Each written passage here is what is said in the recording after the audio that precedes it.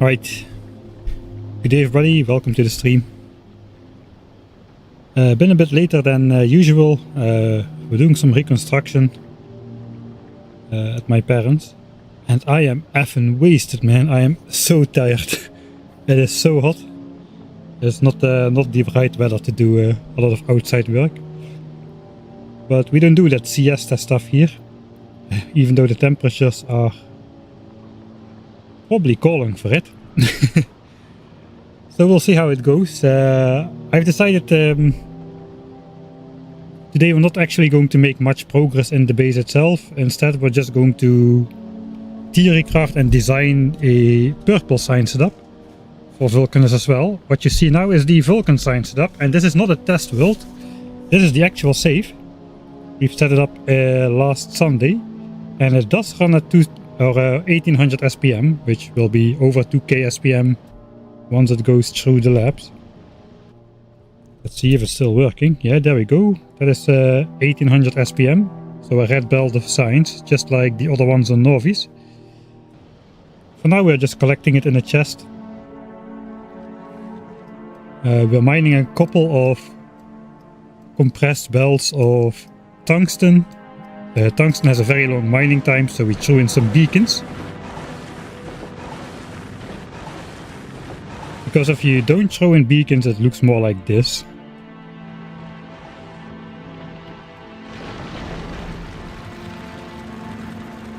This is where the quality tungsten is coming from. So yeah, we're not gonna make much more progress today in the real world, because I don't really know how I want to progress, and I'm too wasted to think about it. So I somehow am imagining that designing 2k SPM purple signs is gonna go much better.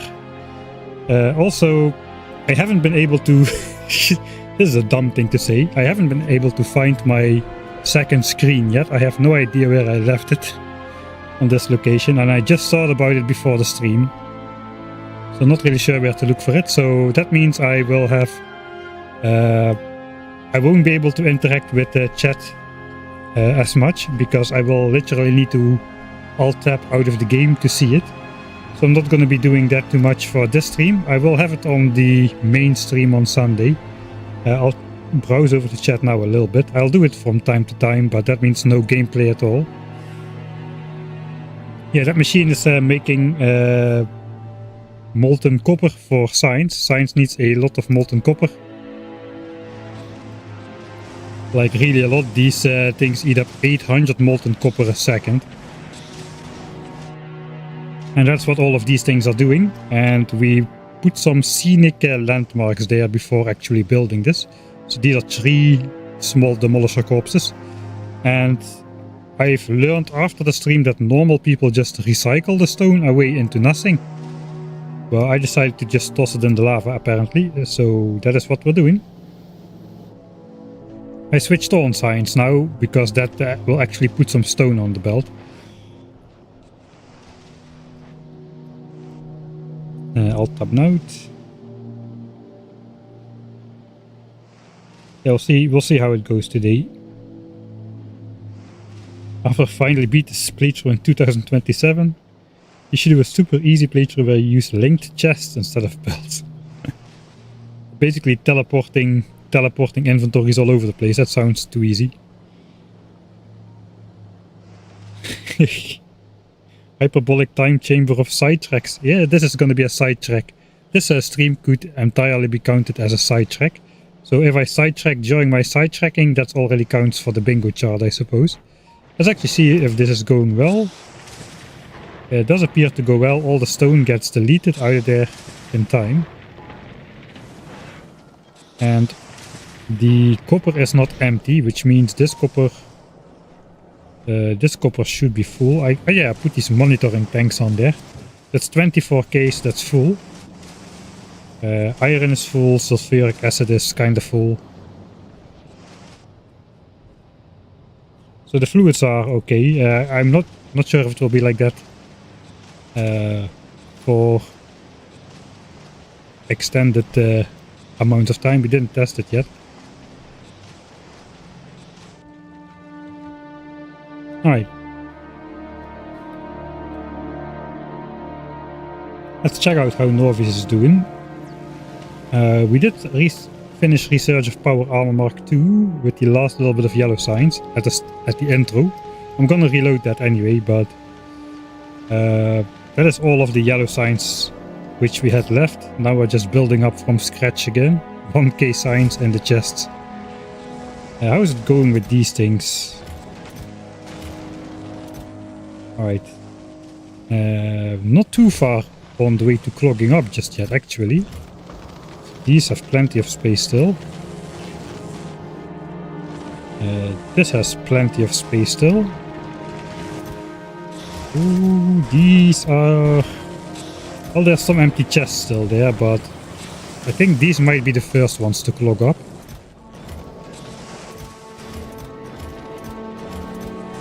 Pipes and steel.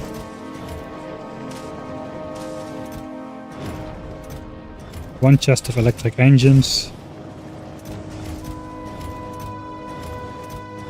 Alright. I don't know why these are rotated, but I should rotate those back because bot frames are gonna be the first to clog up. As it looks over here. Engine still got plenty of space because we haven't been producing blue signs all the time. I imagine space signs should be full. 500,000 signs in those chests. For the rest, everything seems to be going fine on Norvis. It's handling itself perfectly fine without me. Already for 20 hours or so, I don't know, for a pretty long time already, without any intervention from my side, so kind of surprised that nothing went wrong yet. How's oil? Oil is pretty full. Again, we haven't been using blue signs much, so the overdrawing when all signs is run is compensated a little bit by underdrawing when blue signs was not active. Don't see any biter expansions which weren't there before, I think. Maybe that one, I don't know.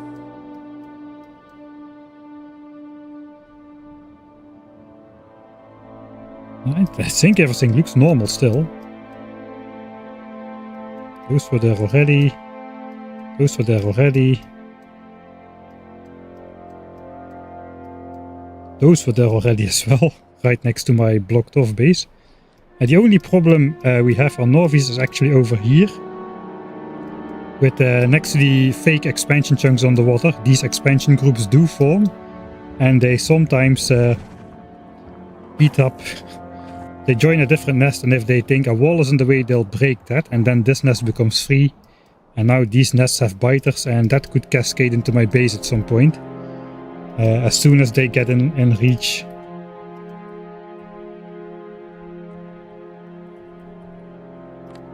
Of some of these green expansion chunks. So perhaps we do want to delete the closest one up here, because this is the most dangerous area, I feel.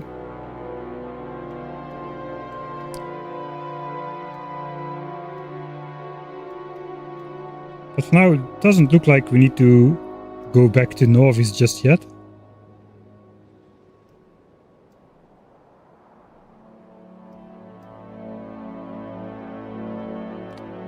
And I don't see anything which will go wrong on the short term. Let's check the resources.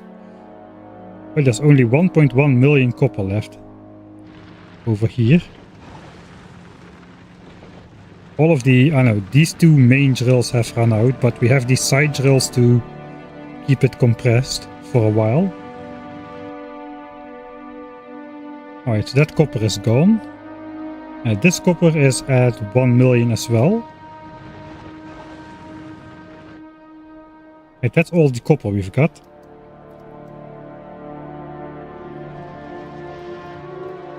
Yeah, the other copper is gone already completely. Iron, this is basically mostly gone.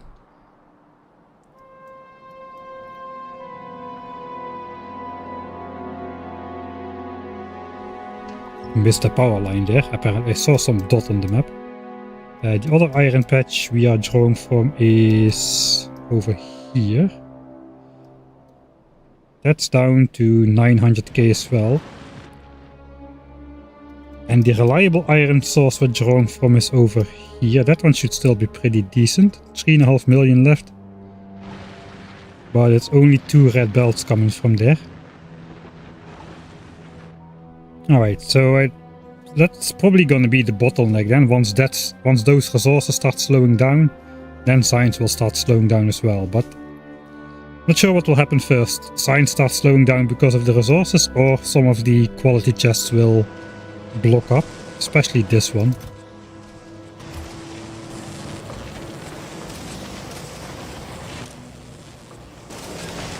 This is taken out and put over there, alright.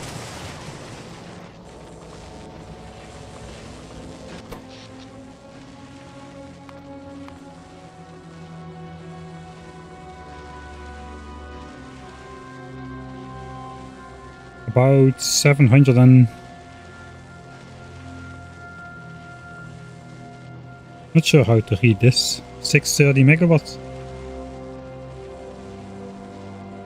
I think it's 630 on average over the last 10 hours. 686 over 1 hour.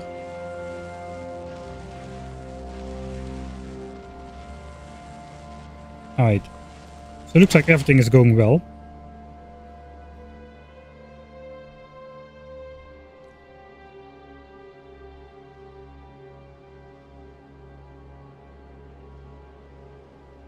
I was indeed planning to use that stone for purple science, which is coming from the Vulcan science area. But that area looks so nice now that I don't really want to change it anymore. So I think for purple science we're gonna use we're gonna need to smelt a lot of iron and copper for purple science as well, which is gonna net us a lot of stone. It's not gonna be enough though, but I think we're just going to make copper anyway, but instead of getting rid of the stone like we're doing here, we're just gonna get rid of the copper. I mean, if you think about it, this is just a machine. No matter if we're making copper or iron, you shouldn't think about it as making copper or iron. You should think about this machine as it can turn calcite into 3 things. It can turn it into molten copper, molten iron, or stone. And whichever product you don't want, you can just toss away, like we're doing here with the stone. So I think for purple science we're just gonna make machines and toss away the copper in the lava instead of the stone. We gotta go for copper because that gives us 15 stone per cycle, whereas iron only gives us 10, I think. Yeah, that only gives us 10. So it would be more stone efficient to do the copper melting recipe to get the missing stone. It's not that much missing stone if my Excel is correct. We'll have to see.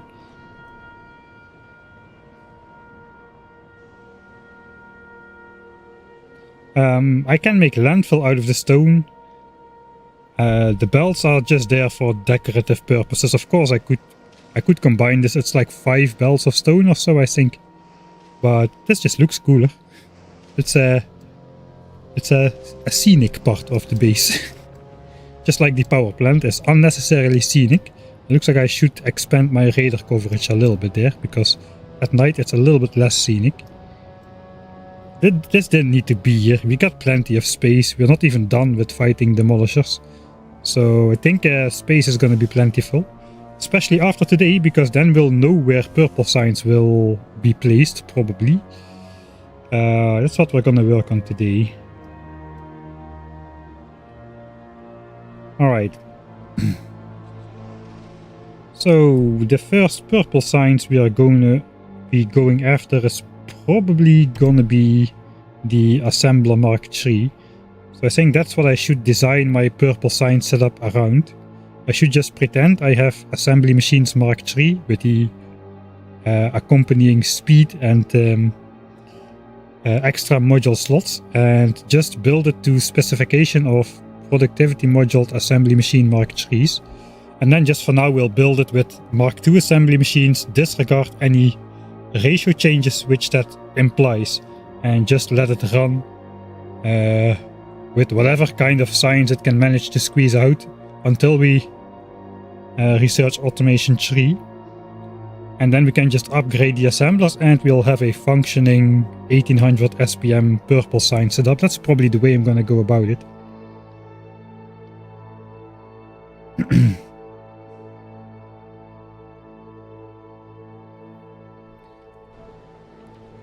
Right, so I suppose I'll just load the end of stream save. If we have time left, which I don't know if we'll have time left. I normally don't do designing on stream too much of this kind of... because it's pretty slow and tedious and nitpickery. So... but yeah, today is... I'm in a mental state to do that kind of stuff. I don't want to make important decisions which will impact the rest of the gameplay negatively, so we're just going to be designing a bit. And maybe at the end of it we'll do a couple tasks around the base if we have time. Or maybe we'll design some more later on if I cannot finish. And if I blabber on for quite a bit longer, then I won't even start. So maybe I should actually get started. We'll save this as editor mode purple signs. Alright.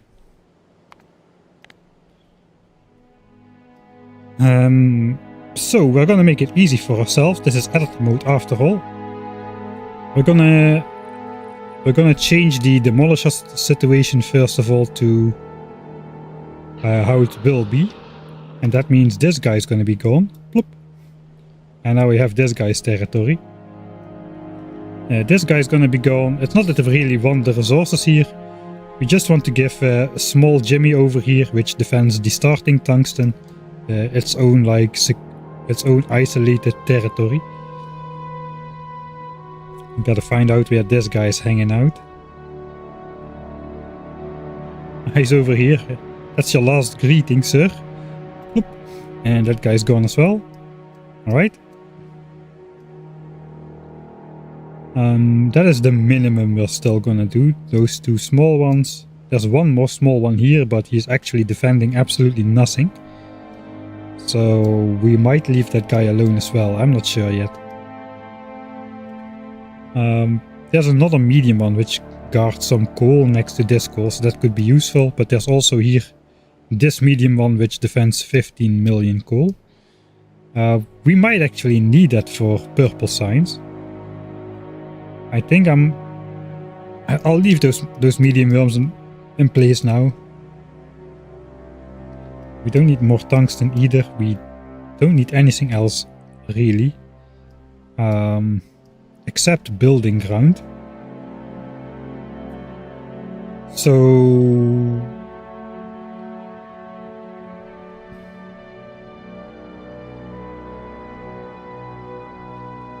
yeah, I suppose let's just get started. The first thing we can do is we can copy the yellow sign setup from Norvis. We have that somewhere. Because purple signs is largely the same. This is the 1800 SPM final signs thing. Let's switch on the global power network as well, so we don't need to power anything. That's maybe a little bit of a trap, but we'll do it anyway. So this is how yellow signs is supposed to look once we got the Mark III assemblers, 4 module slots instead of 2. I made a useful blueprint, the editor package. I can just grab this, and now this stuff is in my inventory. That's a little bit of everything that I have.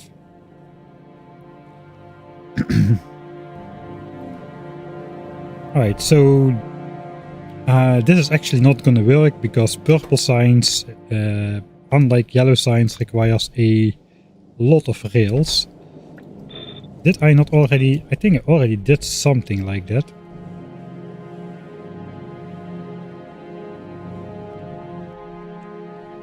Oh, I don't know if I saved that anywhere.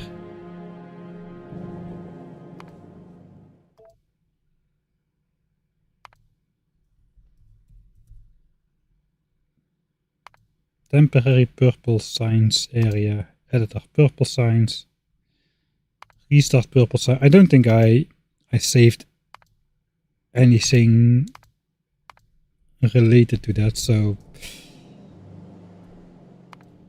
I did something with the shopping list, I think. Shopping list for Vulcanus.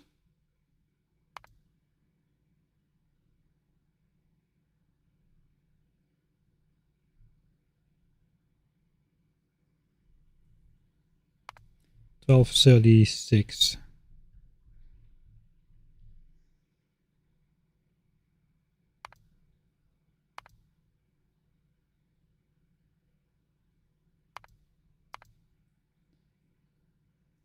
There's no editor mode in there, so I don't think I designed it on.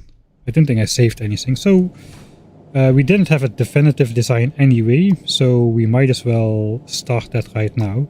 So one side of beacons will have to go because we need to insert like a lot of rails in here. 12 rails a second if we have this kind of speed, which is too fast, to be honest. I'm not sure I could do it.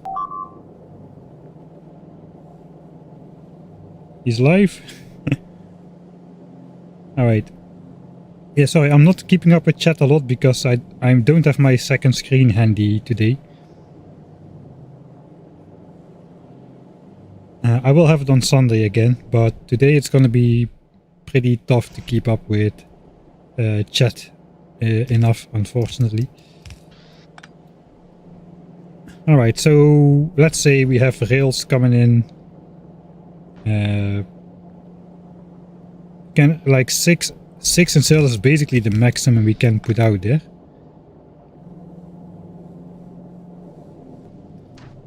We don't need any blue signs or the other ones.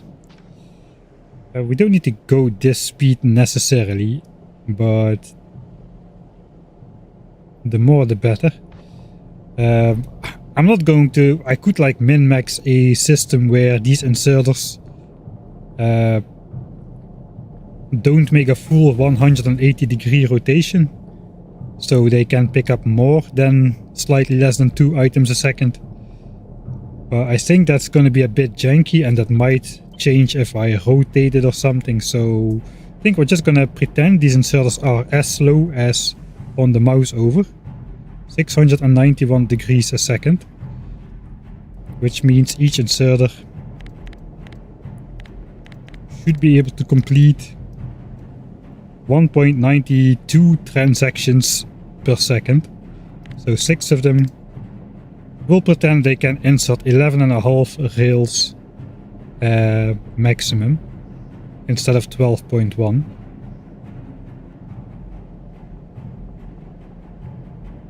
So 12.1 divided by this number. Which means we need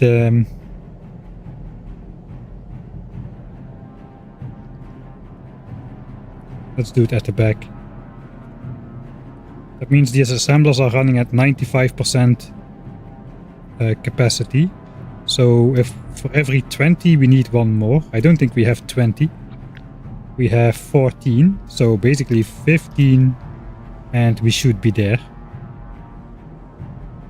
15 and we should be there.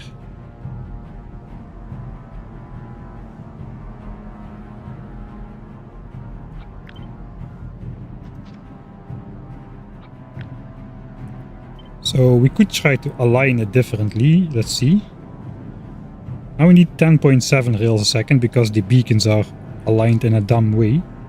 So one less beacon is affecting everything. I think we're not going to do that. Or are we? 1.5.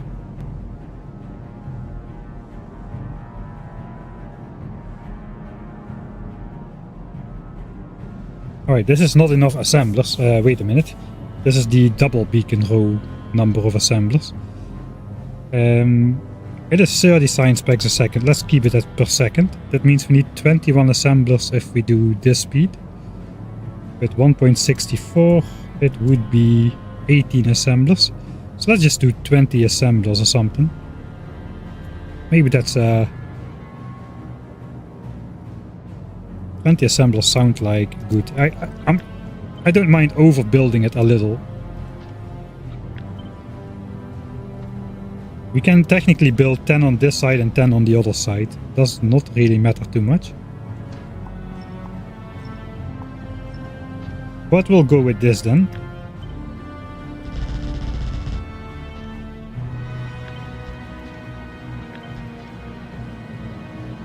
And if we upgrade the power lines to good ones,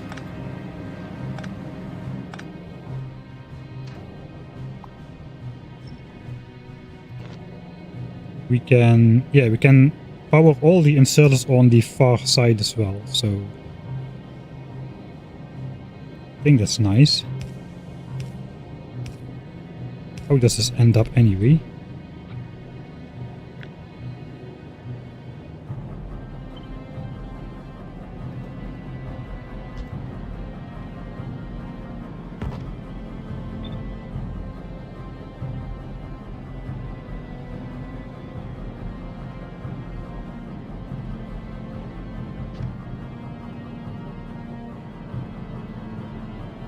This belt routing is also not gonna work because we need to output more sign specs. We need to do it the other way around. Input from the yellow belt. Yeah, we need less than half a yellow belt of furnaces and productivity modules. Okay, so that's I think it's easier to just design this from scratch again. So output on the red belt will take in from the yellow. And sure, this is too many power lines, but for now we'll let that be.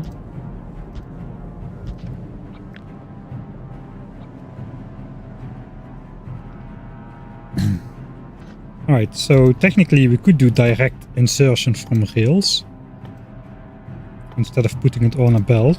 That kind of depends how fast this thing is gonna make rail.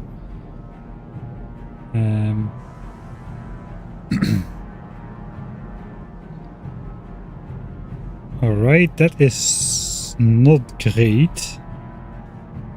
So it can do 8 rails a second, but it needs 4 stone, 4 steel and 4 sticks a second, which is a tall order. I can only really solve that if I go for... If I do stack size inserter, the hand size for... so that I can pick up 2 items at once. So this is still too fast, apparently. It means this is going to be an expensive ordeal.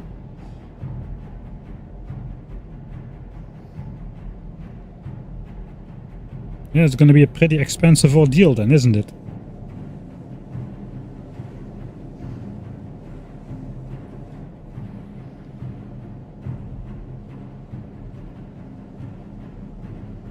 Yeah, removing every fort beacon is a thing we could do as well, but I don't like how that looks. Alright, so how much stuff can we cram in here? Again, we have the inserter rotation speed. Let's say 1.92 items a second. So we can do it twice, 3.84. So it's basically 4% slower than 2 items a second. Let's say 5% slower to be on the safe side. So if we have stone, sticks and steel coming in on 3 different belts, which is gonna be a bit awkward, but we probably can manage that. It doesn't need to... I think this is not going to be the area of the base which looks beautiful. It's not going to look like this at all. Or like this. Or like this. This is just going to be a cluster. A cluster.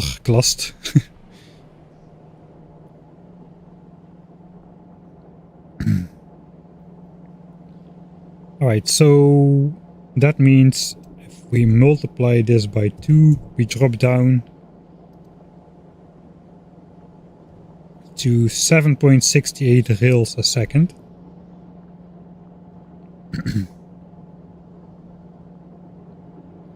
So these things are still way too fast.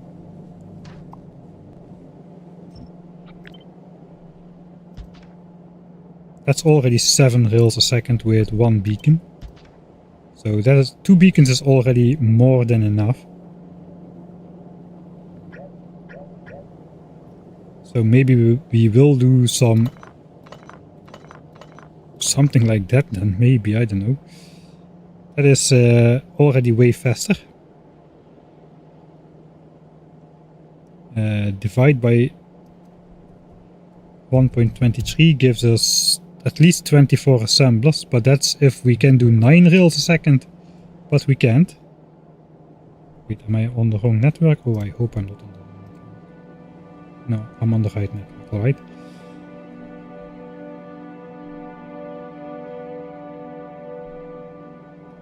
One sec.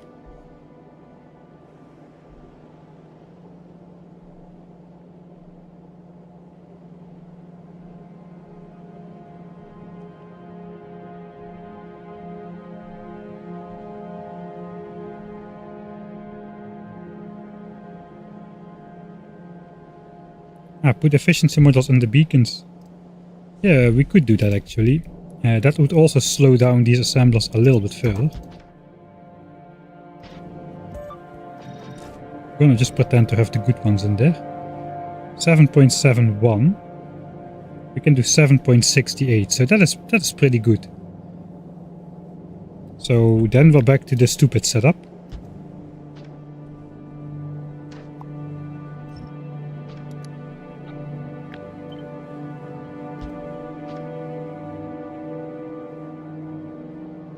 If I add another one, it's gonna be too slow. 6.91. Maybe 6.91 is okay. Then I won't be going with the absolute maximum.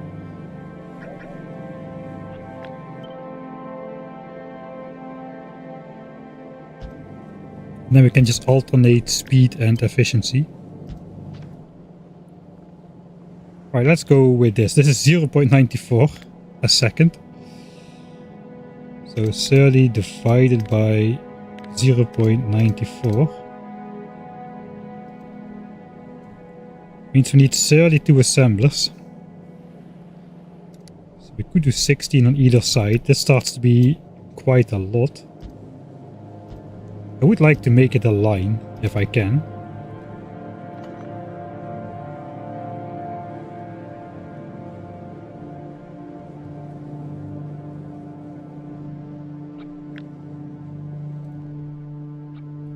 Alright, so well, that's not a crucial part of the base. I think I'm gonna design in this area.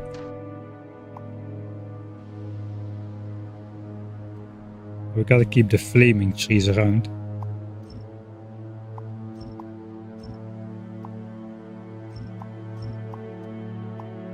Or at least mostly. I'm not going to obsess too hard over those, but a little bit I will. I'm just gonna pretend that this bell does not exist.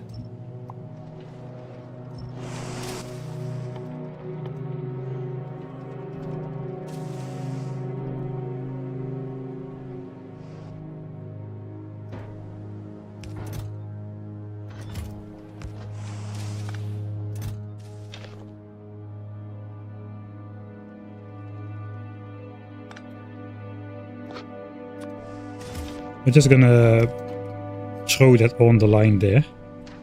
So this belt is easy to reroute, so it's not really part of the base. Alright, so let's keep the line design for now. 12 more. That is how long it's gonna be.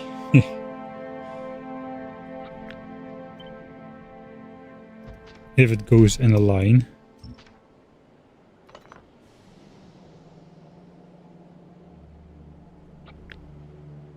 32 is a good number. That means we can also more easily put the signs on both sides of the belt.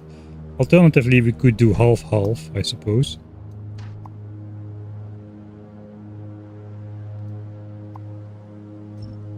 And put the other half of the assemblers on the other side. So let's visualize that by only having belts on half of it. That's the other way it could look, which might be better than the big line, but it's going to be harder to do the belt management of all the resources if they need to come from both sides. But yeah, that means this thing is now fast enough. Well, we can just chuck some efficiency modules in there and call it good. Let's just go max, because why not? These things are cheap. Alright. So we do need 2 inserters per item type, so that means we need stone, steel and iron sticks coming in. I suppose we can do some more of these. Doesn't really matter which order, but they gotta be coming in. Iron sticks, yes, that's basically also a foundry product, so it's same like steel. And stone is just gonna be a byproduct. Technically it's also a foundry product then. We're gonna need more than 1 belt of each type, that is for sure. But let's see if we can at least like figure out how to bring in those things when all the assemblers are adjacent like this.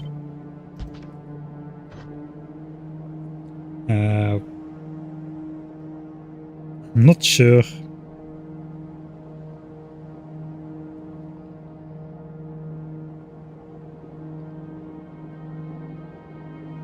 Splitters are gonna be doing that because there's not enough space. And there is enough space if we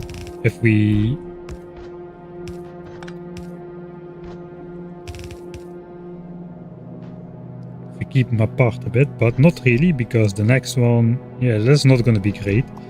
Maybe we can do something where we have 2 belts of each type. We're going to need at least 2 belts of each type. And we can just yoink the resources off of there like so.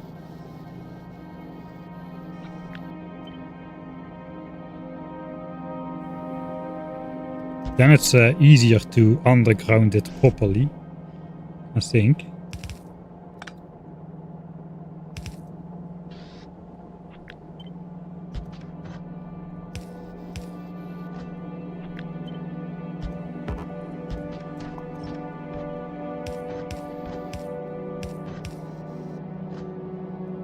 Is this a repeating pattern which we can do? I'm not sure. Might be. We don't have space for the next underground here though, so maybe these have to be yoinked upwards.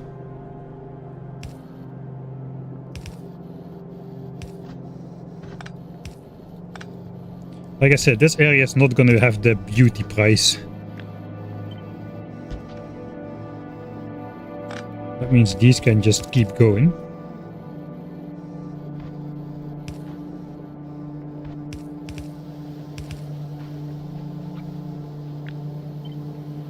It's pretty horrible, even for my standards. It does kind of work. I don't really like it. So we are making the rails. And it is repeatable.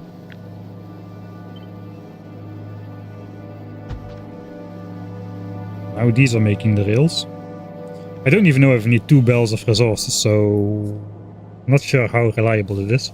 I probably won't need more than 4 belts of resources though, so we can do 1/2 on this side and 1/2 on the top. I'll just quickly skip over to Excel and just see how much resources I think I need.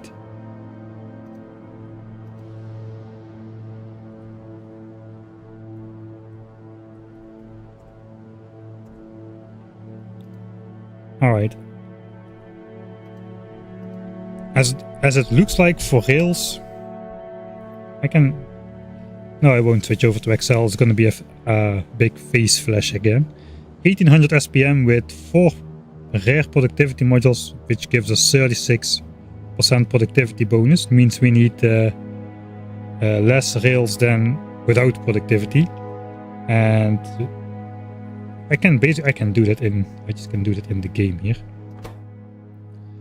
Alright, so 3 science packs is 30 rails, so that means for 1800 signs a minute we would need 10 times the rails. It's 18,000 rails, which would be 9,000.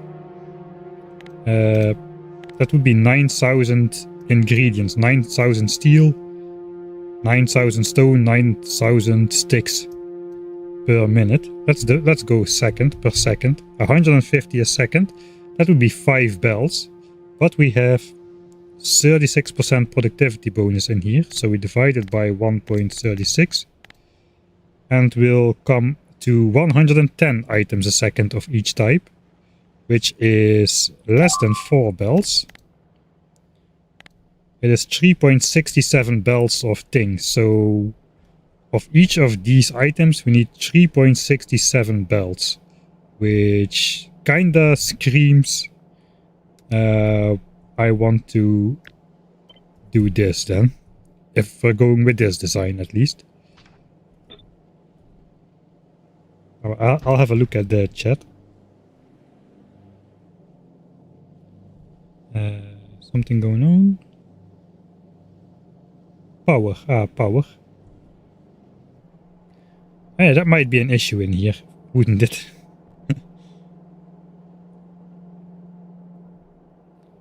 We do have substations, so we could do something with those. Maybe this is the run to make the substations. They would actually fit in quite nicely here. They are not powerful enough though, but they also would fit in over here. Fit in over here.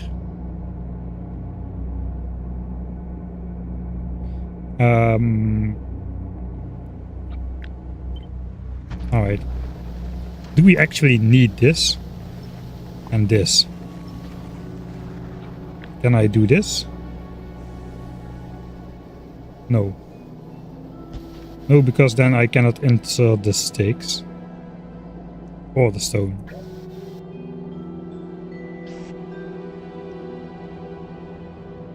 It kind of does look like we...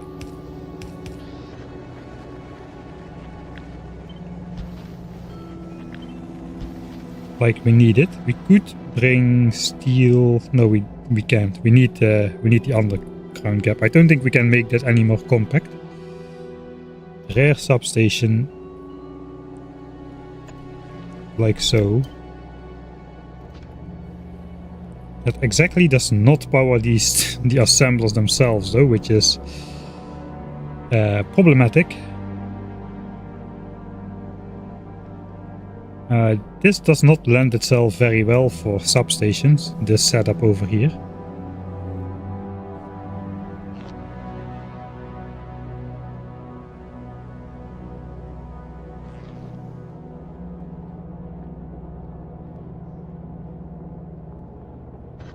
I guess, can I...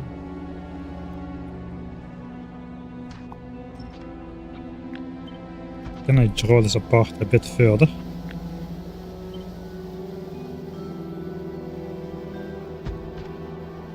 Just for the purpose of getting a power line in there. So this belt cannot go and that belt cannot go. But here we can. So this could even be one smaller.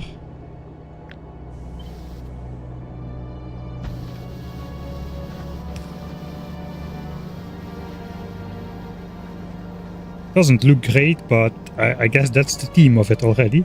Maybe we can just the underground stone belt, that can be one longer here already.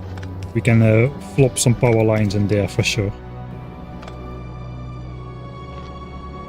And of course, those also exactly don't power the rail stations, so we'll have to go like this then. Okay, that is possible. Now we are powering the rails. Alright, we haven't used any substations yet, so let's try to go without still, like for some weird reason. This is so horrible though, man. This is so horrible. Right, that kinda solves the power crisis thing.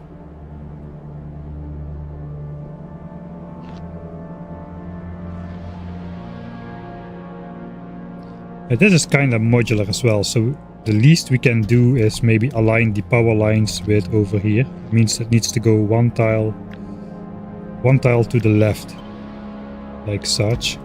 And then it's actually connected. Alright, so that is nice. That basically means this line disappears, but it doesn't really matter. It doesn't really disappear here. We just need to copy this set of stuff.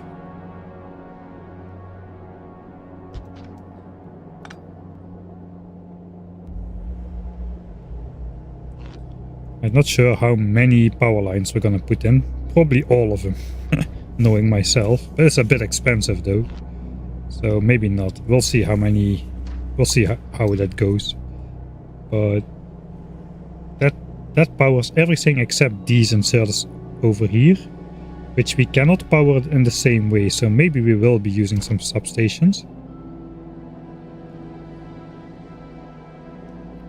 to power this and just to connect these, something like such. That is symmetric at least. It wouldn't be symmetric with one of these. The other option we have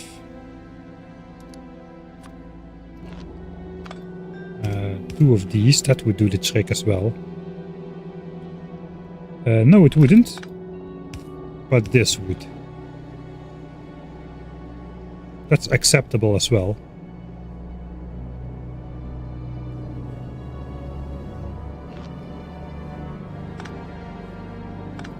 Alright, so we'll do it one up, one down.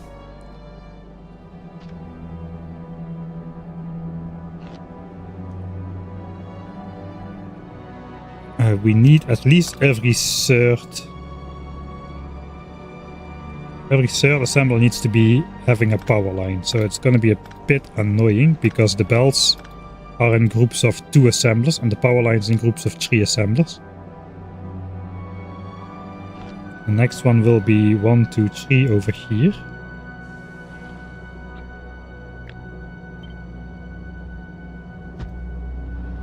So something like that then. This is the stupidest purple sign setup I ever made. It just looks so dumb. That's 10 assemblers. That's technically copyable, is it not? No, because it is actually only 9 assemblers. It is copyable per 6, I think. 6, 6, 6. That's 18. If we chop this off, it's 16. That is the exact number we need, right? 16. Okay, we gotta clean up that power down here, but that in general that power line pattern looks about right.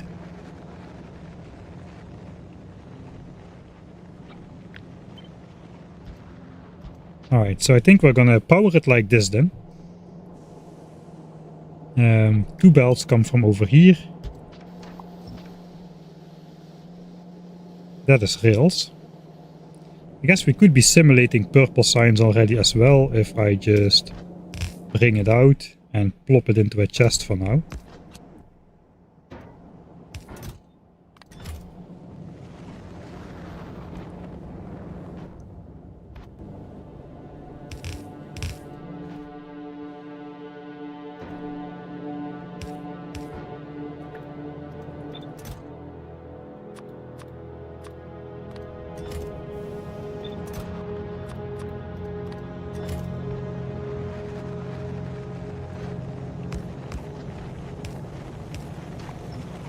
Alright.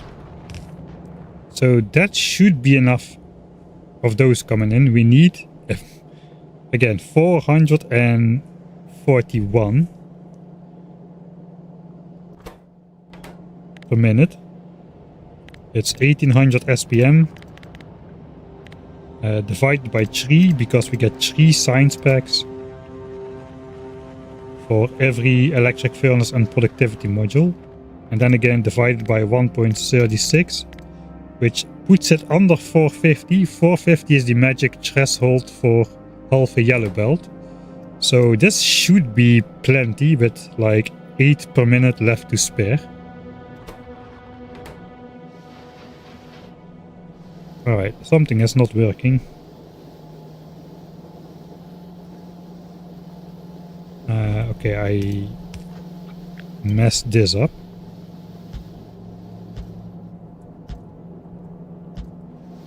But that should be it. Let's just put this back a little bit more.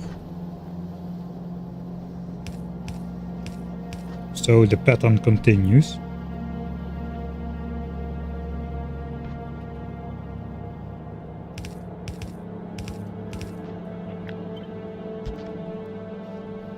And that's purple signs. So the next step is basically copying this twice. And then we should get 1800 purple signs per minute out already. It's that easy.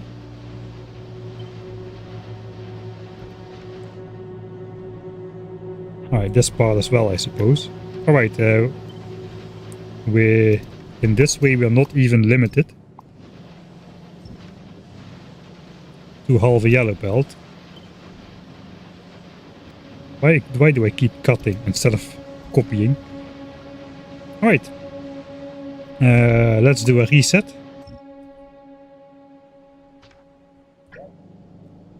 And get the graphs up.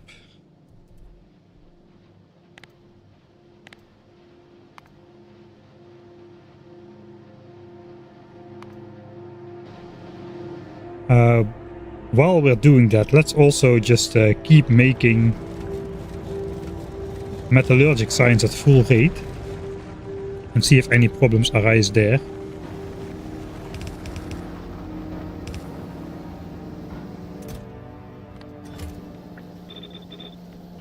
You can just delete any of the science packs that are made. So with full, yeah, that should go well. I think I will need to input an extra energy though. I'm not sure we'll have enough energy to do this, and I don't want energy to be the bottleneck. So we're just gonna produce the missing power from from cheating it in, basically. That's what we're doing. Alright. Back to the purple signs. This is not really looking like a compressed belt yet, so not really sure what's going on.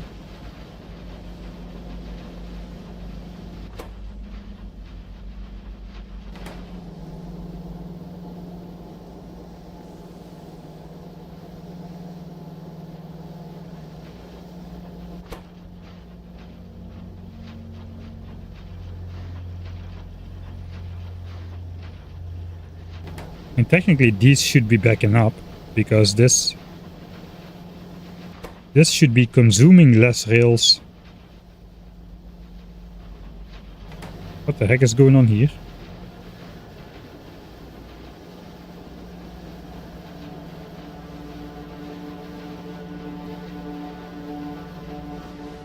Alright, let's do a...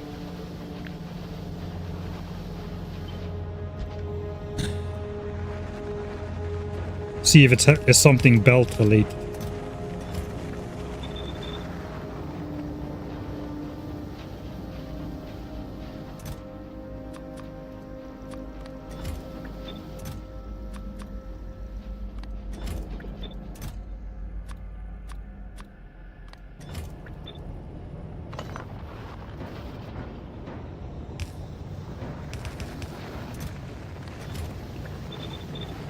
Okay, is this thing running all the time?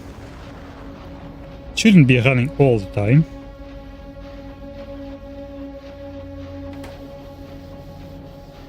But it doesn't need to be running all the time. This one makes 8 rails a second.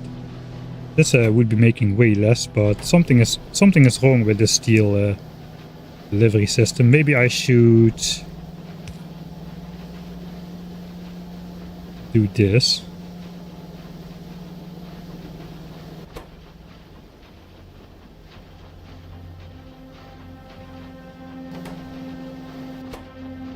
That does seem to help. We're now producing signs continuously from this assembler, and this is filling up to 60, where this is just struggling, not having enough. So for some stupid... This is kind of in line with this setup though. For some stupid reason this works. I think just... if we do it like this, let's grab an isolated one. Why does that work? It's kind of hard to grab an isolated one. I just delete this so we can see what's going on. Now we'll delete this.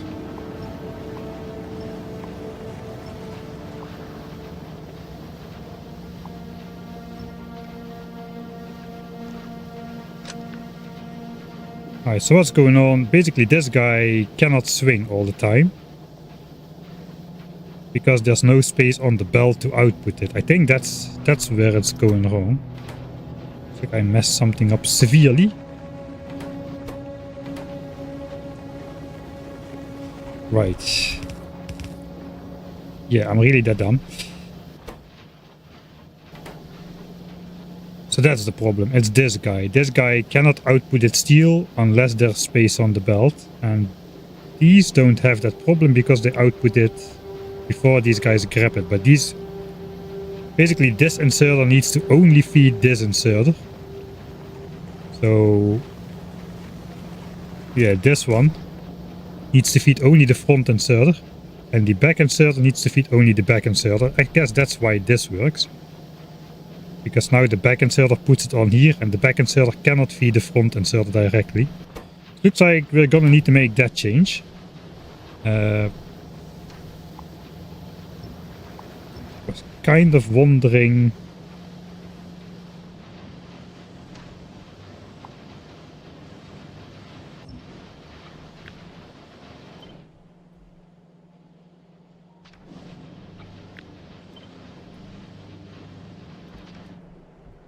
try speeding it up. Didn't really prepare this to speed it up much. How much FPS can we get? Can we still get in anyway? If I speed up the game, 240 FPS. That is pretty sweet. That is including everything, including the spaceships, including Novi's. So that's not bad at all. I wasn't expecting that good of a performance still. We've got Vulcan signs running as well now. Okay, back to normal. How much purple signs were we doing anyway? So that is such a big difference. That's so far away from where it needs to be. It needs to be on this blue line. Is that just... I can't... Is that just because of this weird rail stuff? Let's flip those around. All of them, and see if science goes up all the way to 1800. I don't know, I kind of have a hard time believing it, but I also my experience tells me that it might be the case that this just is the entire trick. Alright. Thank the Factorio devs for Control Super Force blueprint stuff.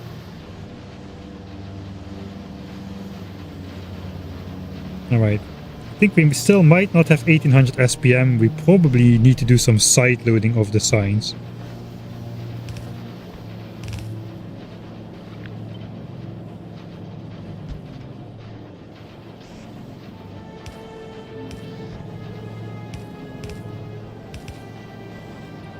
For the last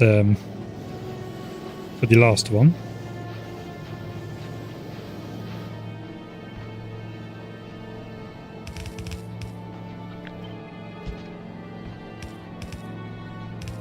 And then I'll artificially limit it. I'll limit it to 1800 SPM by doing this. And if it backs up, we should be good.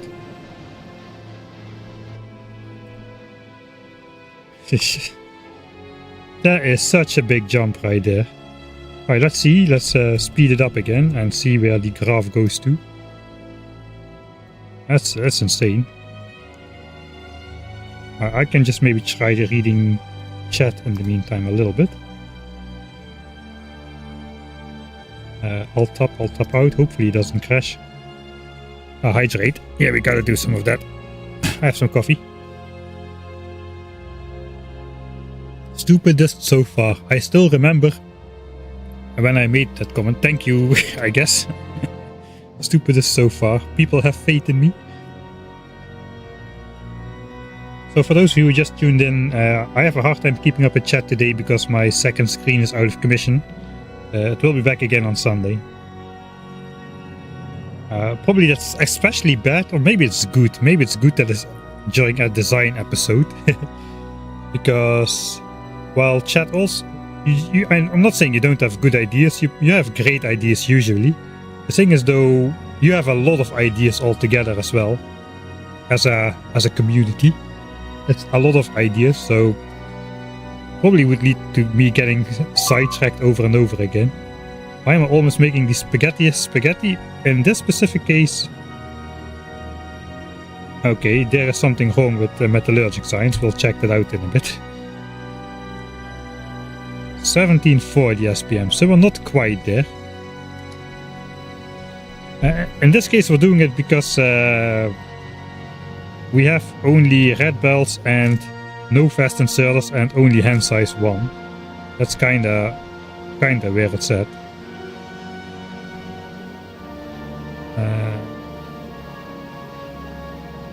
I mean, if you insist, I can make it even worse. We can do some belt weaving up here, for example. I'm not really sure what's holding us up now.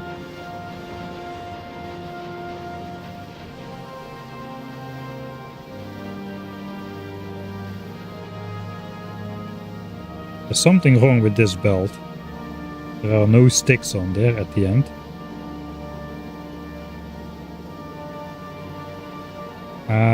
Okay, yeah, this is not great.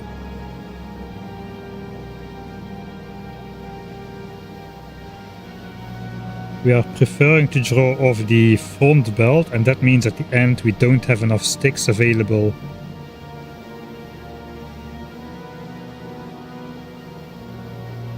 That is an issue.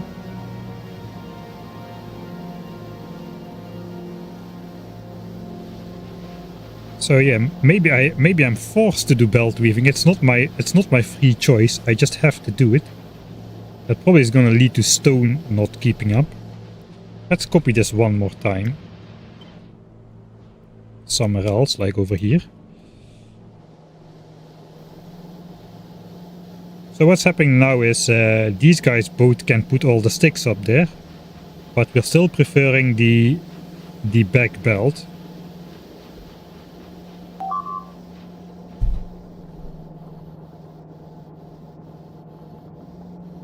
Please do some belt weaving.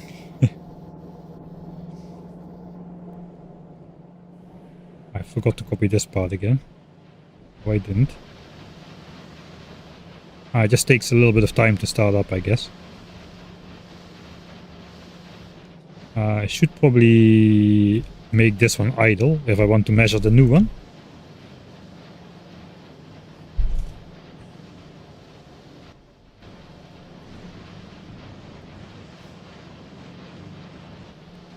We will just see the same happening with stone if I belt weave, but let's try it anyway.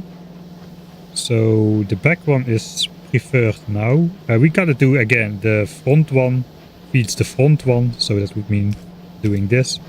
And the back one feeds the back one, which means doing this. And now we should be, both of them should be having the same amount of axis. Because that's actually because we have hand size 1 only. If we had hand size 2, the red underground would accept sticks slightly faster than the, like a hand size of 2. It would accept those slightly faster. The first stick would move out of the way slightly faster than on the yellow belt, but I suppose now we are okay. We could alternate. Like such.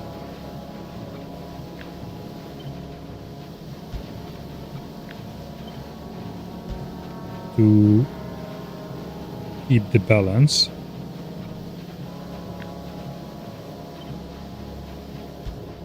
I guess we'll just try it. This is becoming incomprehensible real quick.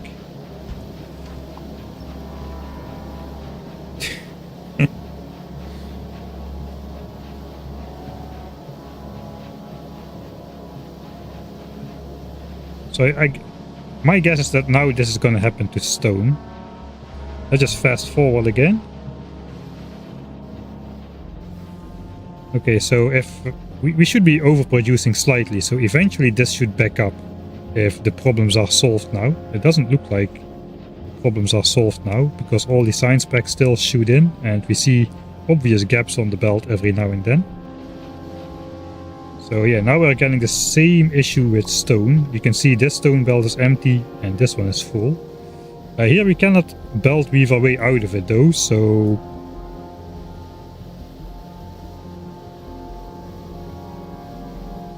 I think what we gotta do here is why is this weird.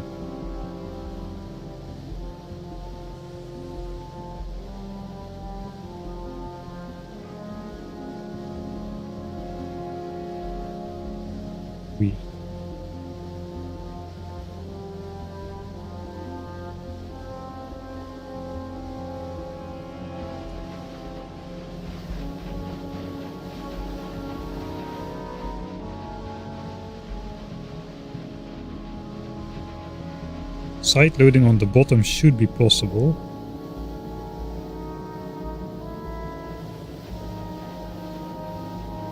So my idea is basically just doing this and just figure out how far we need to go until stuff is balanced. Just speed it up. I mean, eventually both sides should back up. That is the... Okay, we might have hit the money spot here. All right.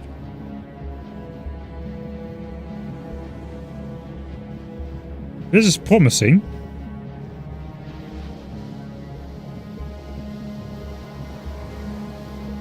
I mean, the simple solution would just be to just add 1 or 2 more assemblers. Of course, we're not gonna do that. That's too simple.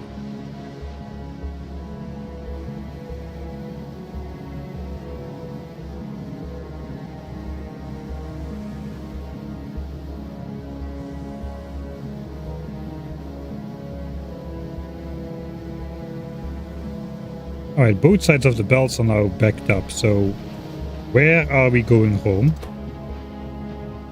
Okay, this thing is sometimes not working because it has excess rails.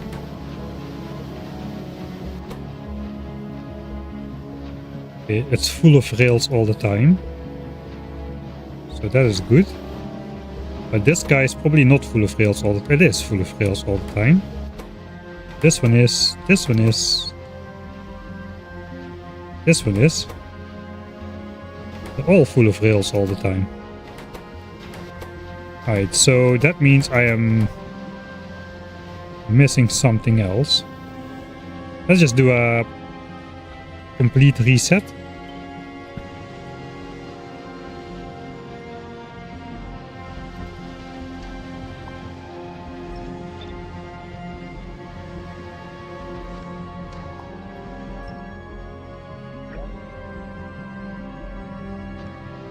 And we'll just speed it up a bit.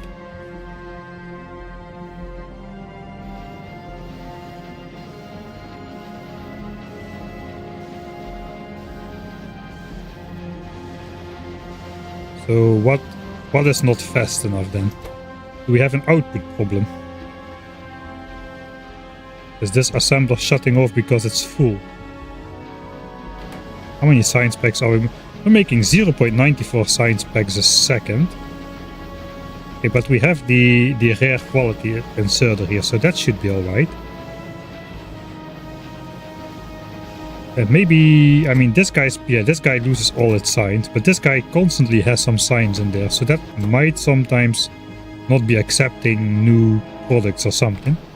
Let's just add another inserter to this one, because it's trying to output on the fullest belt possible.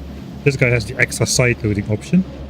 With fast inserters and stack inserters, that's not so much of an issue, but slow inserters can be a bit dramatic like that. This is a good sign. This is backing up now. I think we're there then. I think we're already there.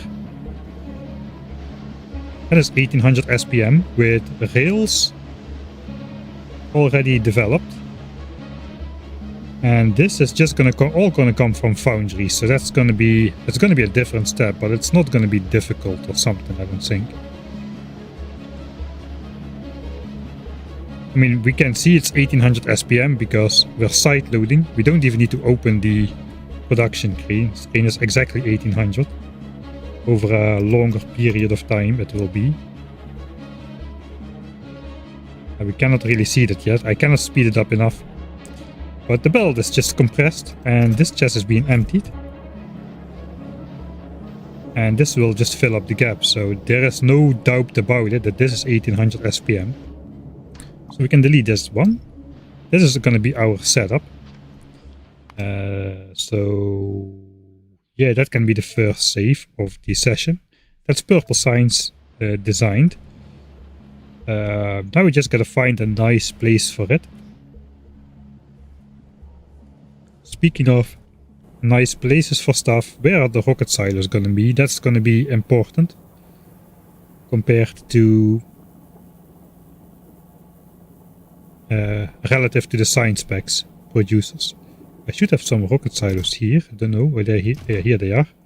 We are just going to use good productivity modules on those, not these things. You didn't see those pistols. You didn't see those pistols. Erase those from your mind. You kind of want to put the rocket silos. We got metallurgic signs here. We could have the rocket silos under here. That would be scenic.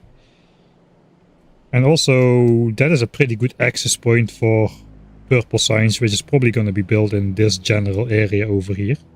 So we got metallurgic signs complete, loading into silos, and purple signs over here. The question is, can that be a symmetric build or not? We do want the maximum speed silos. Alright, so we already deduced last time that technically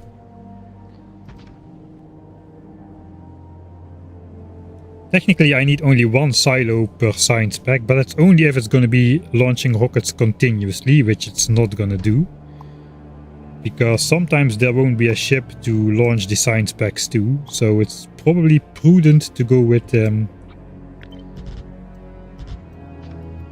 science packs. With 2 rocket silos.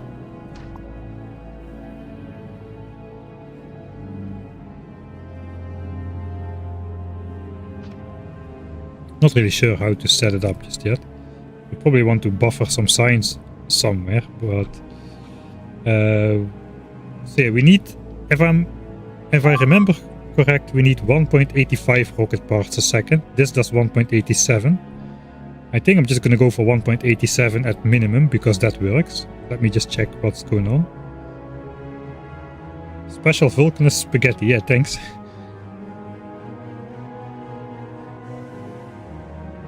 I do like Italy, that is so the spaghetti thing might not be a coincidence. No, it's not correct. I like the Italian Alps, like the Dolomites and mostly the Alps section. For the rest, I'm not really familiar with Italy.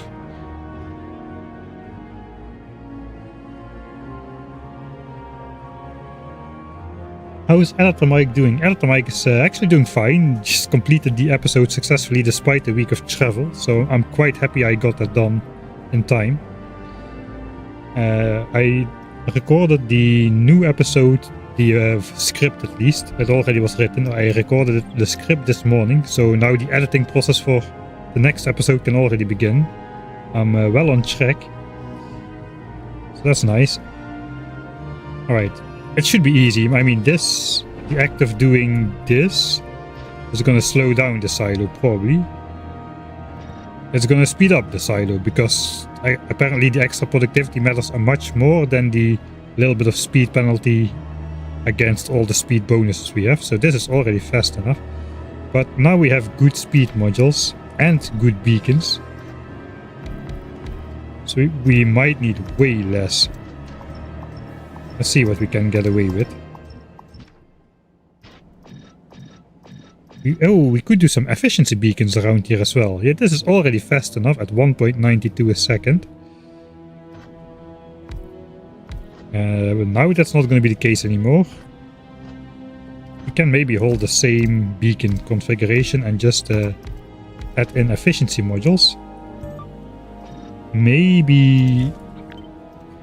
I've had pretty decent success with the mixed module thing, so let's try that first.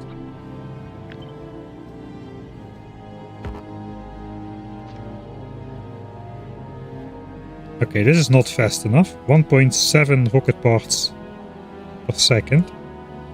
There is no need to limit the amount of beacons to what we saw there.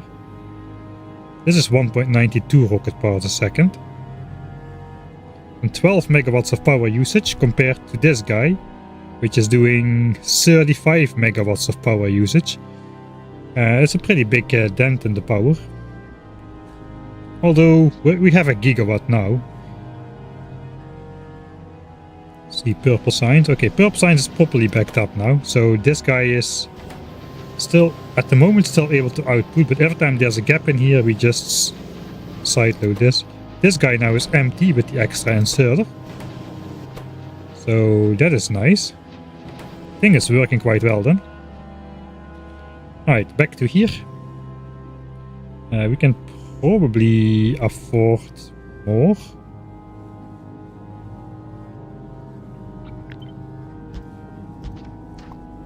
I mean, we could just do a double set for these.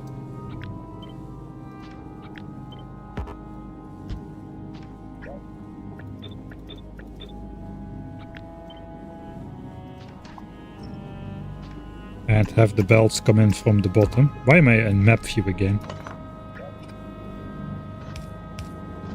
So that would be possible. Science pack, so we do need some sort of science pack buffer.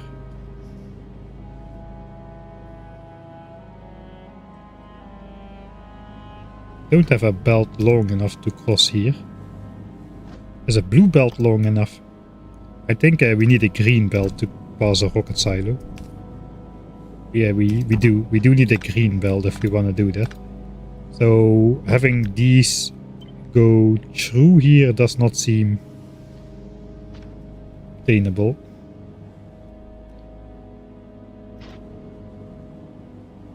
We are at 2 rocket parts a second. Let's see if we can go minimum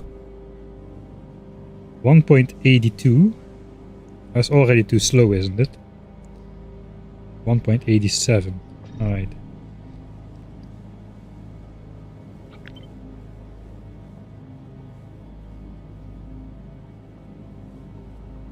I mean, bots, we can have the silo be loaded with bots, technically. I didn't bring any, but we could bring them over. It might be more elegant. So let's try a setup with where the bots would load the silos. How much could I get away with? Can I do like 4 corners? 1.74, so that's not gonna do.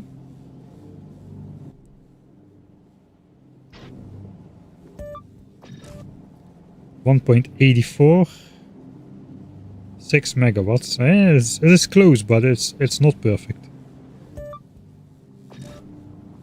1.93. I think this is not fast enough. 1.84. I think it's 1.85 for continuously launching silos. Wait, there's a small problem with bot loading. Bot loading starts too late. It waits for the rockets to be ready and then it gets the order from the bots, whereas the inserters, they don't care. if there's an order from space or not. They'll just shove it in there. And since we'll only ever be loading signs in here, I think it's best to just load signs in there as fast as we can. Is that a 2000 per launch kind of thing? Or 1000? Actually 1000 per launch. So we need twice the inserters compared to here. And here we have a lot of inserters already. Okay, that means we're gonna go... we gotta go compact then. There's just no other way.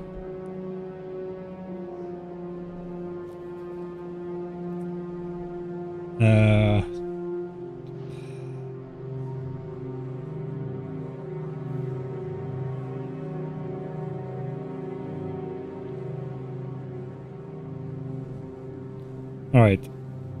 I should have started with that.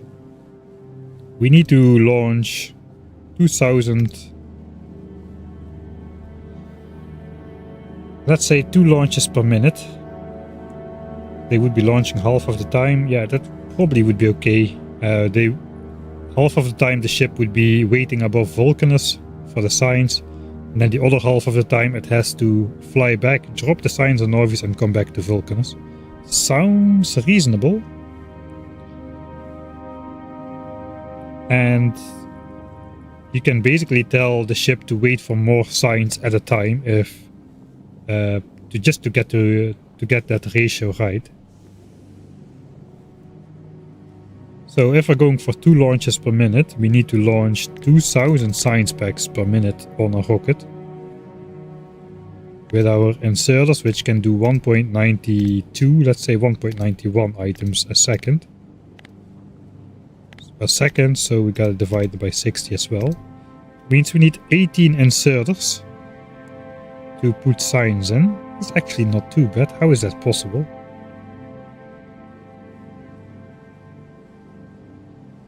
I think I was only slightly too slow here, but this takes only 500 per launch. I think something is off.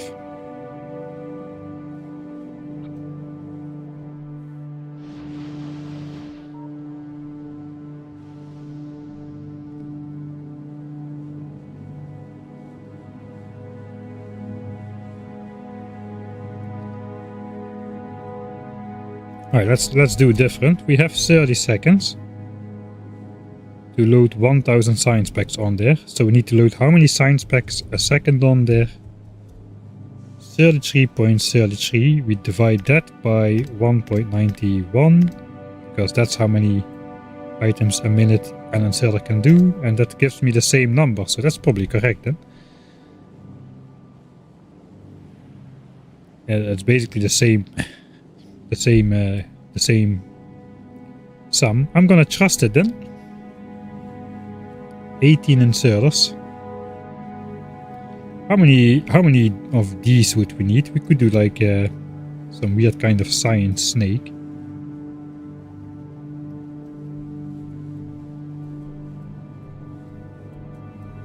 Those can do this many items a second. 25 of these. How many would fit? 9. 27, I suppose. So those all could do this science pack.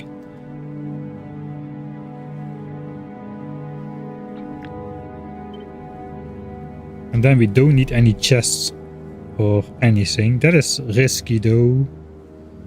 We do need some buffer chest system, but we can make that outside of the rocket silo. We don't necessarily need to do it inside.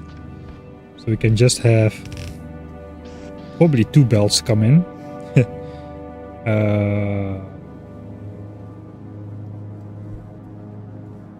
Because we need to load more than 30 items a second on there. So yeah, we will need more than a red belt.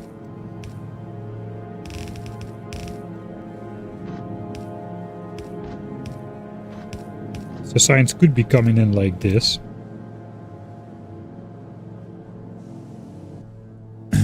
And I suppose these just come in like so.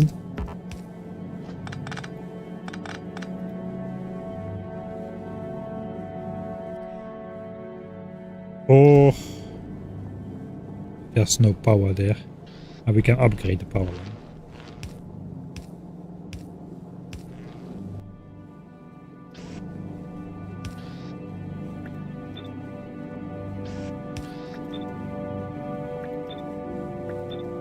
We could do something like this as well. That might be better.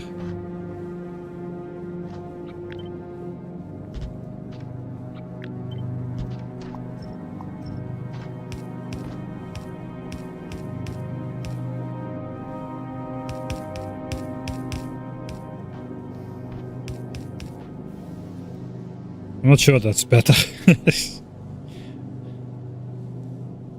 I'm not sure that's better, but let's keep it for now.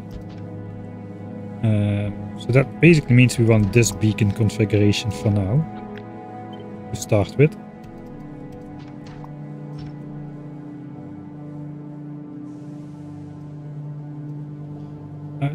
It does look pretty cool. It has some reminiscence to the foundries we're using on Novice. Like to load the iron ore on there. Just the entire loop of small inserters. To try and keep up with molten iron and stuff. Right, actually I only now remember that this went to 0 for some reason. Why? Because molten iron. Why? Okay, we ran out of...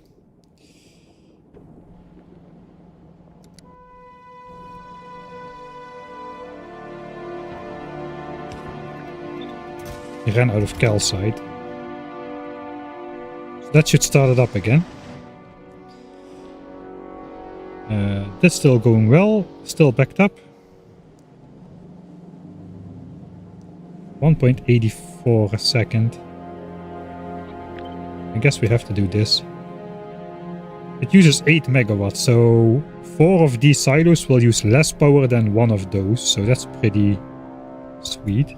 That could be something. That's 4 silos. I'm not sure the configuration of belts is going to be like that, but it's going to be this shape anyway. Now the question is, can this fit symmetrically under here?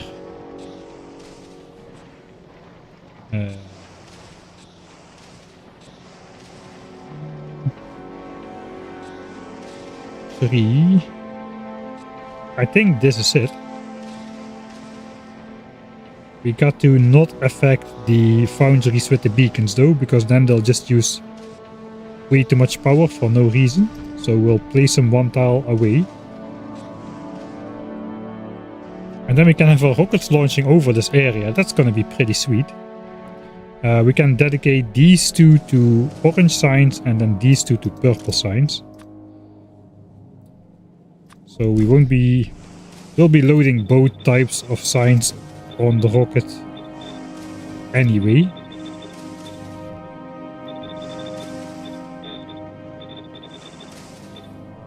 Alright, so if I load signs on the rocket slightly slower, I guess I can get away with slower rocket silos. 1.74 a second might be enough to have continuous launches. I suppose I should just try and see how that goes. So we'll do this.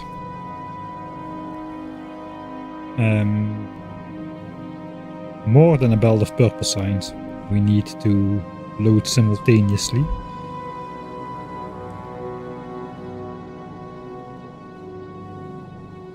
So I suppose we'll just have purple signs coming from an infinity chest for now.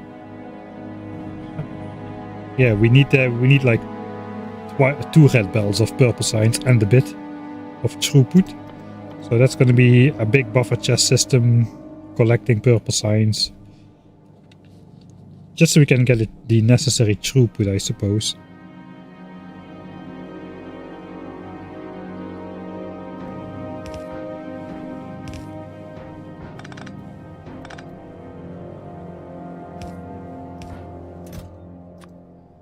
So let's go purple signs.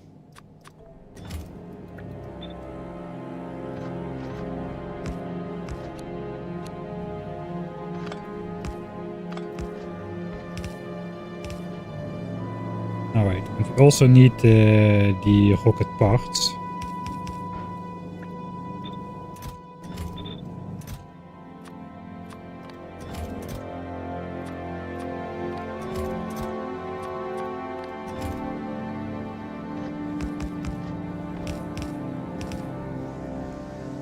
Alright, and then we need a spaceship overboard. We don't have one. That's not great. Just we'll bring this guy back. Now it's gonna take a little bit of time to get them back over there. A couple minutes, I suppose. This guy's also above Novice. I mean, we're in editor mode, I suppose. I probably should just make a test platform.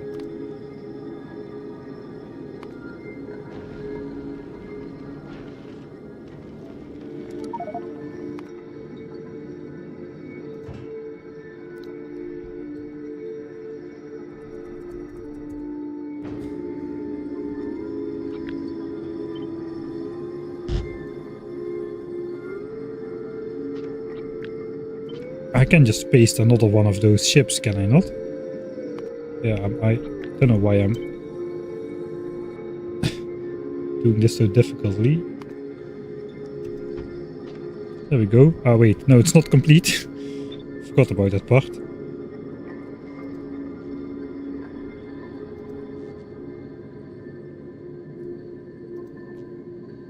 Okay, I think now it's complete.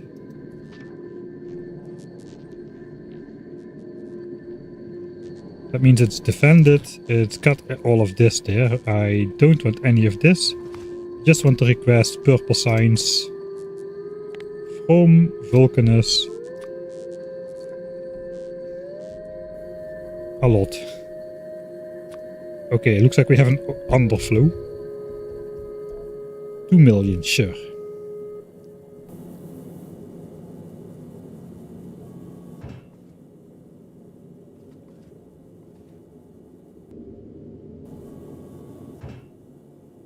Alright, so we are requesting this.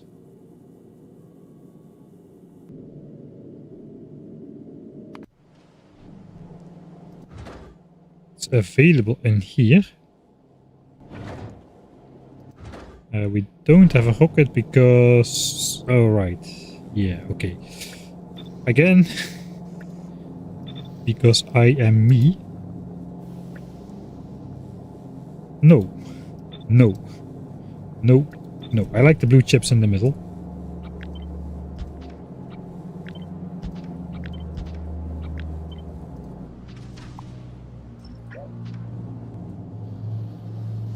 Alright, so let's see, let's just see what happens with the rocket construction speed and the launching. It doesn't really matter if it's a little bit slower, but it's now using, I don't think it's using minimum energy, or is it?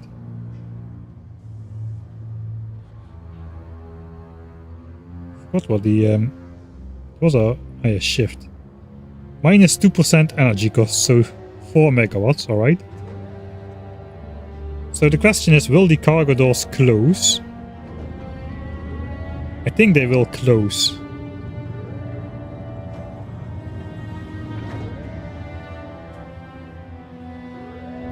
So that's gonna launch. The inserts will start putting new science packs in there quite soon. While the bots would still be waiting for quite a while until the rocket is finished, but the inserts are already starting. Okay, so the next rocket is ready.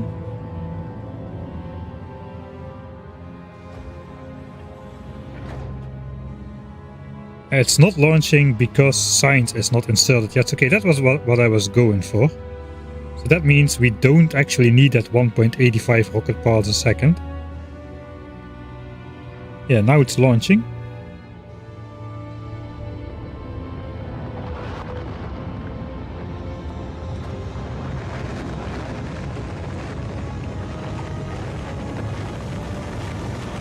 That's probably gonna be fast enough, I would say.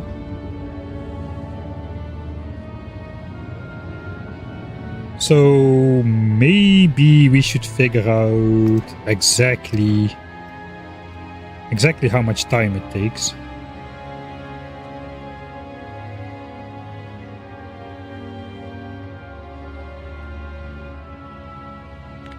Alright, so we'll go with exactly 1000 signs in the silo. Okay, there we are. And I'm just gonna go, let's go 10 seconds at a time for now.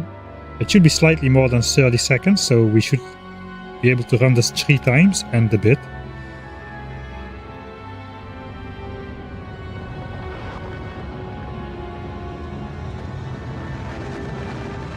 Alright, that's time 1.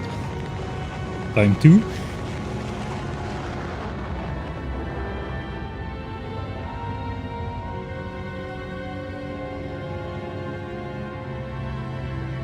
Alright, and time 3.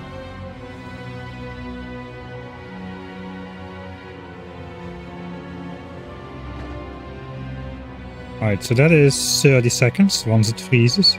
31, 32, 33, 4, 5, 6, it's quite slow. 37, 8, 9, 40, 41. Okay, less than 42 seconds.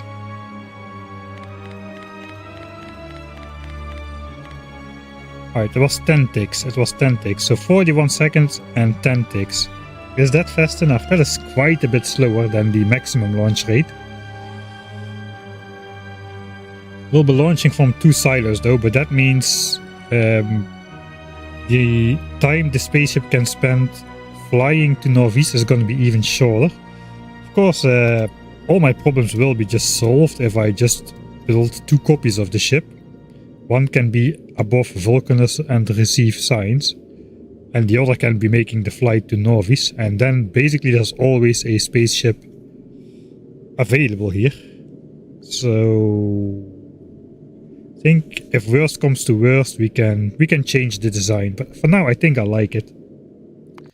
Also, it doesn't really matter too much for the outline of the shape. I want it to fit in here.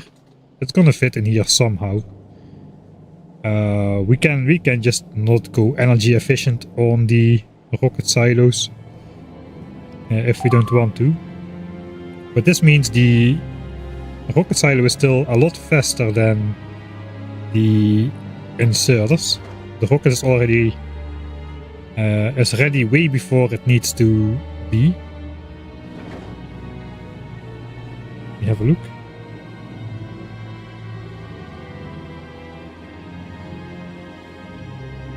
Since when do we do things on Friday? I didn't build this. I built on Sunday, last Sunday. Today we're just theory crafting purple signs. We're designing. We're not actually building. So no, we're not doing anything on Fridays. Like usual.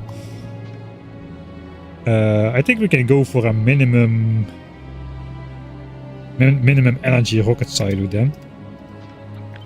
Let's see how much do we need to change. It's already minus 55%. So we need 6 beacons with all efficiency modules. Let's put them all on the top then. And then all of the rest can be mixed. That should be minus 80%. 1.56 rocket parts a minute. So now we just play again and see if the cargo doors close.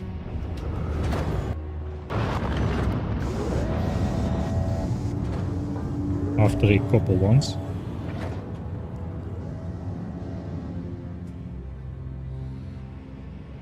Alright, so yeah, looks like the ship is still ready way before the actual launch is happening. Alright, there we go. Launch. Ship is ready, but it needs to be ready now.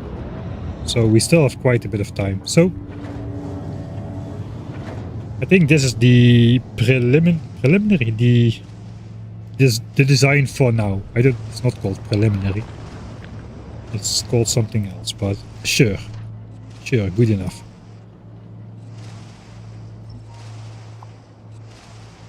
No, I need to...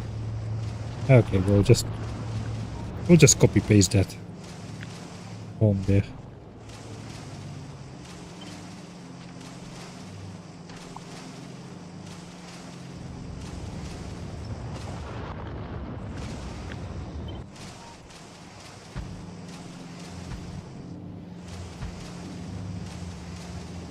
Oh, okay, that one is in the way of the flaming trees. I cannot do that.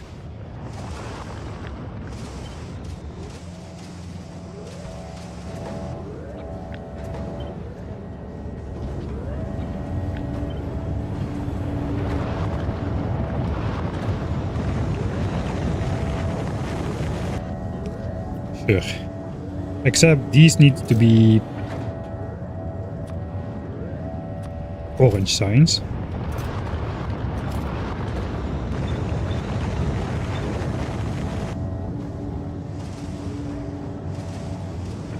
And these need to be orange signs as well.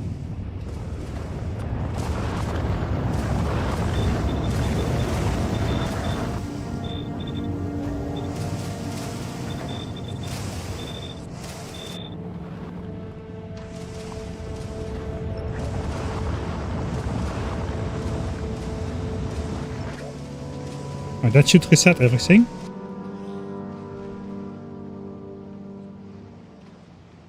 The science platform should also be requesting this science pack.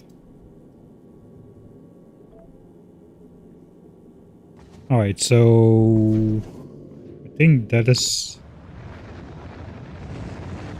alright as well. Alright.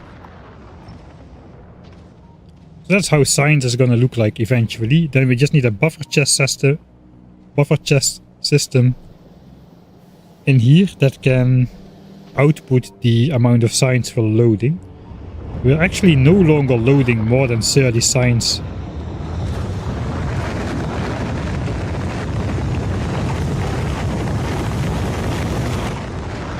Or are we? We're loading signs with 27 inserters.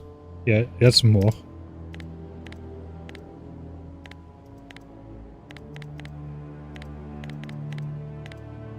Yeah, we're loading 36 items a second, so we do need the double science belts going in, or loading will slow down even more.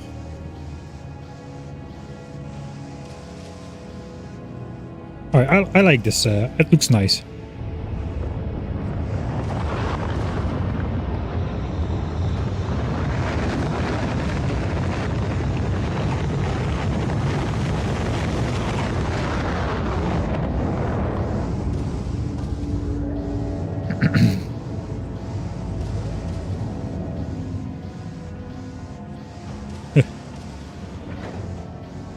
Mike rests all week and works on Sunday. This is my relaxation, these streams. I work during the weeks on the videos mostly. That is the boring part. This is the nice part of the job.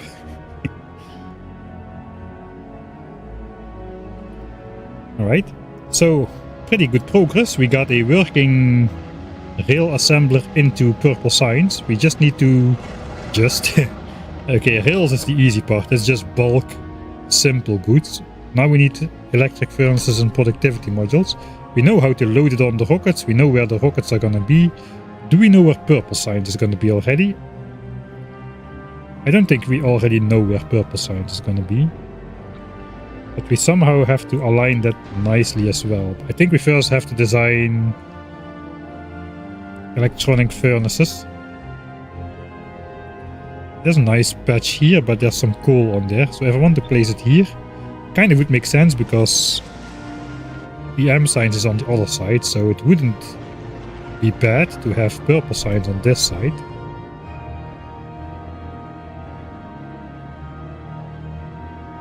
That would not be bad at all.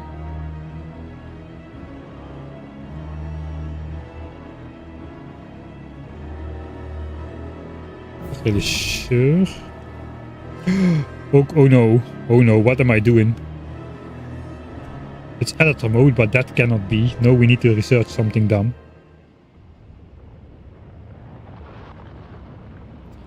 I've kind of run out of good stuff to research.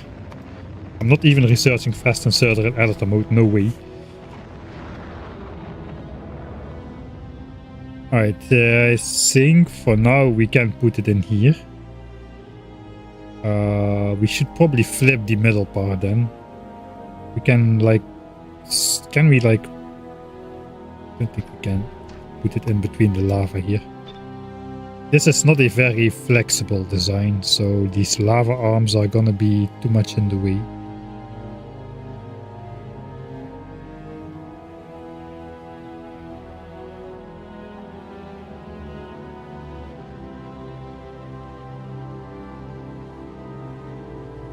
Yeah, it's not gonna fit in there. It might fit like in here.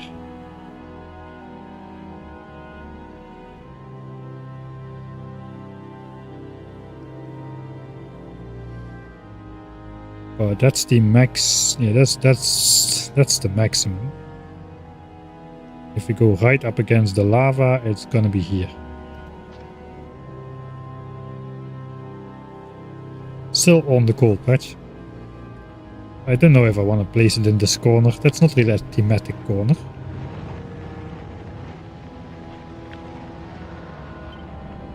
Maybe just...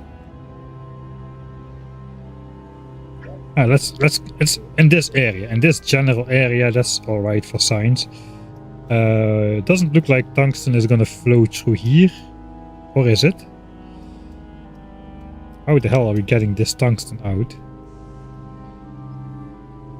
It might come in through here actually. So that would interfere with science a bit. We also could bring it down, I suppose. It's kind of a maze.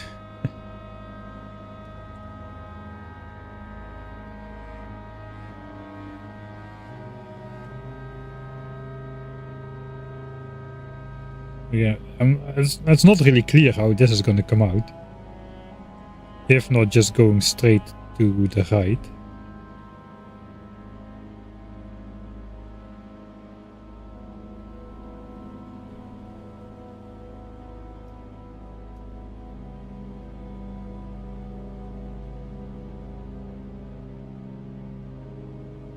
So we gotta go here. Yeah, we have two pairs of belts coming out here likely again. That seems to be the norm. So 4 belts in total. It's gonna be a bit tricky to get it past here, but I suppose we can manage. Let's not design the entire mine, but it does appear that 4 belts can come out. There's some more belts that can go through. I think we passed the hard part already. This looks easy. Here we might be in a bit of a pickle. That's a 1 belt pass. That's the 2nd belt, I suppose. We cannot have a 3rd belt because we cannot connect that. That's 2 belts though. And then here, that looks like normal 2 belts passing. We can do all 4 belts actually here, if we really want. Okay, so that's fine then. We can bring both these tungsten patches down and adjacent to here. Kind of.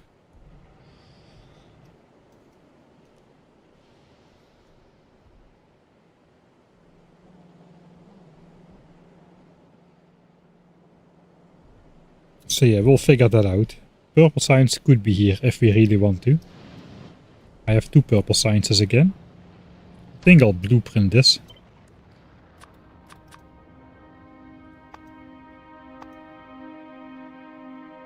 Purple signs.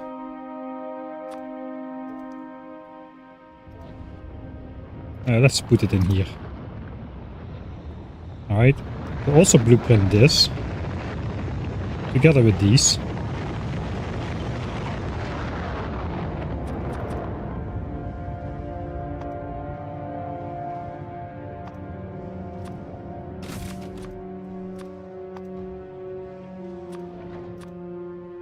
Those are the rocket silos. Alright.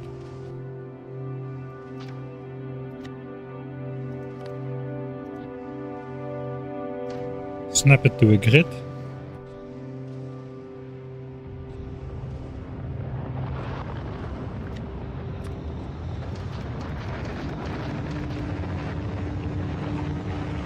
Put all the builds in there together. Alright.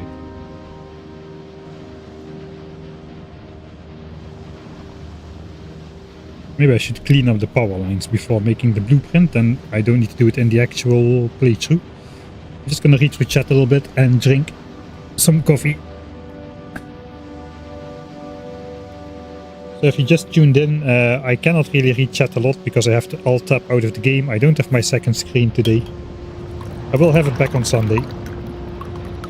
This sound is definitely me pouring coffee into a cup, don't worry. I don't know if it's audible.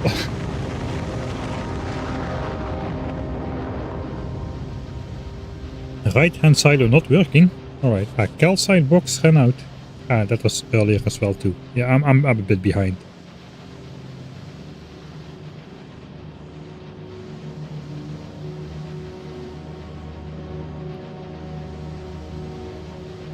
Why doesn't he research fast and sellers? Have you seen how expensive they are?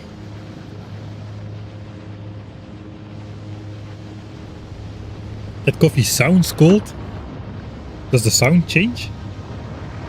It's not cold though. It's for my thermos. Coffee on a Friday night, sure. I'm not gonna drink beer now. I've done hard physical work all day in the plus 30 plus degree heat. If I drink a beer right now, I'm gonna just pass out. I'm excruciatingly tired because I've become an office monkey. I mean, not a traditional office monkey, but I do sit on the laptop all day, pushing buttons to make videos and stuff.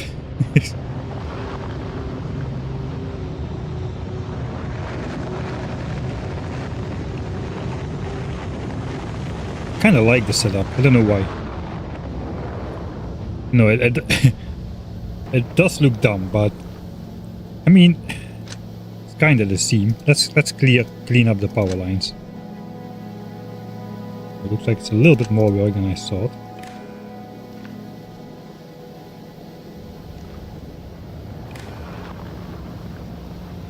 All right. Now I can see where my cursor is. That helps.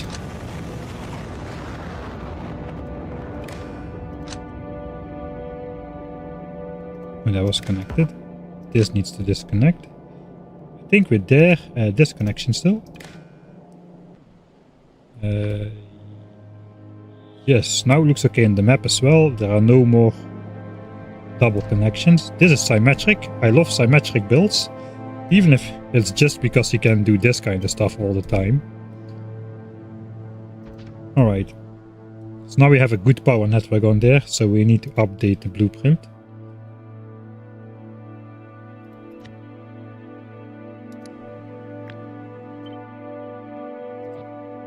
Alright, and we'll also update this guy then with the new version, because I'm gonna mess it up if I don't.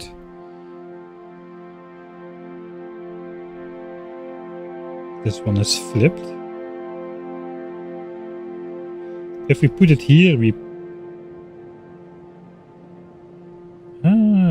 were probably gonna rotate this belt and feed in from the left side as well, which should be possible.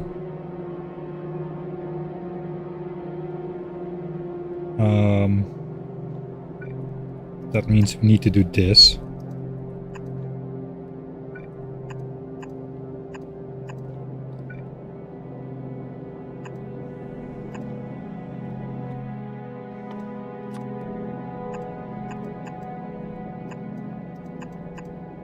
Something like that, I don't know exactly, but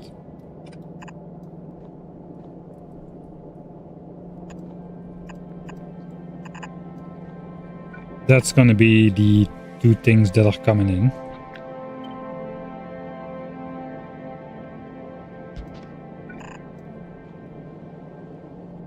Alright. Oh no, wait, that's not gonna work. We need extra space. One tile extra space.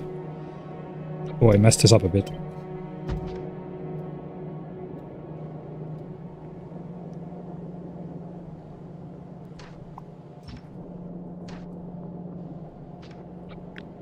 Alright. It's not too difficult to move. This just needs to move one tile.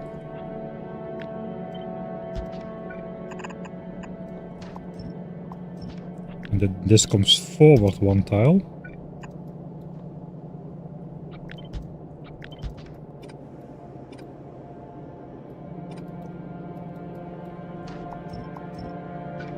This goes back to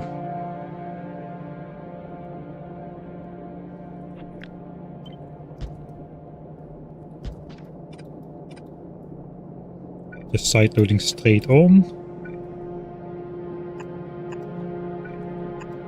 Now we can fit the yellow one in.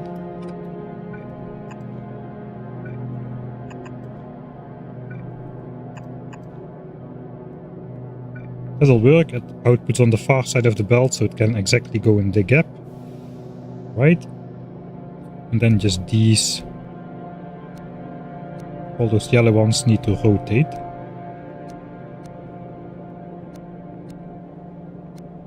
Yeah, this is usually why I do this off cam. I know some people find it interesting, but it's also a little bit much of fiddling about with details like this, which is not really too interesting. I don't know. Alright, then let's just plot this all the way back here then. And place everything. So now everything comes in from the right side and the science packs go out as well to the silo through a buffer chest system. Should we do the buffer chest system next? I think no, because if I do the buffer chest system I will lose heart to do productivity modules and furnaces. I think we'll start with productivity modules. Those are the easiest. They only have 2 ingredients. On the other side, the electric furnaces, they are made into assemblers as well. Whereas the productivity modules are going to be made into EM plants.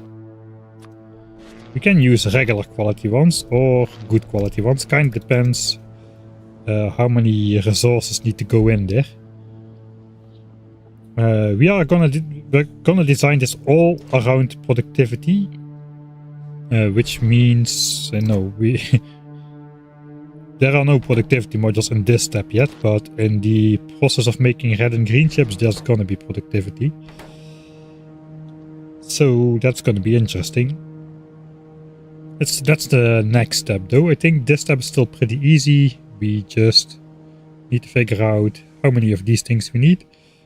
We already deduced we need 1800 divided by 3 divided by the productivity bonus. Science assemblers is 442. That's going to be our number. 442. And then we divide it by 60. We need 7.4-ish per second. One of these makes 0.4 per second. This is already a little bit too fast again, because we need slightly more than 2 inserters for steel, etc, etc. It's a little bit annoying.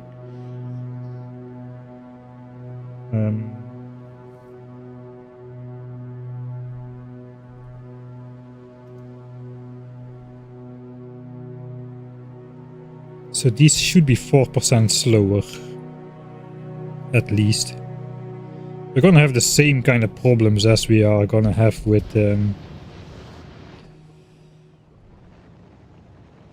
stop that one. We're gonna have the same kind of problems as we're gonna have with this over here. I can't believe this stupid swirl at the end just works, and we got the correct orientation first try as well. Why is this one not working? No blue chips, because one belt is missing. That wasn't too hard. I will just let those launch continuously.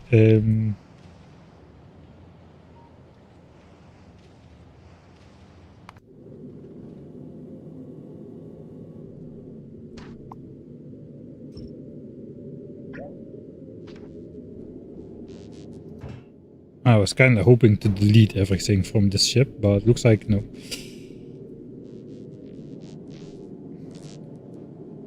Sure, we don't really care at the moment. Back to Vulcanus.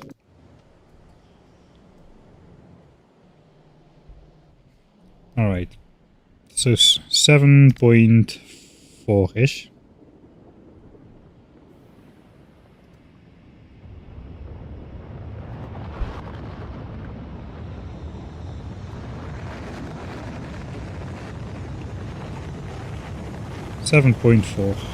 This makes 0.4. Well, actually, it makes... Oh, that sounds disturbing. Simultaneous launches. Let's try to offset those sounds a bit.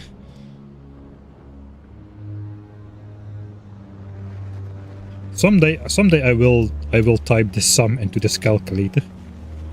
7.36, let's say, divided by 0.4 would be 19 furnace assemblers. We can put some... Can we put some speed in here? This is already over 5 long-handed inserters inputting stuff.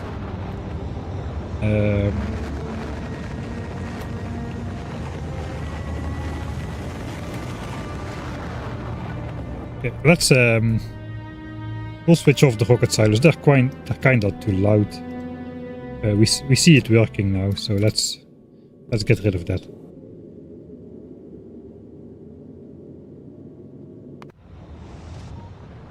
So after this, the rocket launches will stop. All right, here we are back again. Okay, can we be faster here? This is already steel.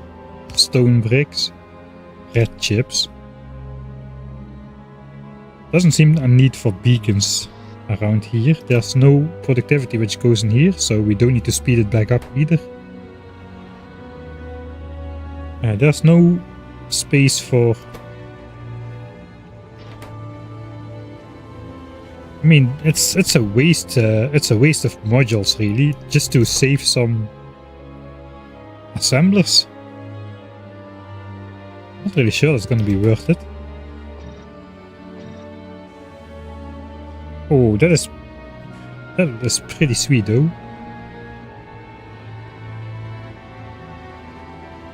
That is slightly faster than a double set of inserters. I'm not really sure I like that though. Why not? Keep it simple. We'll even pretend it's a little bit slower. The inserters will be able to put 3.84 or something. Yeah, 3.84 in there.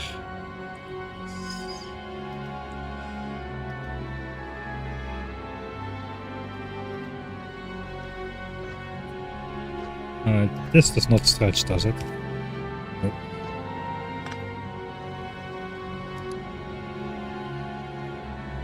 Alright.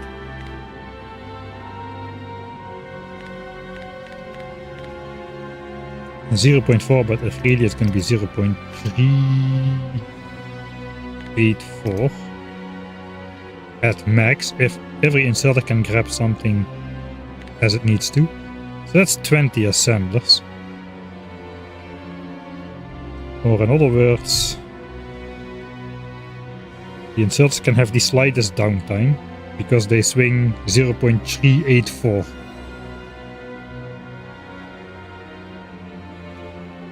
Alright, let's try this. 20 assemblers like this in a row. What are the input belts we need for this? Because for purple signs it was 12 different belts of input. For furnaces it's gonna be, let me just check,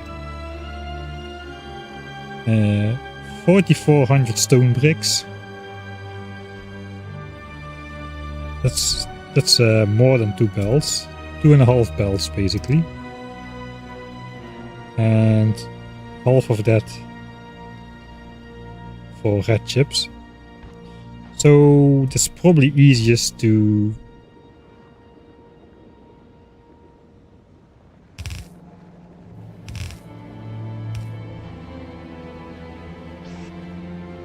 not really sure what's the easiest then.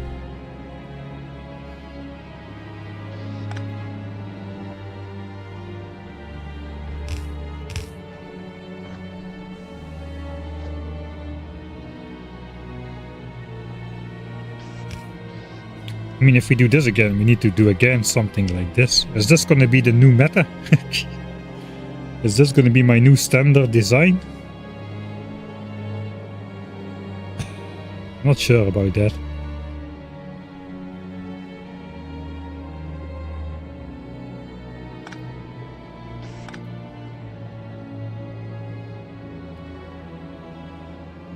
Alright, so technically red chips would need only one inserter. So we have red chips come over here. Let's put some stuff on the belt. It's edit mode after all.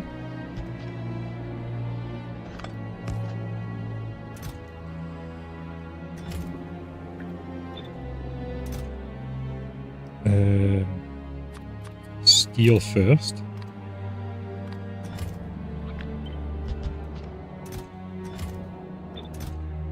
Bricks second.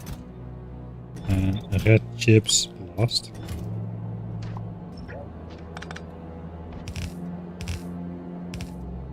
That would work something like this.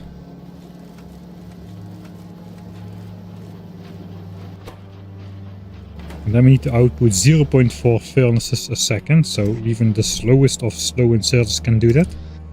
We can flop a power line in there. Doesn't even need to be such a great one like this one. Even do this one. Or we can even just do a standard one on both sides, like normal people do. Furnaces.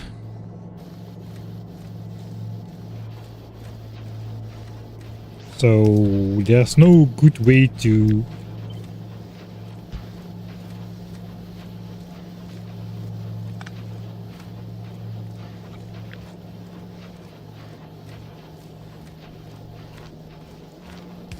maybe like this.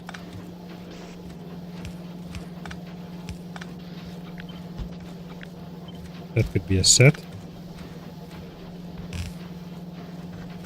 I don't think there's a good way to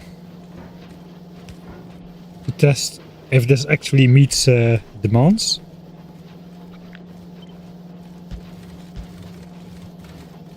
Except for actually just testing it, because the inserter swing speeds and stuff, that's a little bit of a gray area, which is not super consistent all the time. So we just have to see if it's enough by actually building it. Thing is, we need more than 2 belts of steel. We could wait for blue belts. That's probably going to be the second purple technology, is it? I think so. Let's look at purple technologies. We want first of all these in the queue, and then probably just this. What other purple techs are there? No.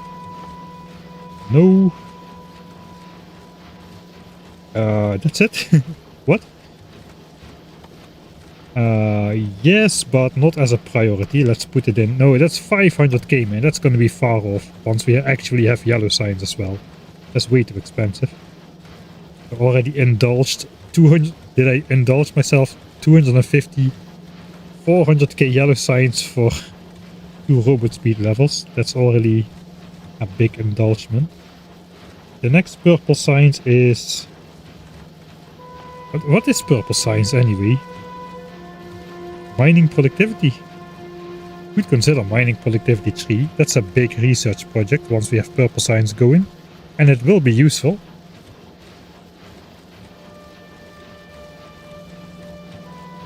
We've already got beacons and elevated railway with our temporary setup. And it doesn't look like there's other immediate purple science technologies which we would want.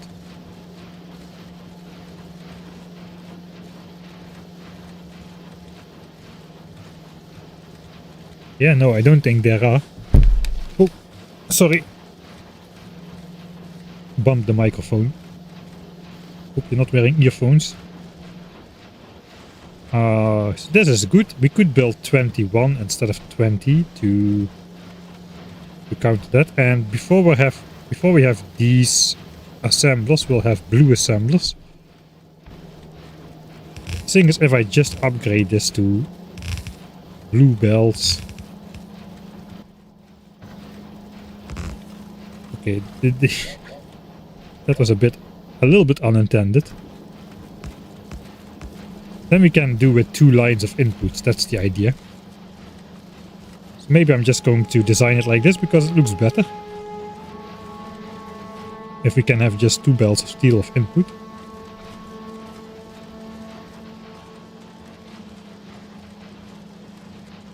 And I said 20 assemblers.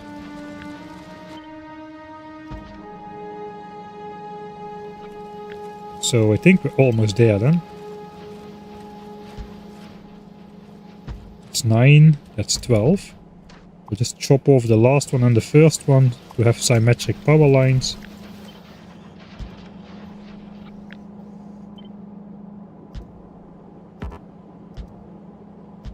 Alright.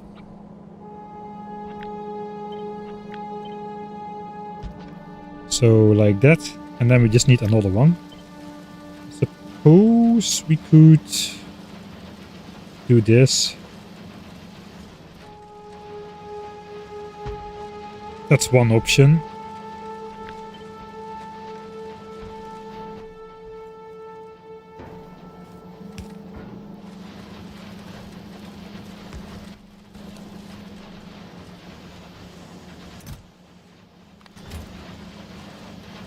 I guess we can check furnace production.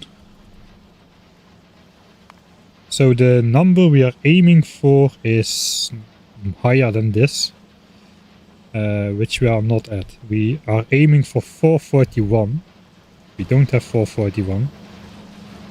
Ah, that's because I only have fast loaders. Right. So we also of course need express loaders, or we won't have compressed bells of resources coming out. I suppose this can still be a red belt actually, because it's red chips.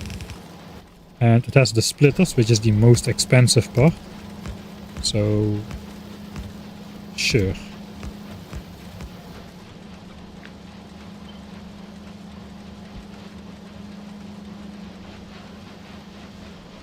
Alright.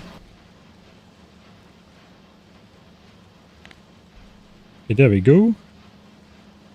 That looks good so far. Let's speed it up a bit.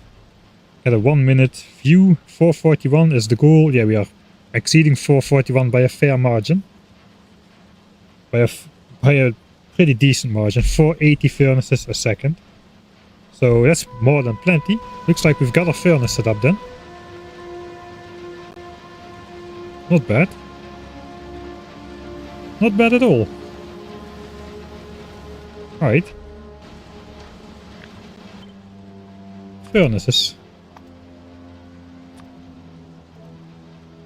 That's 2 of the 3 ingredients.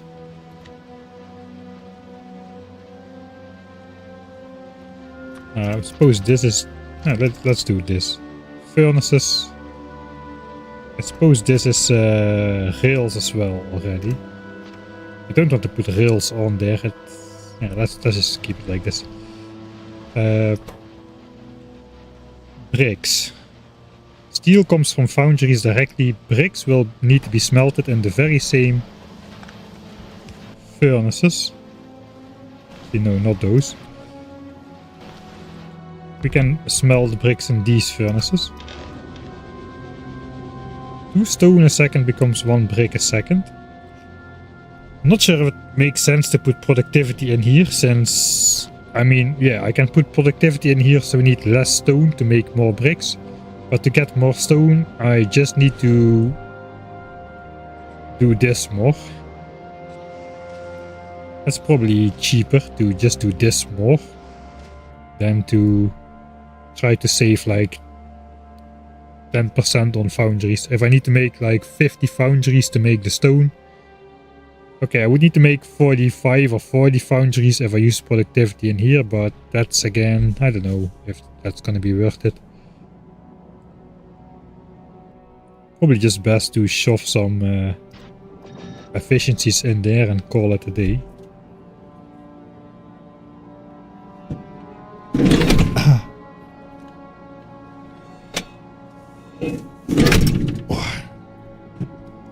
Sorry about that, forgot to mute. Let's see what chat is saying.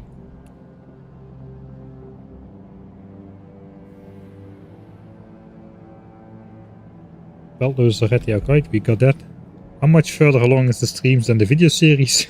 Months. F? No F. No.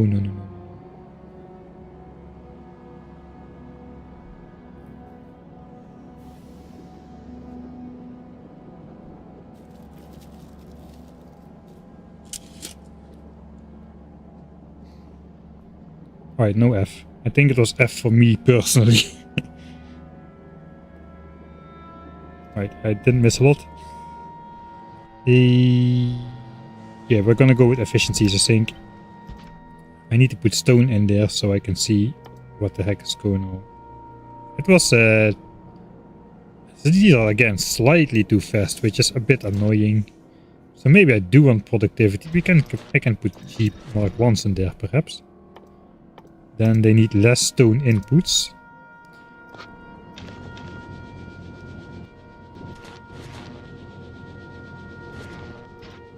Come on, I was trying to grab this. Alright, so this needs 2 stone per second input, which is too fast for one long-handed inserter of rare quality. This needs 1.79, which is within reach. Okay, maybe we are gonna use these. And it even produces slightly more stone, I believe. So we have a 10% speed penalty, but a 12% productivity bonus. So 1 times 10% speed penalty times 12% productivity bonus is going to be slightly more than 1.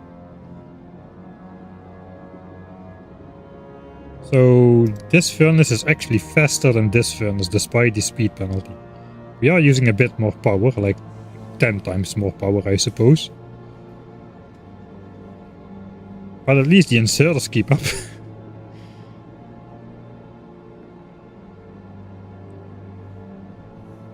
I'm not cleaning this up. This is a landmark now. It is part of the base just as much as this is now a part of the base. And this. And this. And these. The one of every size graveyard.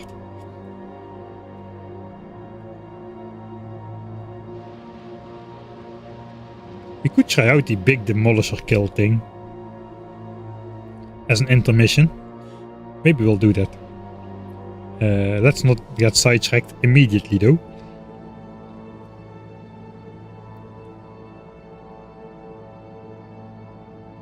Alright, 10 times the power cost, but nice number of inserters.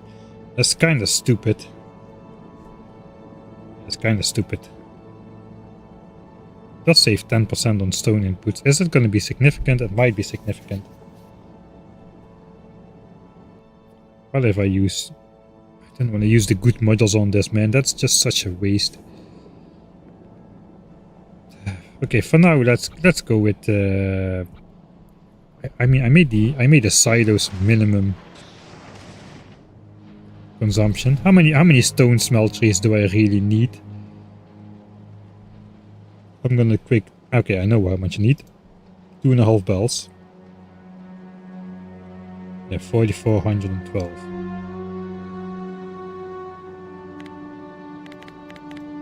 That is how many we need per minute. So this is how many we need per second.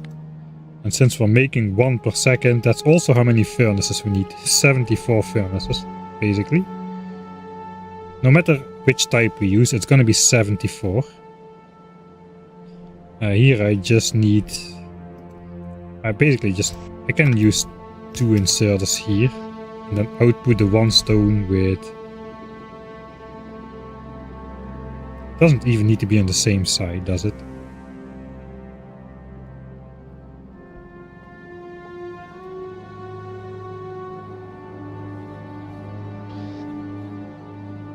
Right, 74 furnaces. And how many belts of stone are gonna need to come in then? Guess this times 2 if we don't use productivity. Alright, that's 5 belts of stone without productivity. It's also 5 belts of stone with productivity. So I suppose it's 5 belts of stone, which means we'll divide those 74 furnaces by 5, which means 15 furnaces. That's slightly overkill, but 15 furnaces sounds good.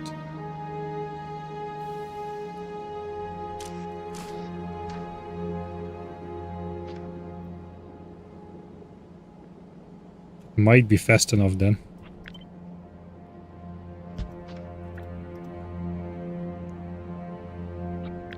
To not use productivity.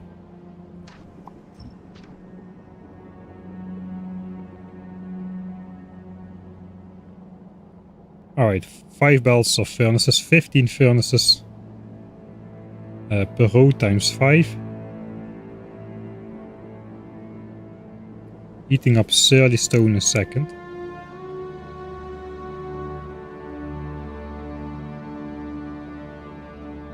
Alright, if it's a single belt of stone incoming, we should be able to do this and output 1. And flip it around, and that's a full belt of bricks. I should probably adjust this to blue belts actually. Okay, that might change things.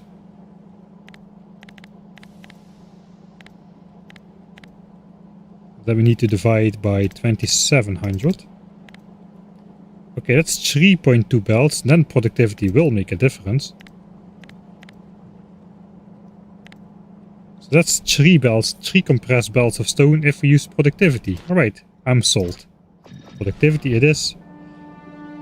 It's also going to be fairly easy to... And we can still do this insertion. Just if I change my mind later. But we need to be able to output all the bricks as well, so we're going to need to do that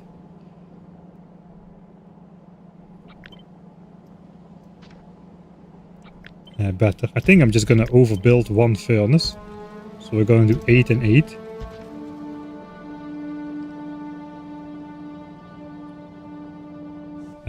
Blue belts of stone incoming.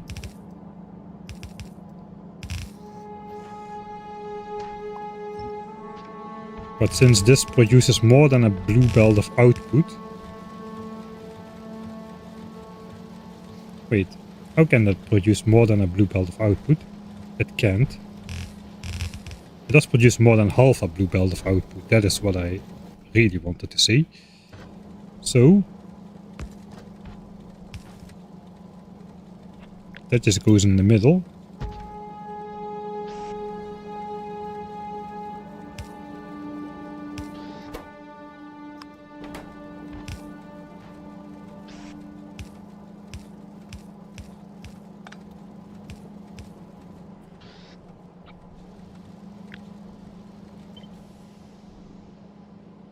So we can do this.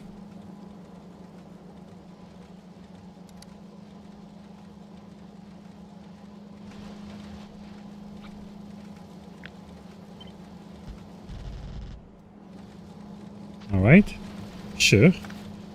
That's 1 belt, 2 belt, then the 3rd belt. It will fit on here as well. I just closed the calculator, that was dumb. Times 2 divided by 1.1. That is how many stone input we need. It's less than 8100, so that's 3 belts, one more.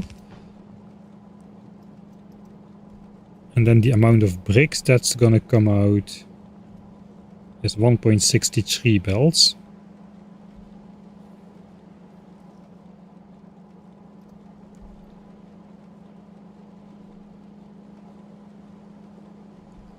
Times 45, so 70, yeah, 74 a second.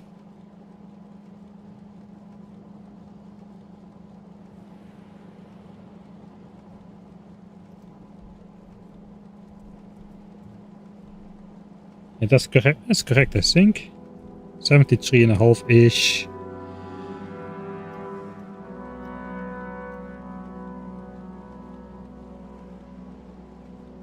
And those were making, I remember, 1.008 bricks a second, which means we need 73 furnaces in total.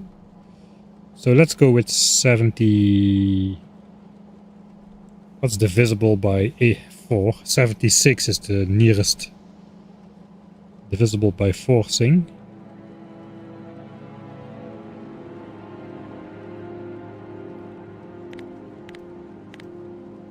$37 per row.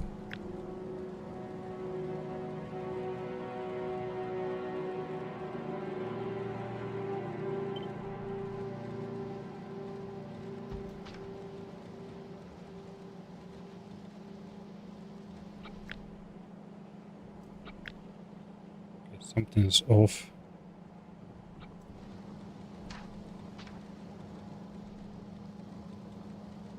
No, nothing is off. We do need that many bricks in total. There's something weird is going on here.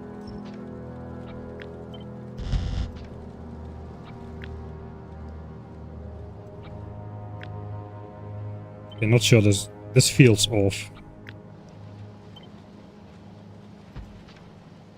It's blue belts though. It might be correct.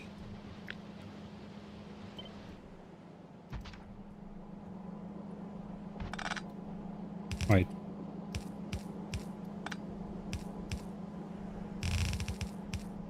So there's 3 belts of stone incoming. So in some way I'm just gonna...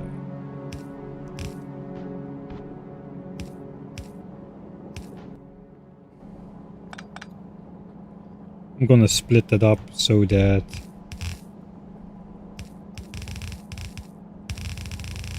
half a belt extra goes on both sides.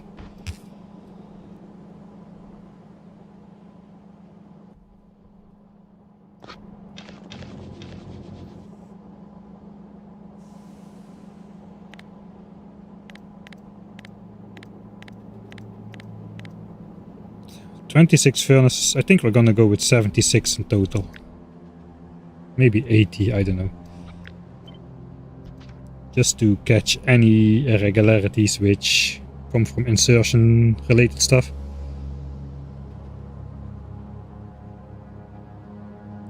So 25 furnaces and the bit can run off the first belt of stone, so that's 26 furnaces. So those run off... Yeah, that is good, I think. Those run off the first belt of stone.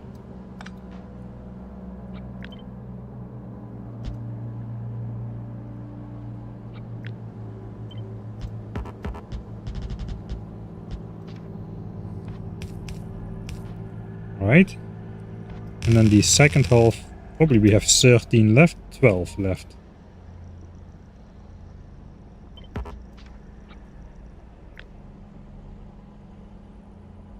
I mean, it's 25.1, so probably I can do half-half for that.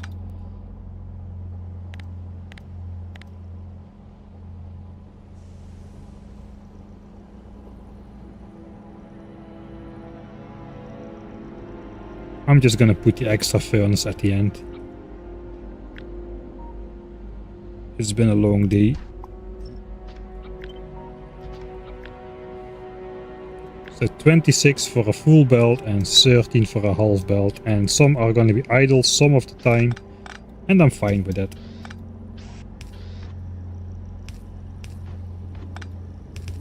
And this is good, just gonna swoop in. and do the rest. Alright, that's one side. Outputs. Not sure it's a great idea to put it in the middle, but we'll do it. Alright, then the question is though, this is independent from the inside. Where is the splitter going to need to be? For that we need to look off on the output stats. Again, 1.008.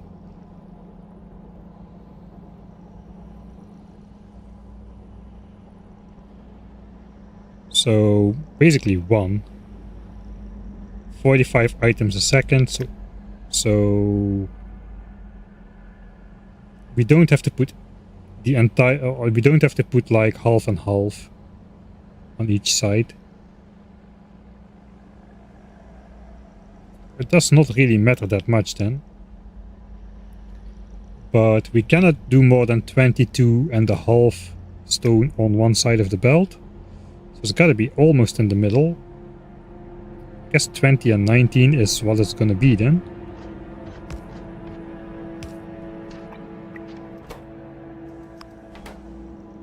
So all the outside stuff goes on this inside after 20 furnaces. We could do 2 more, but we don't want to because at least now we know there's always space on the belt for this guy to output. So it's going to be slightly less than 2 compressed belt of bricks which we need. So we won't need any other... we won't need anything else just here. This is all I think. That's a long furnace line. And out comes 2 belts of stone in whatever direction. Kind of depends where everything is going to come from, so I think I'm good with that. Let's put some infinity chests down.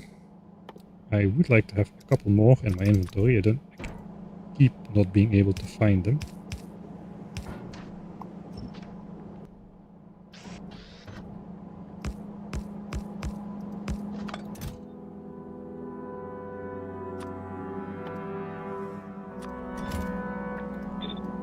Alright.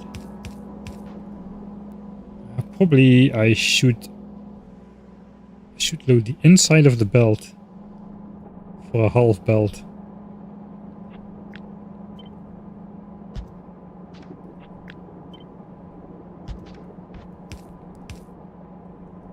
Because inserters like the inside of the belt more than the outside. Alright, that should be good. That's bricks. That's gonna be the bricks for furnaces. And I'll just stick them in a chest where they disappear again. Alright, ready to test bricks as well.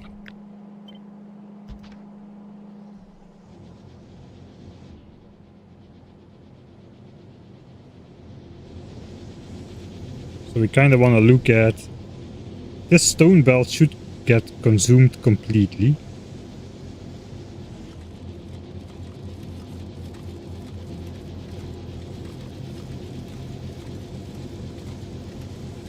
It can back up momentarily, but this part should stay flowing continuously.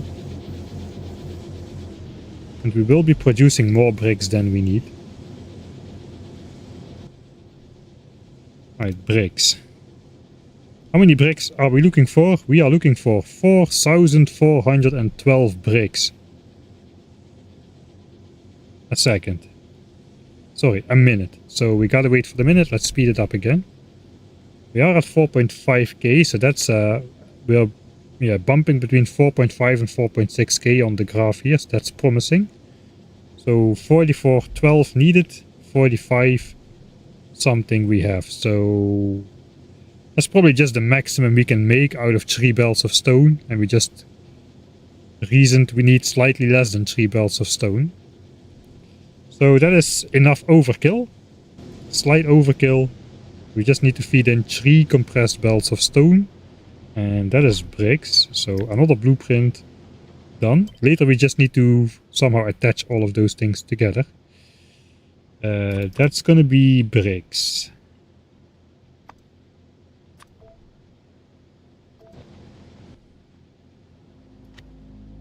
Alright, so we got furnaces with bricks. We don't have the other ingredients yet. We got steel. Yeah, we still need steel and red chips. Steel is also used for rails.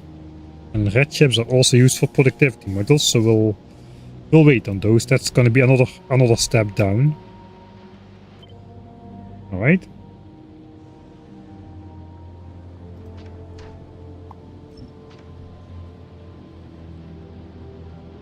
Not bad.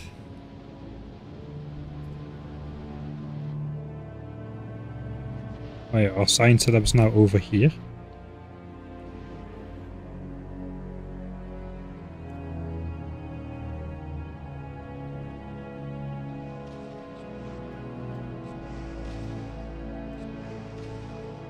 I said the same. That's already half an hour ago, probably. How many labs do I have? I've got not as many as I used to have. I used to have 1008 labs, which I needed to consume 1k SPM. Now we're consuming 2k SPM from 200 labs because we've got beacons. More coffee. Don't worry. It's definitely coffee what you're hearing.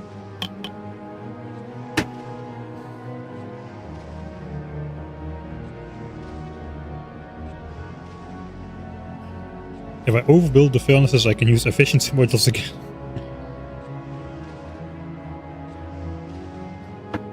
Yeah, true. This is one of my less accurate builds, but I don't really want to spend endless amounts of time on this. We gotta get them stretched. That's actually a good plan. Because if I don't do that, I'm gonna be super sore tomorrow. I'm gonna be super sore tomorrow anyway.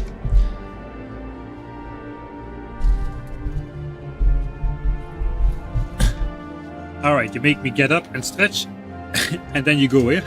See how it is. Right, hopefully see you Sunday, Rex. Have a good night. Good day.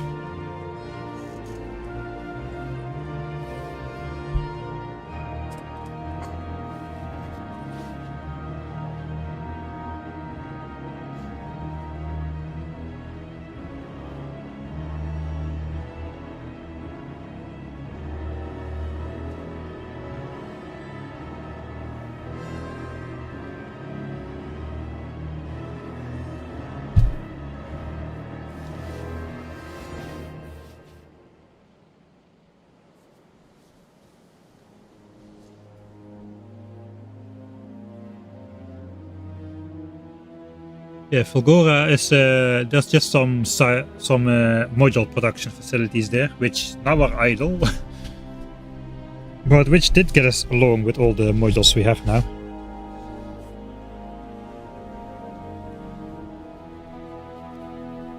We probably want to fire those up again because we are thinking about just going module 3, which is going to require a lot of Mark II modules. It does seem within reach though. And it does give me something to do for my Fulgora quality scrappers. Where 2 belts of scrap come in, it's separated into stuff, and then everything is basically, as much as possible, is made into modules, into rare modules. I've picked them all up now, and the machines are idle because they are clogged. No, the resources from the islands are gone. That's what's going on. We've mined all the scrap from each island. We've also kept holmium plates and concrete and refined concrete and all the stuff you need to make EM plants and recyclers. We have in different qualities available. Accumulators we have in all qualities. And modules. And the rest just gets recycled away except the rare stuff which we just keep. And we've also picked up most of that except for the stuff we don't really need at the moment. So it's kind of a neat way to collect the quality stuff. And get all of the modules as well. In all 4 variants. We've got 4 of the same islands. 1 for each type of module. Yeah, it looks like I planned to be back 70 hours ago. Oh no, I had to be back at Novi 70 hours ago after the first visit. Alright, that is no longer relevant. How did I get here? Right, back to Vulcanus. Right, we got... I think the next step is the module setup. For those we got EM plans, which is quite a boost. That means instead of needing like 1.2 red belts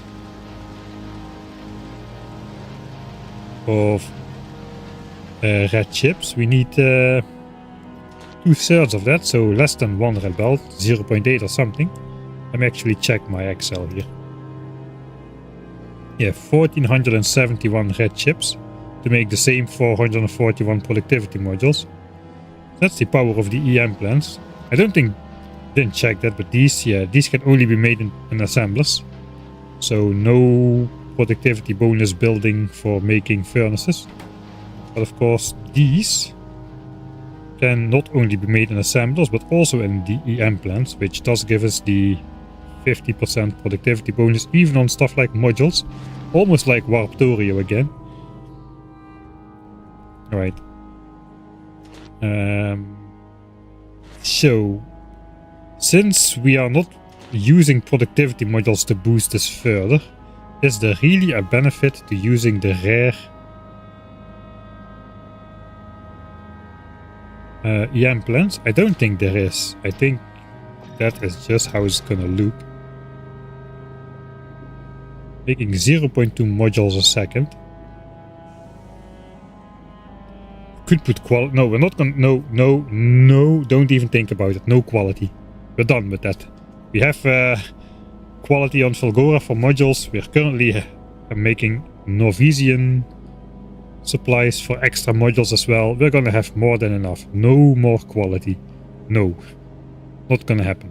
Right. We definitely, it's possible to put a speed module in here and speed it up and then just slow it back down again with modules. That's minus 60%. So that's there's different ways to get to minus 80. Minus 78. That's overkill already as well. And that again defeats the purpose of keeping it cheap. I think we really just gotta keep it simple. 1, 2, 3, that's it. Don't even think about the rest. Okay, this is a regular quality one. There we go. Why did that move the module? So 0.2 modules a second. How many modules a second do we need? We need 441 a minute. We divide it by 60. We need 7.4 a second. Divided by 0.2. That means we need a whopping. So there's a lot of a lot of these guys. It's not really a problem though. And we need less than a red belt of red and green chips to supply everything. So why not? I mean, we can use some cheap modules. Like the Mark 1s are cheap.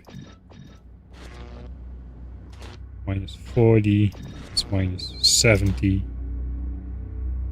I've got a bunch of those. That's minus 80. Now we're doing 0.26. So instead of 37, we need 29.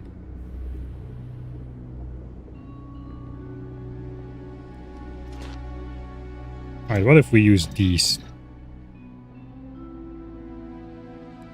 Do I still have those? I think I should have those.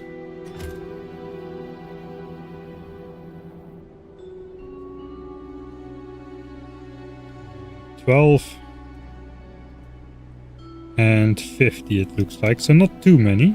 I cannot make those, I can only make the good ones. I only brought stuff to make the good ones. But one of those could go in here. How much is this? 39% speed, this is 32. It has the same mouse overstat, no it has 0.27. It's not much greater.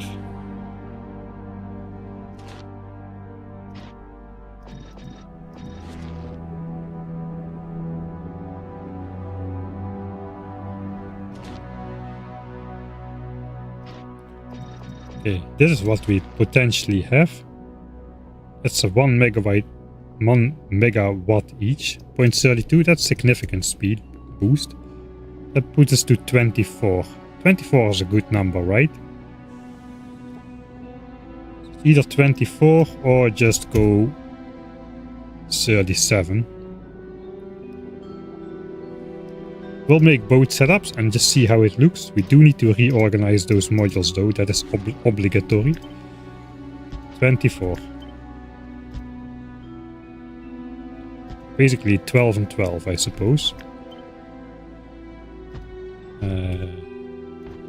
Oh god, there's gonna be one of those weird grabby things again. 1.09 items a second needs to be taken. That's alright.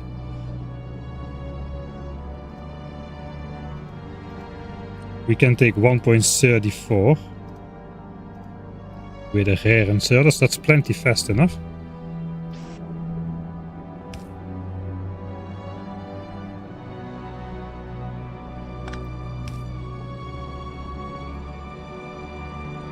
It doesn't really work so nice with I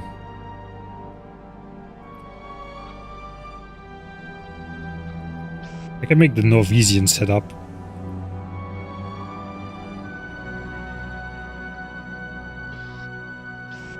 But the thing is, the output inserter doesn't neatly go in the center.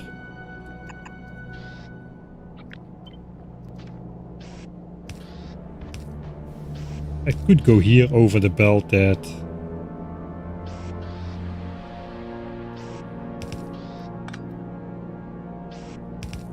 these can be regular ones as well.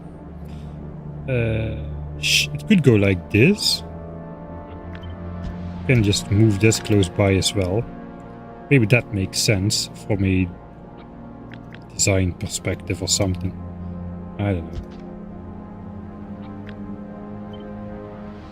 And then of course on this side that's gonna have to be offset.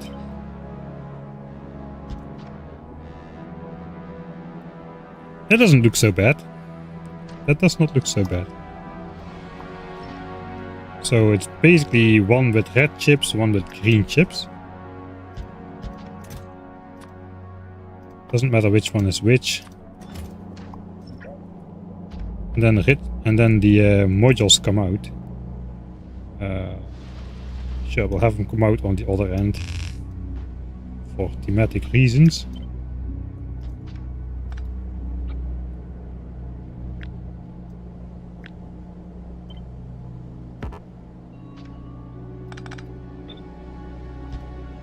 It's a little bit annoying to build, but we've got bots now, so we don't really care, I think. It's gotta be offset because those would try to grab from the places where the belt is not. So it is a little bit of a zigzag.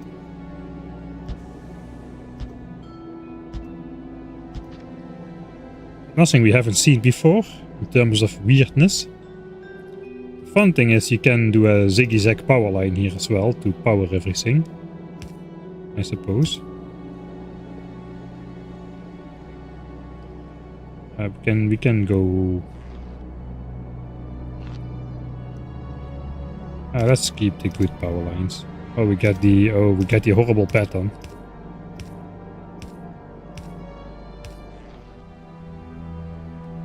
This kind of fits with the horrible pattern though. Alright, are we done? Let's test it. That's design 1 with 24 of those instead of just 37. If I'm gonna go 37,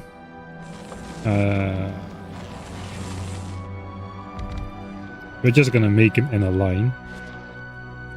We'll check back in there in a minute once it's running for a bit. It's probably a very, very long line.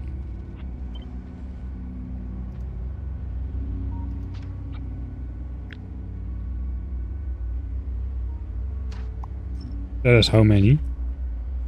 Here it probably just would make sense to have 2 inputs.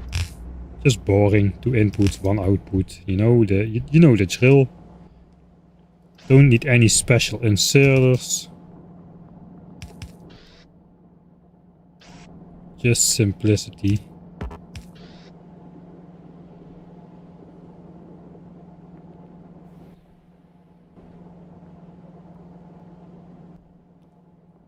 We can use the same power lines to power the inserts on the other side as well.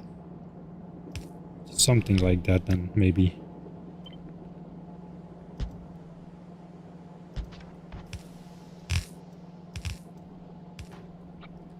That's the other option.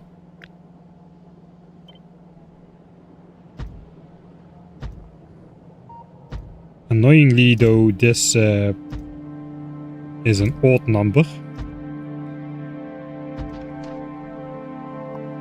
So it kind of ends like halfway in.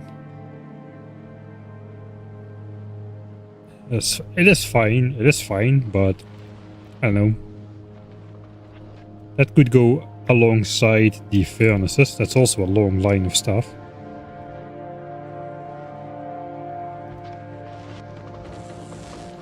Alright, let's check module production. We are looking again for that 441.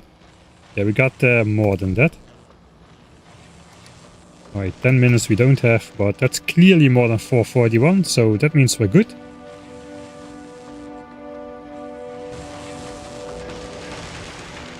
So this is working, and it costs us, what does it cost us? Like 130 modules of Mark 1 type. Yeah, that's entirely acceptable. Is it not? It does use 1.12 megawatts per plant, whereas this uses 400 kilowatts.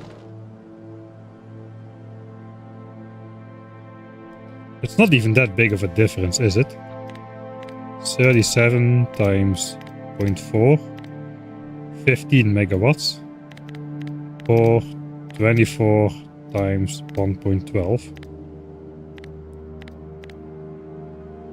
Can I type this? No, not today. It's like a 12 megawatts difference. That's not too bad. We'll keep the other one. I don't know. Maybe I'll just blueprint them both.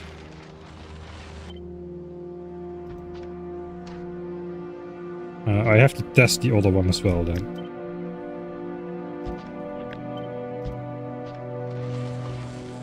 Let's blueprint this one for now. I think we'll use this one.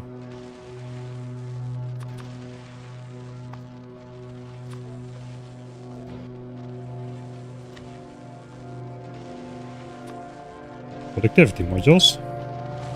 And we can simply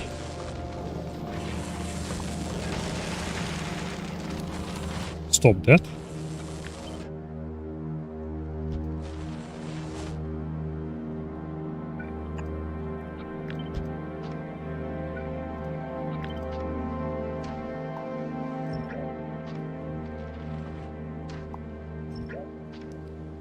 All right. See if this one also gets to above for something. We could have the last one do a little bit more.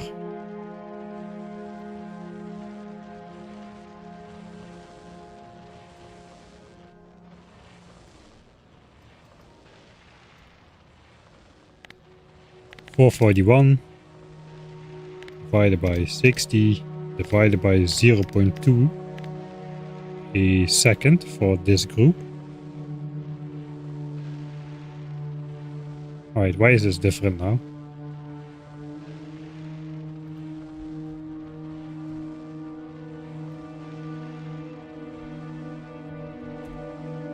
Alright, we need 37. Okay, I was thinking of speeding up one. I thought we needed 36.1 or something. I was thinking of just speeding up one, so it would be 10% faster or something. And then just cut off the last one, but looks like we cannot really do that.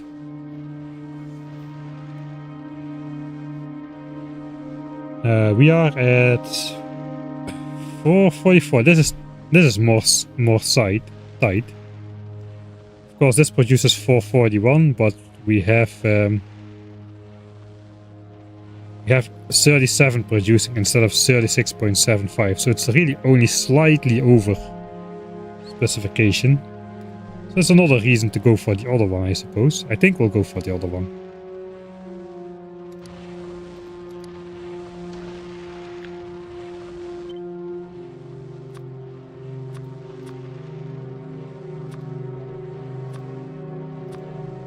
I'll just remind myself. No, not this one. That's what I think right now, at least. But I'll put it in the book anyway because we made it now. And who knows, I may change my mind 5 more times. If I change my mind 6 more times, then we'll be back with this design. But if I only change it 5 more times, I will end up at this design. So that's kind of the risk, you know. So let's keep it anyway.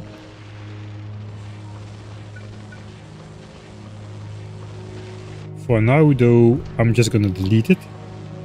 We have it in the blueprint book.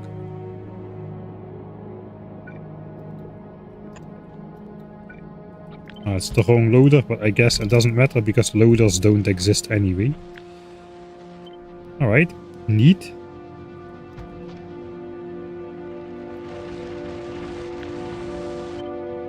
Put it somewhere where it's easy to copy, let's under here or something. Alright, that's all ingredients. We've got rails. It's not flowing now because... Why? Exactly because this thing. Alright. Let's switch on this guy instead.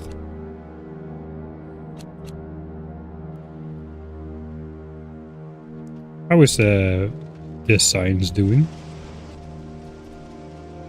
Purple science just dropped for a little bit after I should probably have just checked this here, but we're still at 1.8k.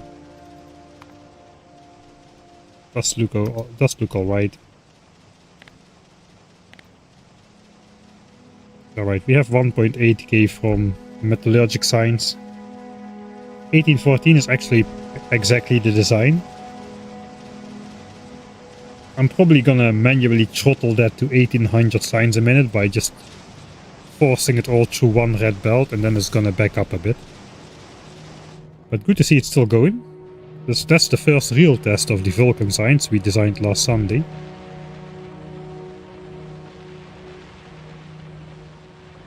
That idle EM plant is like a spike in my brain. Oh no. Oh no.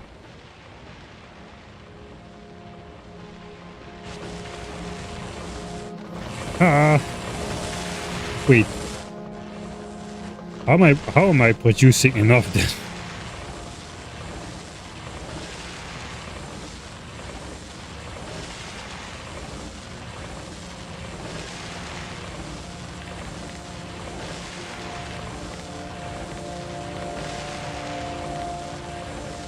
Oh, I need only 23. Alright, I need 23, but I was producing significantly more. Maybe the speed bonus, yeah, we have not enough significant figure. This could be 3 to 9, I think.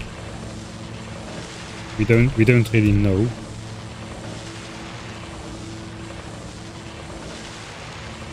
Here's the speed bonus.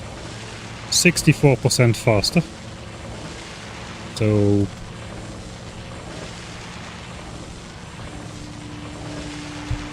no, it's the same.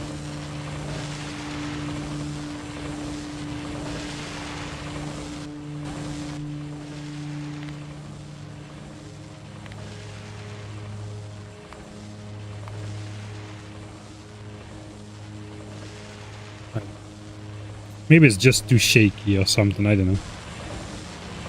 It looks like it should be way closer.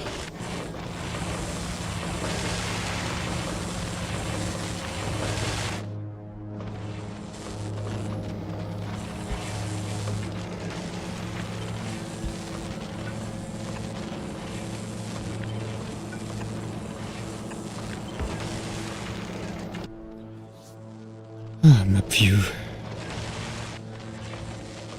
Alright, I guess we need to update the blueprint.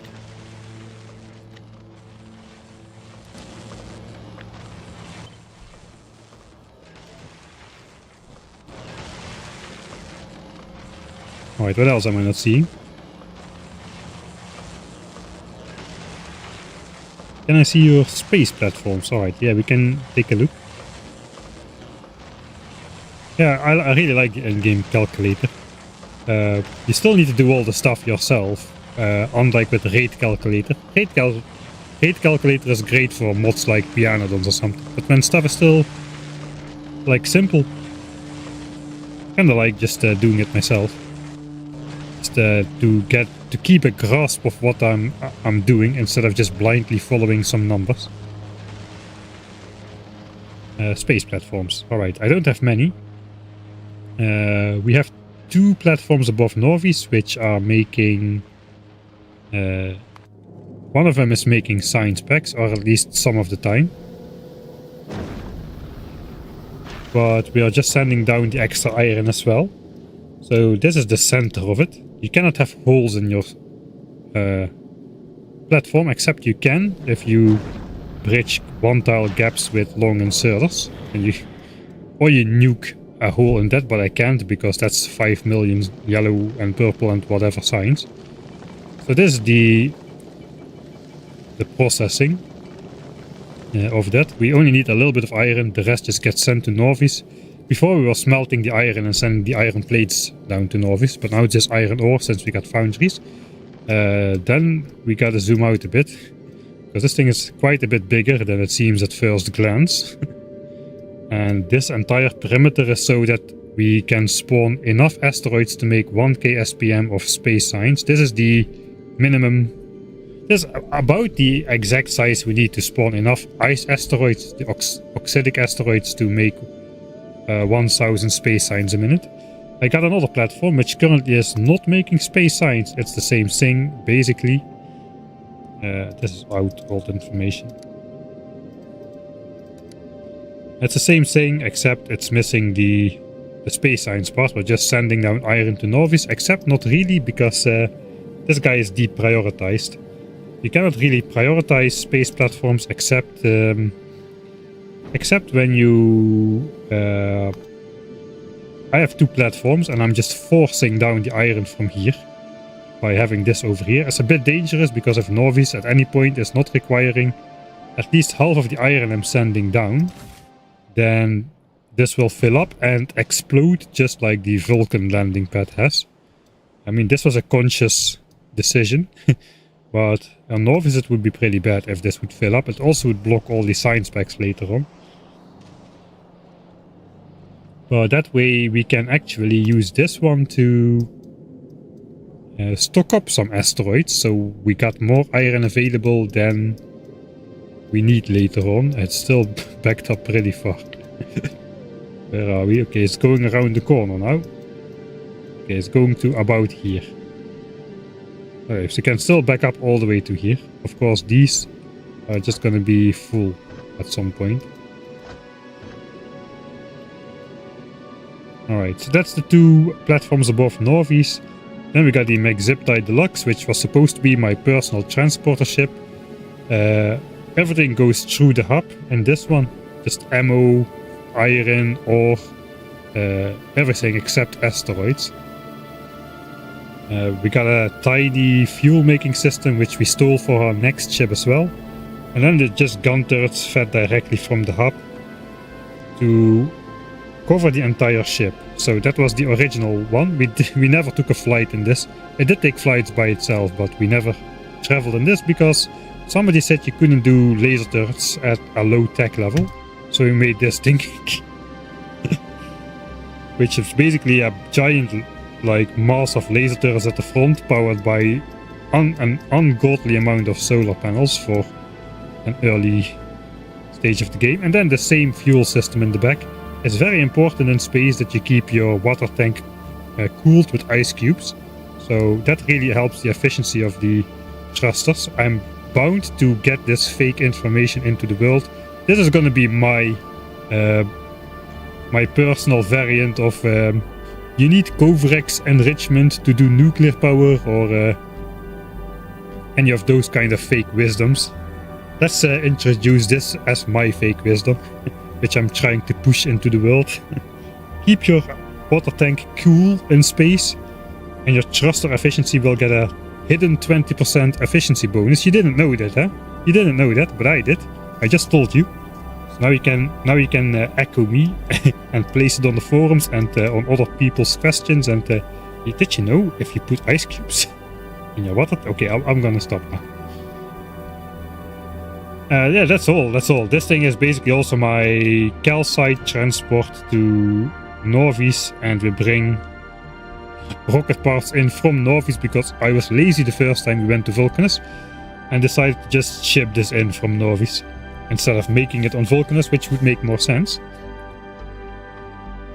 But we had other priorities at the time, and that's all my space platform so far. This is just a copy of that ship which we just made to accept some science specs. We can actually delete it again.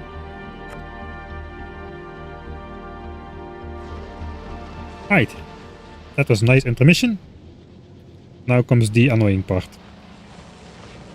Alright, so now the base components. We're getting down to the base components. Let's go over it one more time. We got rails.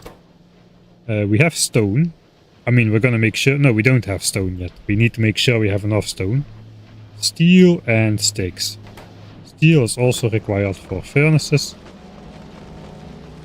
And red chips are also required for productivity modules. And green chips are also required for red chips. So we got steel as a dead end, which is used in 2 locations, and iron sticks, which is used in 1 location. And then we gotta go to red chips. Alright. How many sticks do we need? Let's go with the easy one first.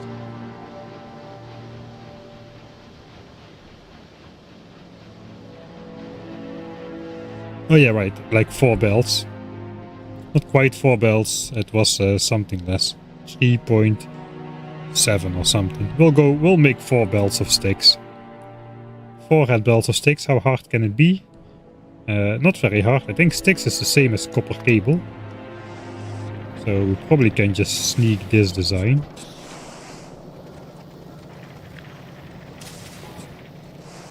Including the pipes. We gotta put it on a belt. Yes, iron sticks on a belt.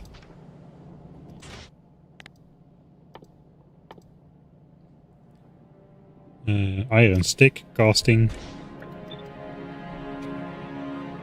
Alright, so we got some... That's minus 80%. We got some cheap modules in there. Do I want to go max productivity? If I don't go max productivity on this, I'll be making more stone. That's something to think of. If I use productivity, I need less molten iron, which means I'll be making less stone as a byproduct. And if I make less stone as a byproduct, I will need more lava melting foundries to make more molten stuff anyway to get enough stone as a byproduct. So maybe I should reconsider my max productivity on everything stuff. Well, before I did have enough stone as a byproduct. I was originally going to use this as stone byproduct as well, but I'm not going to mess with it anymore. It just looks too funny. So that's going to stay as it is. And now we are in need of more stone, which means I probably do not want to put productivity in here. I just solved my own problem.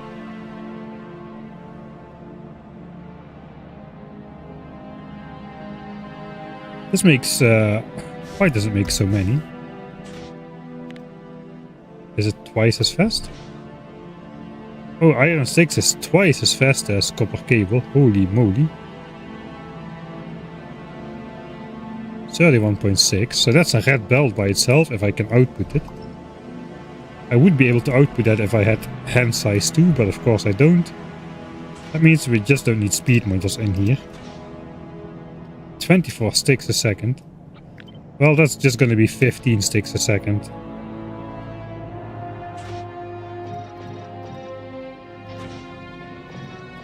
Fine. That's 1 red belt. And then we need it 4 times.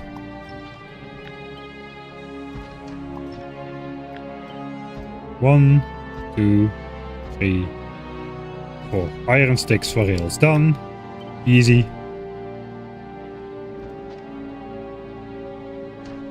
Do I even blueprint that? I guess I do. That's iron sticks.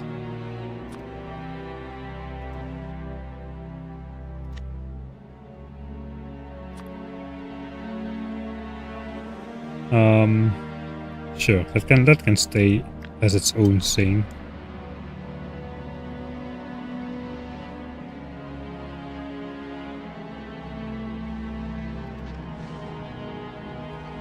Oh, that was easy. I guess steel is not going to be much more difficult.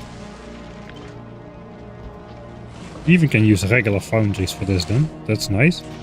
Steel is probably something we... Do we want to use productivity on there? Oh god. If I don't, it's just going to cost me more calcite, so... Steel is basically calcite. Everything iron and copper related is basically calcite, and calcite is free, so... Maybe I shouldn't bother.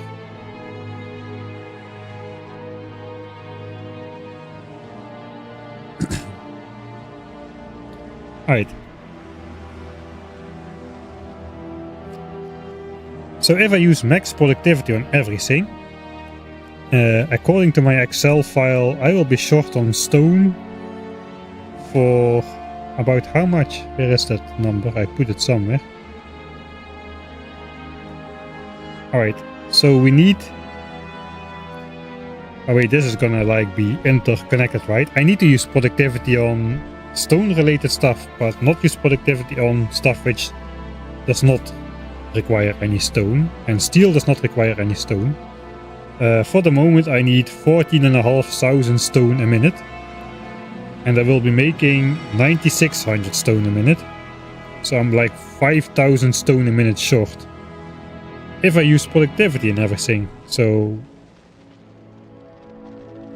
What if I don't, right? So, iron stick. What if I don't? Yes, I will need more molten iron for iron sticks, but is that really a problem? No. Alright. That doesn't do much though. Yeah, that... 160 stone... I'll be creating 160 stone a minute extra because I don't use productivity in the iron sticks. That is basically what's going on. So that's good. We want extra stone. It is more efficient on copper because copper generates more stone than iron for some reason. But what if we don't put productivity in steel? That's going to be huge because Purple Science is such a huge steel hog. So we go from like, I think it's 4,700 stone a minute shortage to 2,900 stone a minute. So that's almost 2,000 stone a minute if I don't use productivity on steel. If I don't use productivity on iron plates, which we'll need for green chips.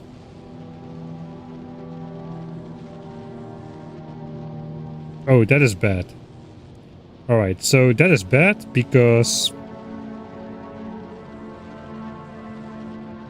Why is that bad? It's probably bad because my... I'm doing something wrong then.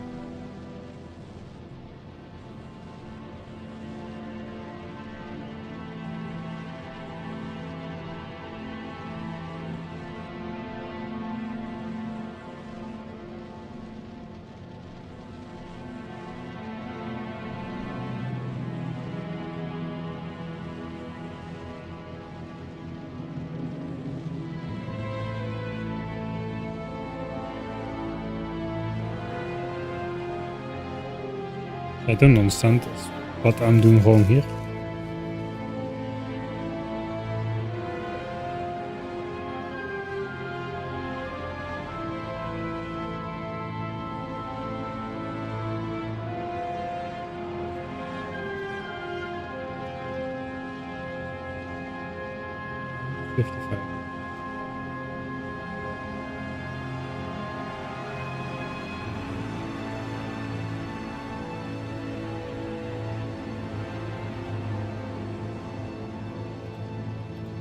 Just give me a sec to figure this out.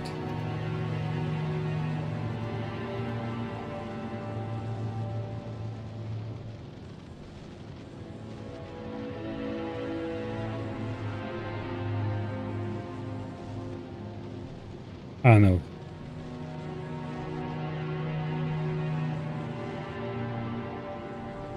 I'm probably doing something wrong here. Oh god, I have the wrong number on this one. Oh god, that is very bad.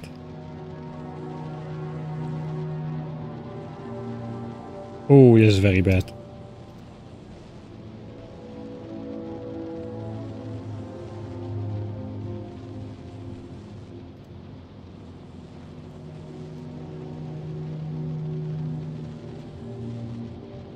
Alright. Okay, I'm off with my stone. I counted the amount of molten iron as the amount of stone I need, and it looks like a reliable number. I would need 21,000 stone a minute without any productivity discount, and the amount of molten iron I need is 14,000. So that's a normal amount of discount with some productivity modules, so maybe we're quite close. 14,450. How much do I actually need? I need stone for rails over here, plus I need stone for stone bricks right here. Yeah, somehow the amount of molten iron I need, 14,450, is almost exactly the amount of stone I need, 14,100. 14,100, so nothing changed. It's the same. It's the same. Alright, so now this should work. Alright, so I'm not using productivity on steel, iron plates, iron sticks.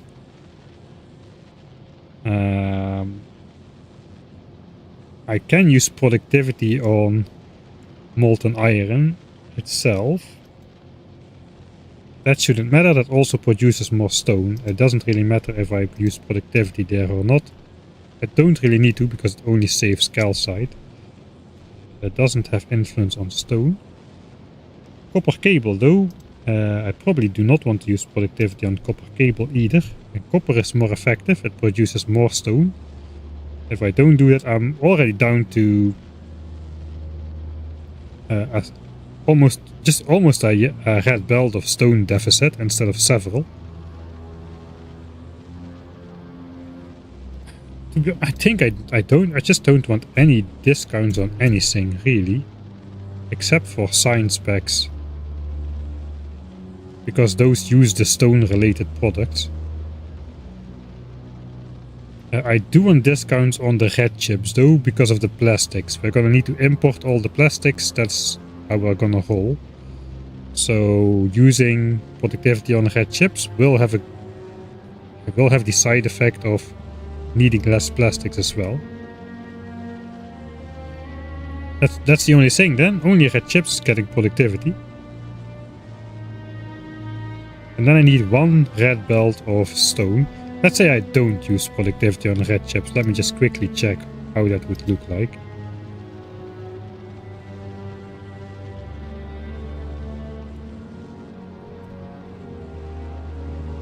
No, I won't have a stone surplus if I don't use productivity on red chips.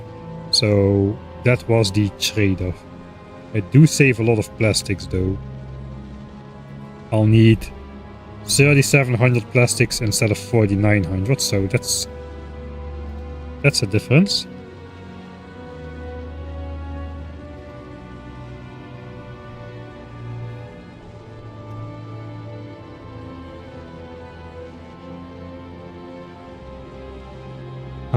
I'm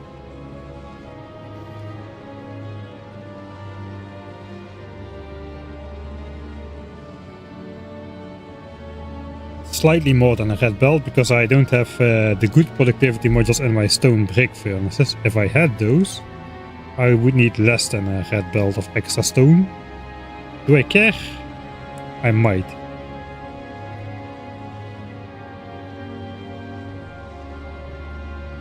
So if I upgrade to the good productivity modules in here, I would need to create one belt of stone and just get rid of the stuff. I need now like 1.1 belts of stone, 1.15, something like that. I think that's fine. We're gonna have to combine it with all the other stone anyway.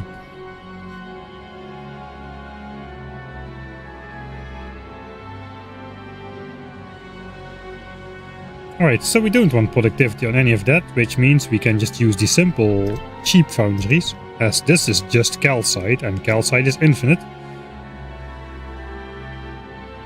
I'm still coming to terms with the fact that I'm not going to use productivity modules for an end game build. It feels really weird.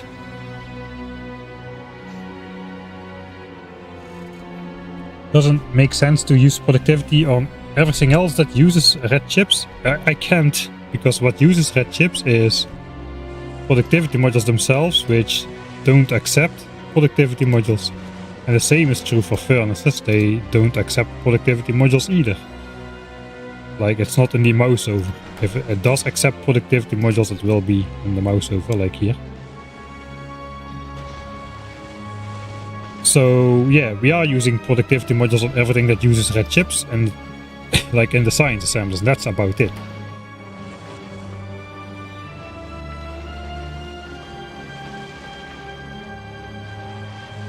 This feels so wrong. Do not use productivity modules here, but it's just calcite. It's just calcite, right? Let me just check one more time. Okay, so how do we get molten iron? We pump lava for free and we get calcite, which is infinite.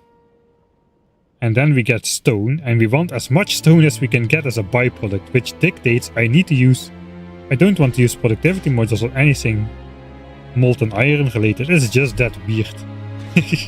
It is weird. It doesn't matter if I use productivity in here or not. I mean, the productivity also applies to the extra stone output, so the ratio of molten iron and stone coming out will be the same. Putting productivity in here is not worth it, because all it will do is save calcite. That's all it does. And calcite is infinite. So no, we don't need that. Full efficiency it is. Alright, weird, but sure. We can put speed in there maybe. How much steel do we need? We're gonna need a metric F-ton of steel, an imperial F-ton as well. Both of those combined. I need to go to sleep? It's 11 o'clock, that's fine.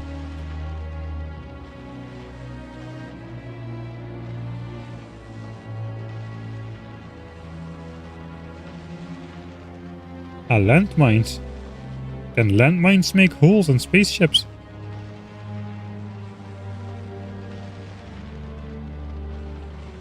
Maybe they can. No, I didn't try that. I'm not really interested in making holes in spaceships. I don't know why people are so obsessed with making holes in spaceships. Because it's if the devs would let you make holes in spaceships, you wouldn't do it. And now they won't let you, so you're all finding ways to do it just because it's illegal, huh? That's how it works. I know how it works. Alright, steel. Somebody's feeling called out. Yes, they can.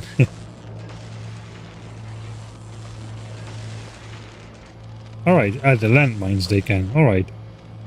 How do you get them to explode though? Letting Byterex. With Byterex? Ah, with Byterex, yeah, that makes sense.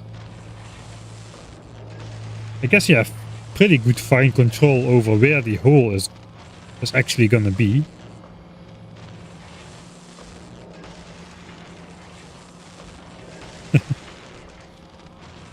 with the landmine, so you could design a pretty intricate ship with that.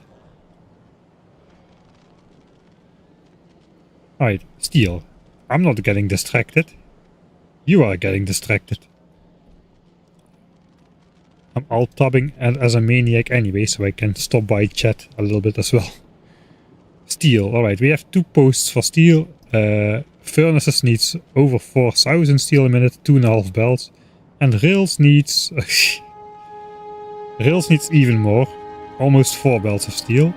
In total, we need a whopping 11,000 steel per minute and some scraps. Okay. That's bad. That's what happens when you make purple signs without discounts, I suppose. No, it's not true. I'm making discounts. I'm not using discounts on steel. The rest is all discounted. It is just that bad with purple signs. Let me put the number. 11,029. That is the number we're looking at. In terms of steel. Per minute. Let's do it per second. That's only 180 steel a second, which is over 6 compressed belts of steel. Ooh. That is a lot of steel. Probably we'll just make one for furnaces and one for... It should be pretty easy. Just molten iron goes in and steel goes out. It should be so easy. But basically 40% of the iron goes to furnaces and 60% of the iron goes to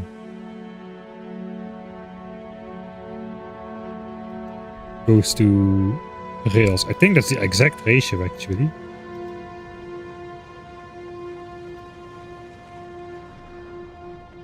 So what if we make 5 similar builds? Then we can send 2 to furnaces and 3 to rails, and that's all. That means again we're gonna use blue belts because we need 5 setups producing over 30 but under 45 items a second. So sure. Standard quality foundries to 1.87. So how many do we need? 20 foundries making steel. Perfect. Sure, we'll do that.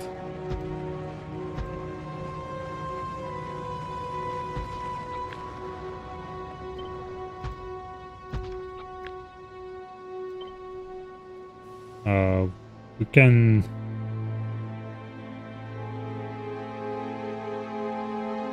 We don't need to be super compact here. And it's 1.87 items a second. Oh, what's that? I think that's... Yeah, the rare long-headed can keep up with that. This is 1.87, this guy does 1.92, so sure. We do need to space that out a bit.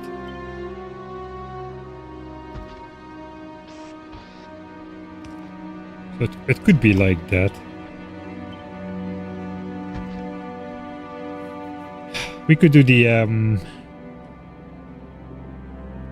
pipes on the inside. Not sure that's better or not, but it's something. I don't think this is a good idea. And we need the upgraded belt.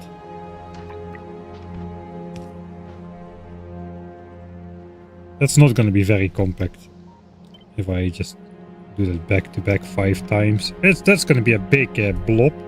I mean, not really big, and I think I kind of overestimated how much space I would potentially need. Even though the steel setup is going to be quite big. I don't like the setup.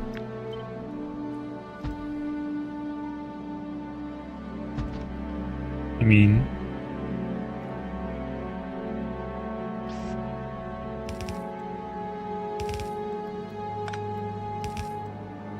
I'll just spam inserters.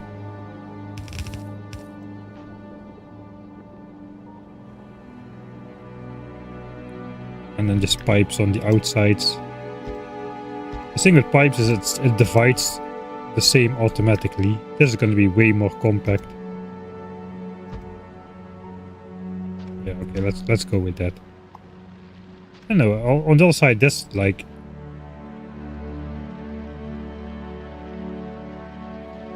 has some elegancy to it too with the single inserter. You know what? Yeah, I'm not sure. I'm not sure.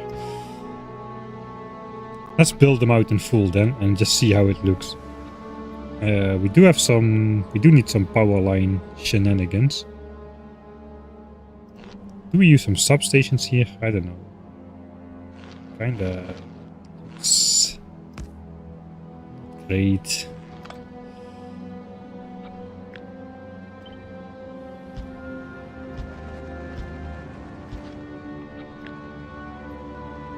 Alright, so we need this 5 times. 1, 2, 3, 4, 5. That could be one blob. The output belts are pronounced. That is good. Let's also build this out.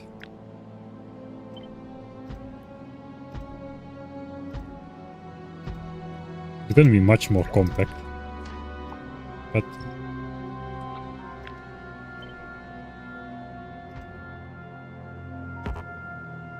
3, 4, 5.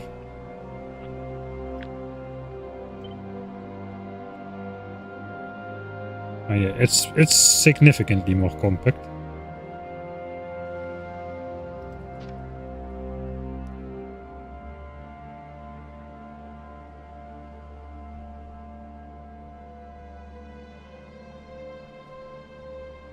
Normally I would go with this design, but looks like I'm leaning towards this one. I don't know why.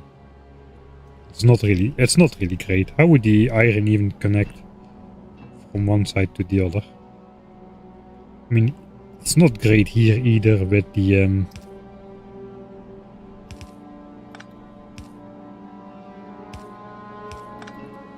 kind of need to make these kind of loops.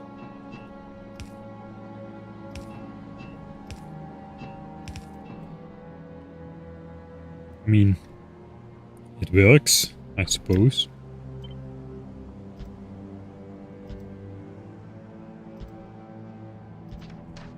And then it's gotta come in from somewhere. That makes this design look less good. Can we do something dumb here? I think no, does not span. Yeah, it does not span, so we need to be on the outside here as well. So it's the same thing. Except the one saving grace is we can do like the minimum thing over here. Because we got more of them. Okay,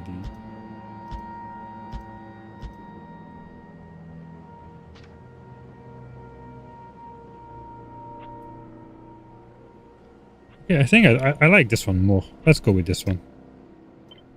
That's steel.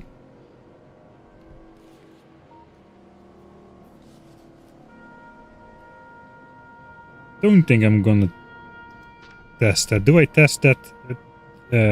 We might have some.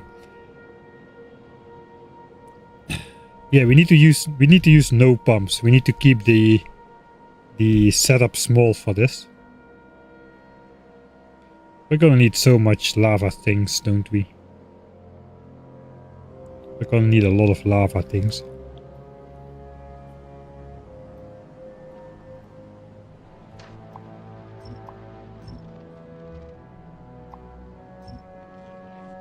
Feels so weird to use not productivity modules.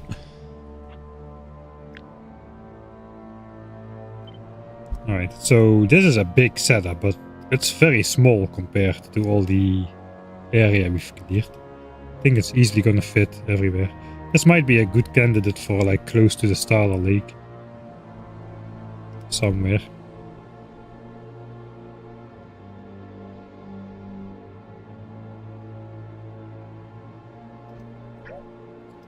Trying to delete the pipe corpses a bit. Just to better see how it looks.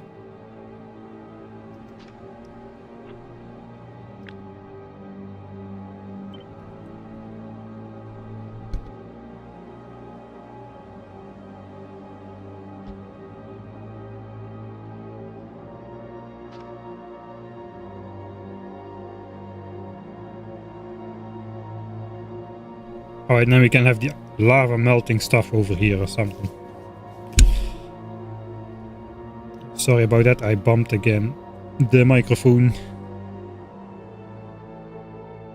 All comments without context. Yeah, let's not read those.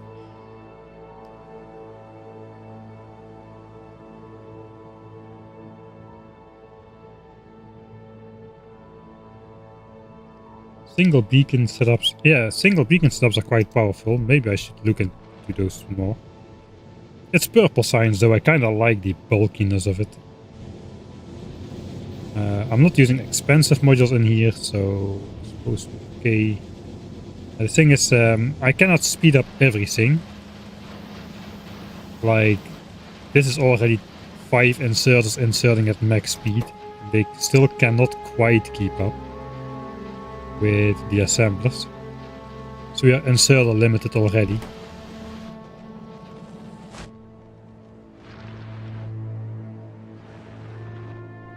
Oh, we're finally starting to run out.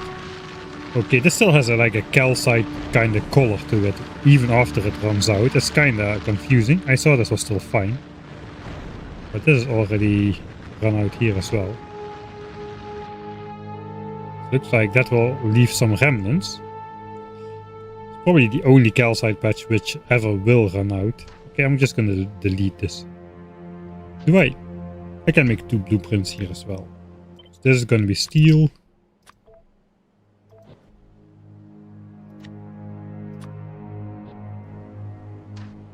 And this is gonna be steel. No.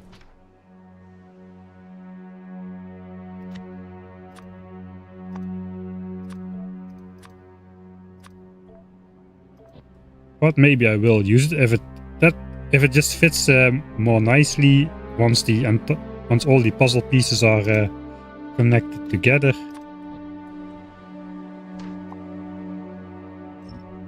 We might use that one if it just like exactly fits in between something where this guy doesn't fit or something. Probably, yeah, I'll just write that in the blueprint. Over here, 2/5 to fern, 3/5 to a rail. That is the ratio. That's why it's built in 5 pieces in the first place. So, all right. So that's steel. So rails is complete. No, rails is not complete. Stone. Stone is like the last thing we'll do after everything is built, including all the lava stuff. Then we'll just have to do stone, I suppose. On the other side, I do know how much stone I need. If I didn't make any other mistakes in my spreadsheet, which is not unsinkable, I will need 2056 stone a minute from foundries.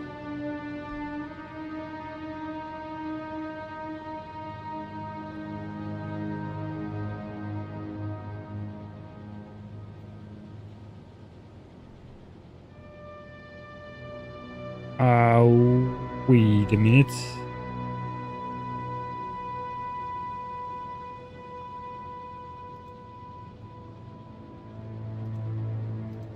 Alright, now this is self-sufficient. Yeah, self-sufficient, alright.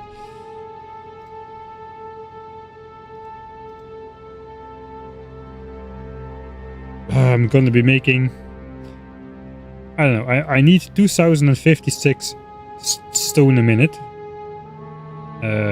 Extra for purple science, and my rocket part factory is gonna make 1977. That's almost exactly the missing amount.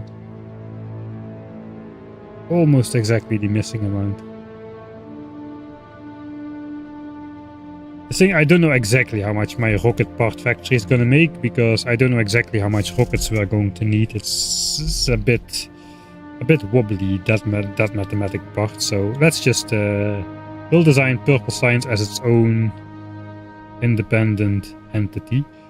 Let's just see, how would we even make stone and get rid of not the stone but the copper. We cannot put the molten copper on a belt. There's some stuff you can do with recipe changing to get rid of fluids. I never did that, but I know it's possible. Alright, so let's say we are melting copper. We're gonna need an offshore pump to put the lava in. Let's use a normal quality one.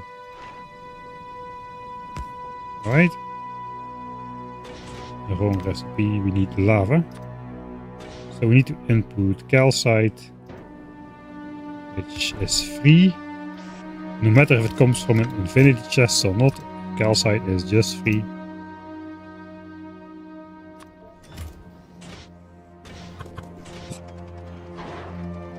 Alright, and then we produce molten copper and stone.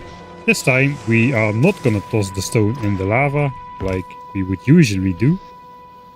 But instead, we're gonna bring it out. This makes almost 6 stone a second. That's 3 inserters worth of stone. Now we gotta find a way to get rid of the copper in as efficient a way as possible.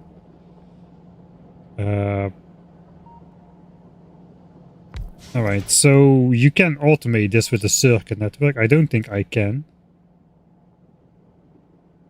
There are only 2 recipes which use purely molten copper. There's copper cable. I just want to see how much molten copper goes in there. Looks like only 25. 5 recipes worth. I think if I put speed in there, no, just 25. What if it was copper cable? That's 200. That's better. Speed or not speed, right? Yeah, 200. All right.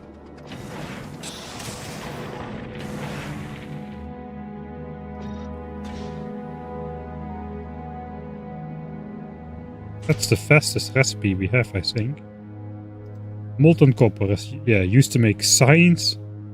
Yeah, but the thing is, LDS and science is probably better, but that also requires plastics or tungsten, which we of course don't want to destroy. I mean, it is kind of dumb that I'm tossing stone in the lava here and using, because I need molten copper, and then here I'm going to throw away molten copper because I need stone, but that's how we're gonna do it. At least I think it's better if the systems stay independent, even though I could like feed it in, all that kind of stuff. I just don't want to mess with this area anymore. I think that's gonna be one of the center parts of the Vulcan base, so be it. Alright.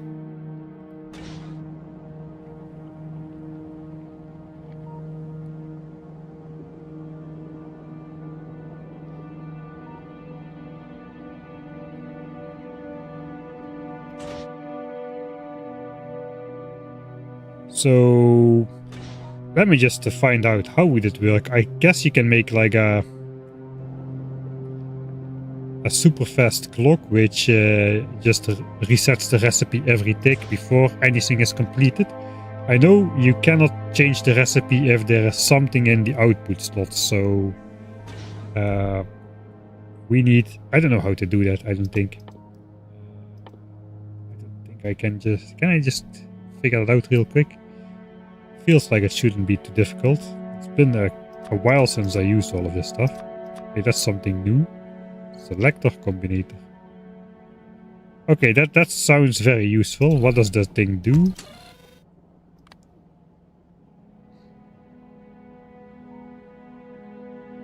Random input.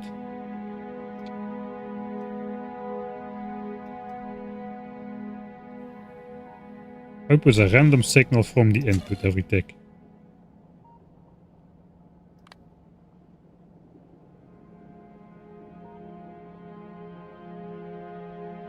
That sounds good enough already.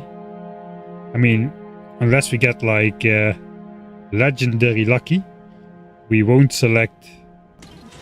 How fast is this thing?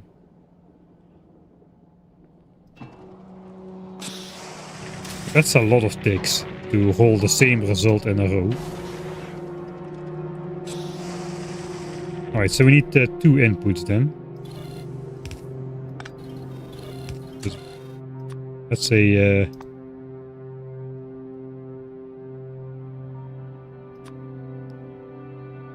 A. We can do 3 inputs. We can do that on the can we not? Alright, B, C. Alright, we can diminish the odds by a lot.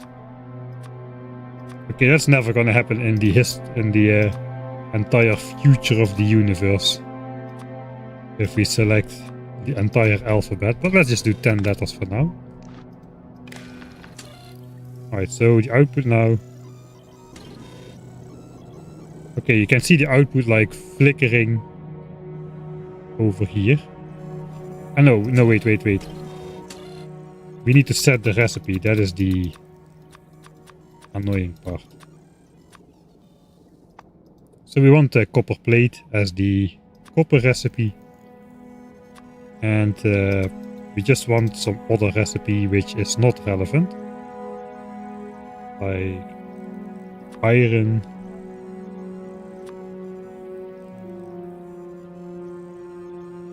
And steel. Let's do that. 2 of them. And sticks. Right, so we'll select copper only 1/4 of the time. I think this is gonna work. Set recipe. And this is away. Right.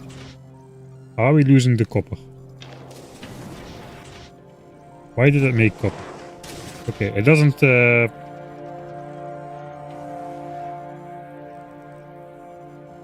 okay, it doesn't work. It doesn't work because the recipe won't change if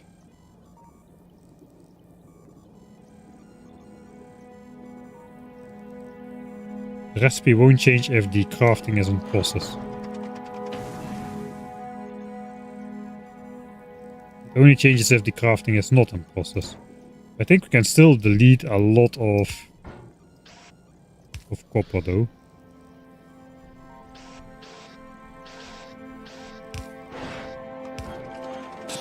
So this copper gets deleted every time.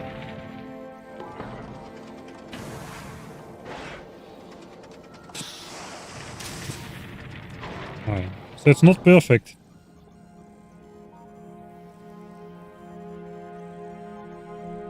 Okay, and we need to output the stone, I suppose.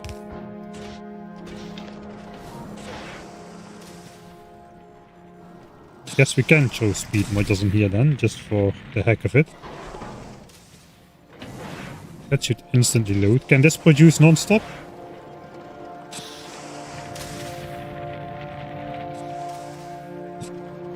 It's not producing non-stop. Maybe because of stone.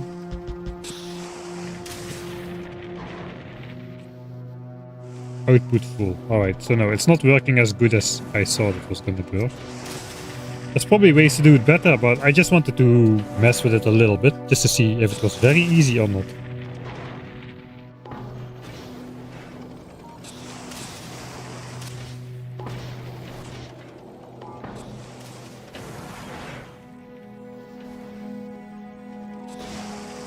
We might be able to get that to work if we have like...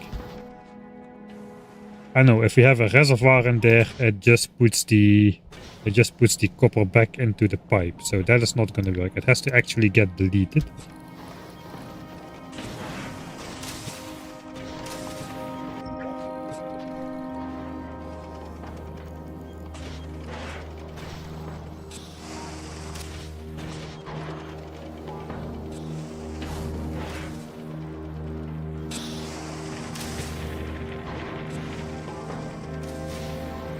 Alright, what if I select... Okay, probably people in chat already said this, but what if I put a recipe there that actually does not get created?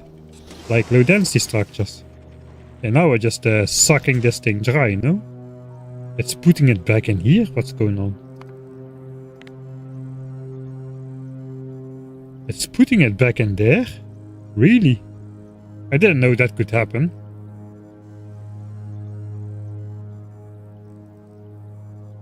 Maybe it's in place exactly to avoid this type of behavior. Let me just quickly read chat. People usually have a lot of more knowledge.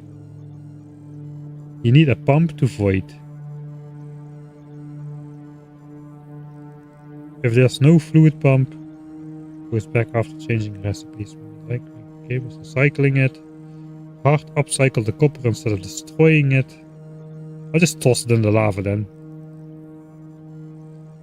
Tank and a directional pump, but then the fluid will just go in the tank and the tank will fill up.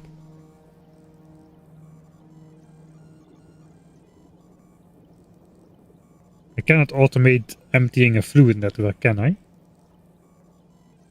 Anyway, I'm not really planning to research circuit network. I just wanted to like dabble in this a little bit.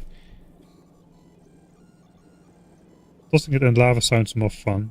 It also sounds more fair. I didn't know, though, it could go back in the output of a machine. Let's go tick by tick. We'll see this change to low density structure at some point. Anytime now. Okay, here we go. So now 100 copper is in here.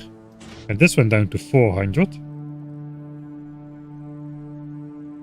And if we continue one more tick. Okay, it's still low density structure. Now we're up to 180.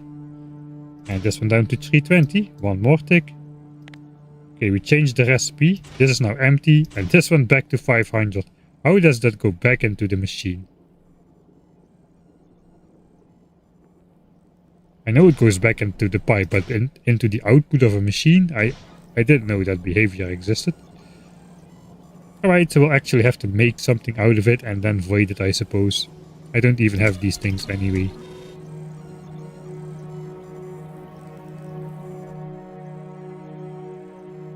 Just let me know. I didn't miss that there's a simple pumps work. I gotta put a pump in between there. Yeah, then it will get destroyed. You're correct. I didn't understand it first, now I do.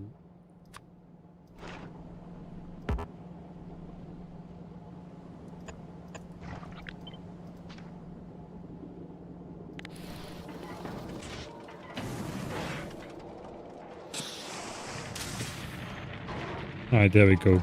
That was easy, wasn't it?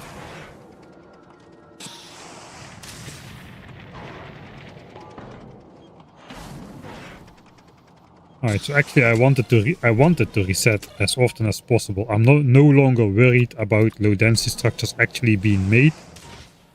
But this can probably suck up resources from more than one of these. And we no longer need speed modules. I don't know if I want to use this. I mean, I cannot at the moment. I don't have circuit network. I was planning to do the playthrough without circuit network. It is kind of funny though. I'll make a blueprint of this just for the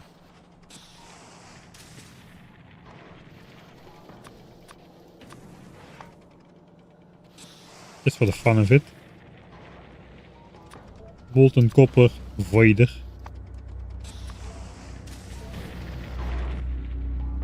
Figure it out. But we're probably not going to use it. It can do much faster than this apparently. It's empty in a heartbeat.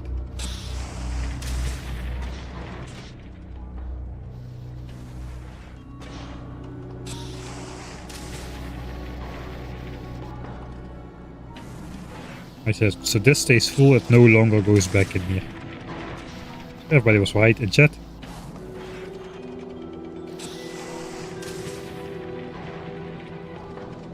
Right. We're gonna have to do it the hard way, I think.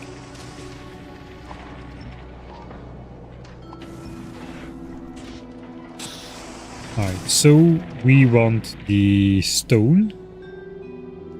5.6, that sounds like we need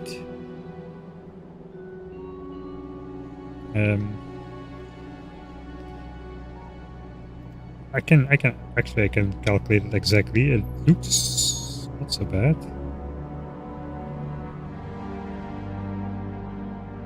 $2,056 stone. That was it. 2,056. Divided by 60. So that's 34 a minute. This does 5.62. Sorry, a second. And this does 5.62. Slightly more than 6. That's annoying.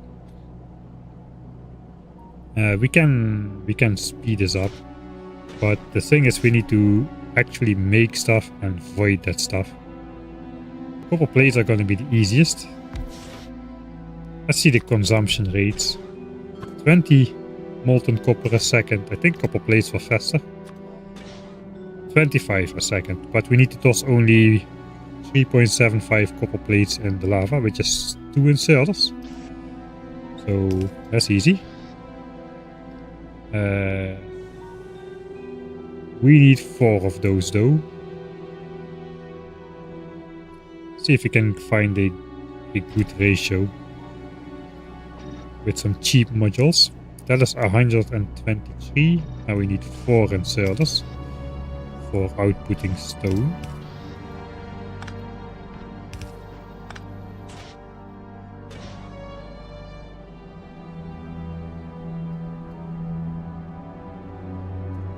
And 5 of those in total.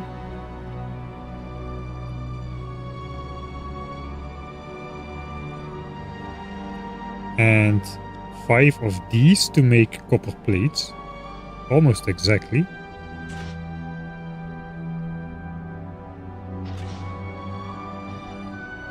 I kind of want to keep this as cheap as possible, really. I do like this ratio though, that thing.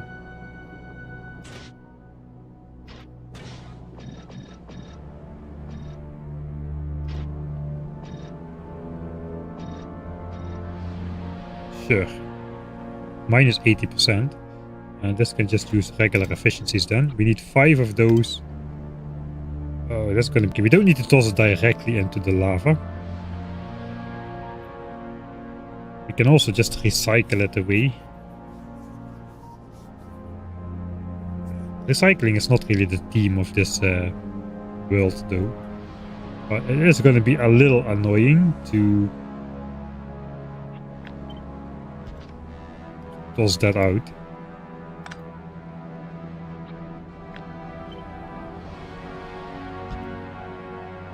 I mean, that could be a setup. 1, 2.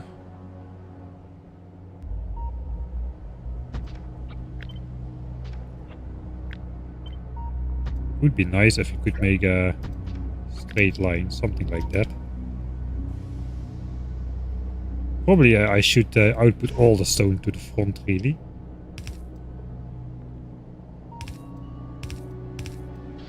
Still have space for the copper pipe, and then just do the copper stuff somewhere else.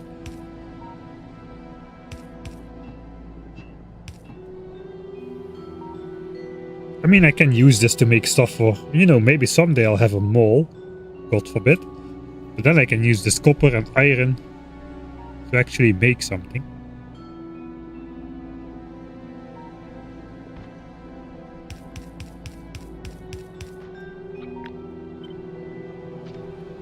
So, not like this.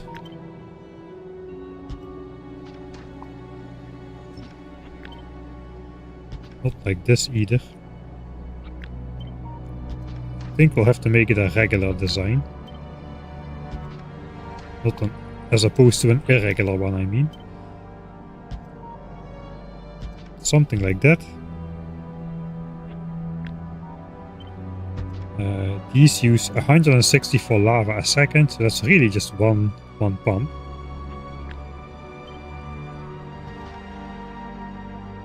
I kind of want to have that pump on the blueprint.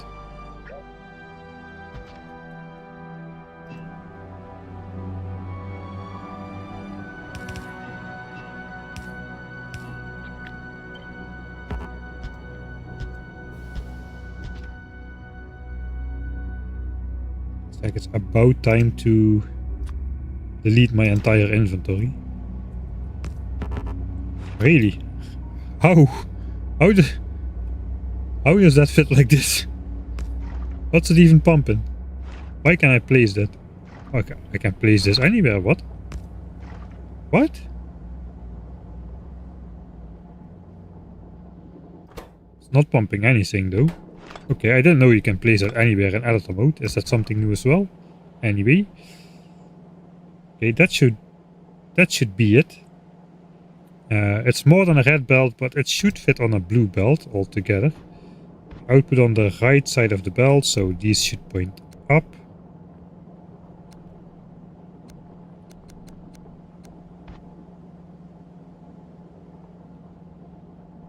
Alright, and then we basically can just do this. Side load on a blue belt. And send it off to wherever it needs to be. Calcite input. I forgot about calcite input. I always forget about calcite input.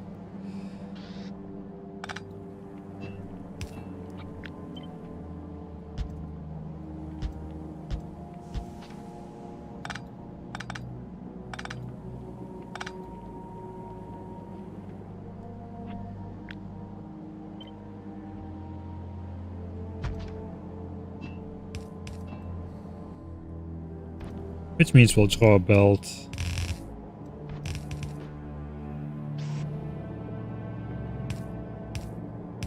in the wrong horizontal.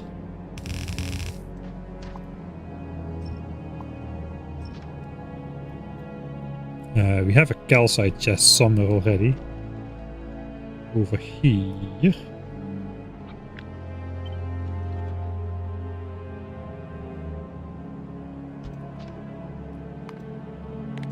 Right. There we go. This should fill up slowly.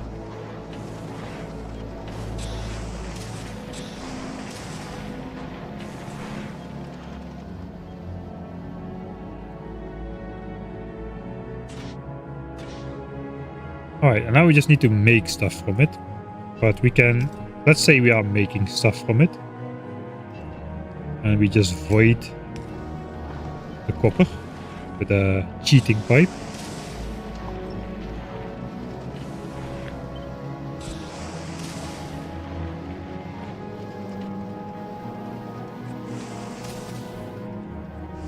Okay, I think stone is going to be produced always, so...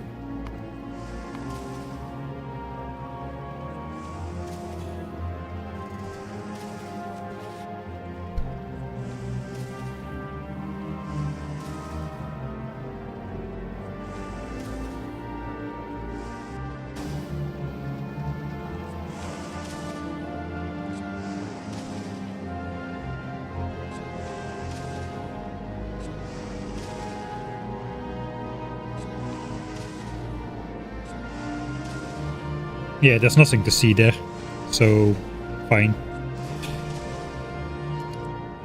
We're gonna trust that that's enough copper, so that could be another blueprint, I suppose.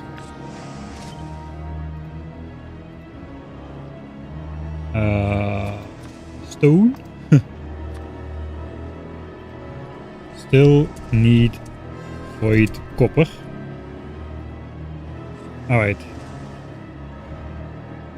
Let's see if I do want to research circuit network.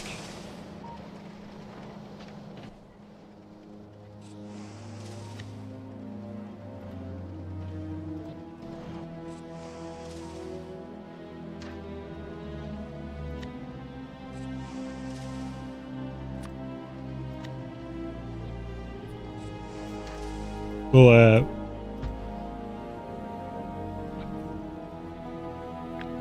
can this guy do it all?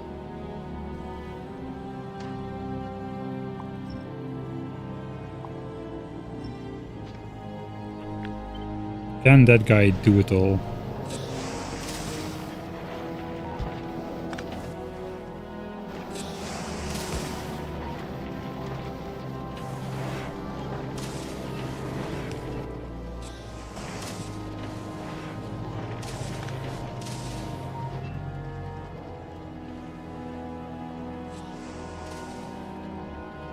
Okay, this kind of a big output at a one go. It does seem to void all the copper in just a single machine. Oh god, that is so much better than having to build 25 copper plate assemblers and then toss that in the lava. Just do this.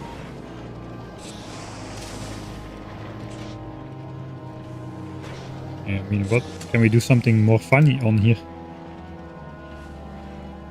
It doesn't set the recipe, I think, if it's something it cannot make. It just deletes the recipe then. Alright. So then of course it's gotta be fish. Lightning. Yeah, okay, you can make lightning.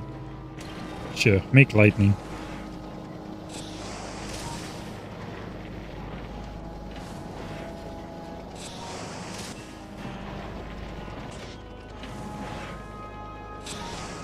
I think I can hook up a tank.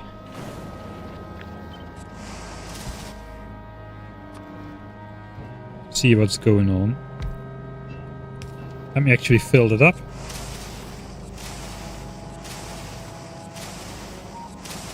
And see if we can draw it empty with just a single machine.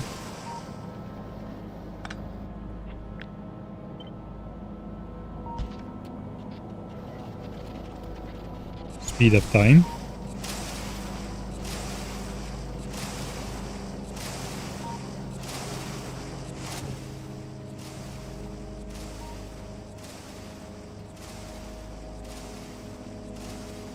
It does not seem to draw it empty. I guess if I made a proper clock instead of a randomizer, I could empty that. Okay, I saw that in one tick 100 molten copper goes in here, so if I can alternate that 30 times a second, I probably can void 3000 copper a second, which is much more than this. But if that was true, we should be alternating. Yeah, we should be alternating more than 6 times a second with just a random interval as well.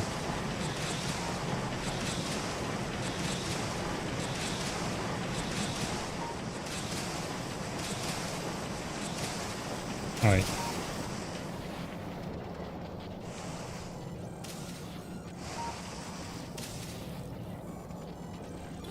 Alright, I'll make a proper clock then. I think I can do it.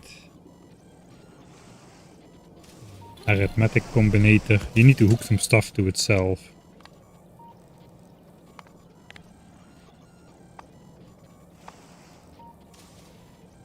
I forgot how to do it. I don't think I'm gonna figure it out right now. We have a clock in here for my 10k SPM base maybe.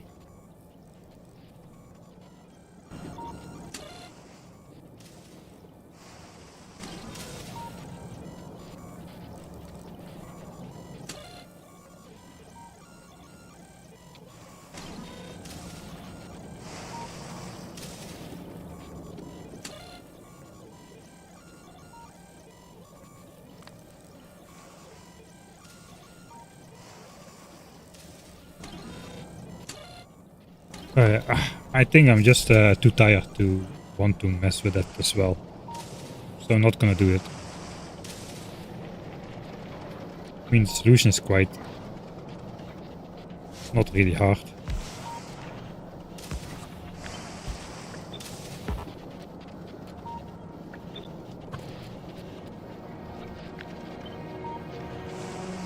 Probably should use oh, I can use the same one, that doesn't matter. Alright, there we go, it's getting pumped empty. Alright, so it's possible, it's possible. Oh, do I want to use this? It is so easy.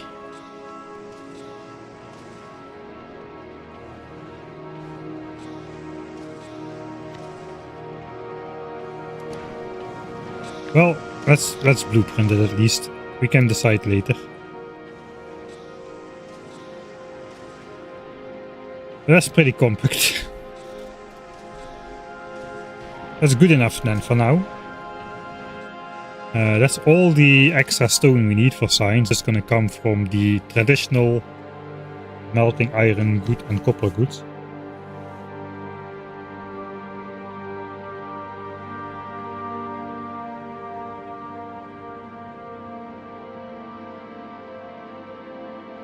Yeah, I was the guy who made Ultimate Death Will, that's correct.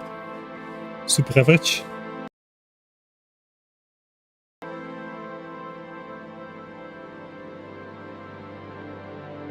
You need more than one machine because it fills up only after 5 ticks.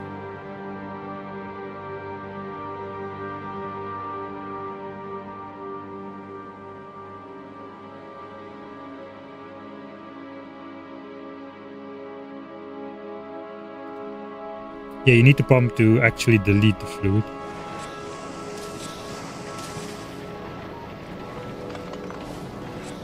And let's just see what happens on a tick by tick basis.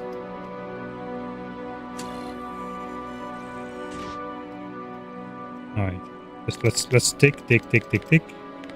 Alright, if low density set 100 copper gets inserted, and then it gets reset.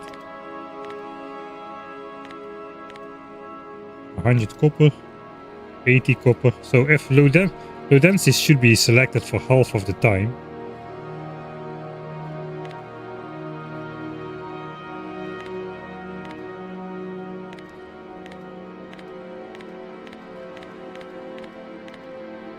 If it's selected for 1 tick, it eats 100 copper. If it's selected for 2 ticks, it eats 90 copper per tick. Okay, I think the losses will come from if it's selected for more than 3 ticks. Let's try to get a 4th tick. Alright, 4th tick is 290. I don't know, it feels like it should be fast enough. How much are we making anyway? Okay, we're making a lot actually. Okay, we're making a lot. No, we're not making a lot. What's going on? This is why is this not working when it's running at full speed? 123 times 5 per second. We got 60 ticks. Why is this not working? We got 60 ticks, man. Okay, I know why it's not working. I know why it's not working. And I know how we can make it work. With one machine. It's not working because the fluid is going back in the pump. And the pump doesn't fill up with fluid fast enough. So this should do it. That should do it. With a single machine, I think. Fit this here then. Let's let it fill up again. I'm pretty positive that should do it.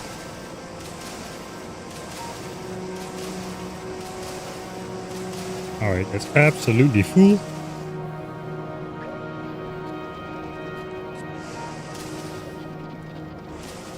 And it's getting emptied with one machine. Easy.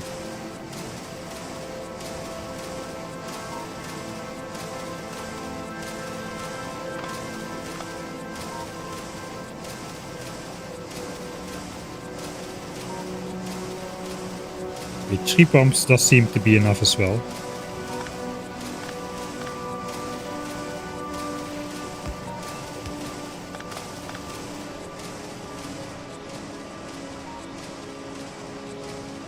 Right. I think 5 pumps is more reliable. And looks stupider. Alright, and we do want then... We probably do want the tank in there to... Do we want the tank in there?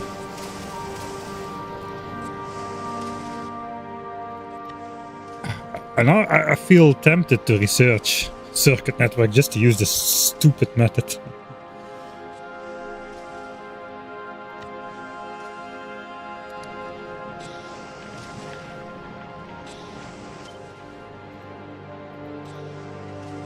Alright, so now we got it on the blueprint.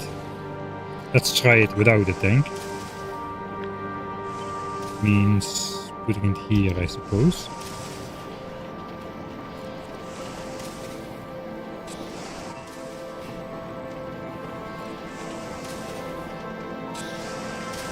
Alright, these pumps, I think this is fast enough as well. These pumps just take all the fluid.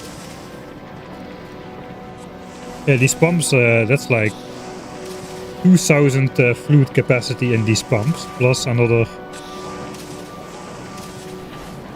2000 in the pipes. That's 4000 capacity.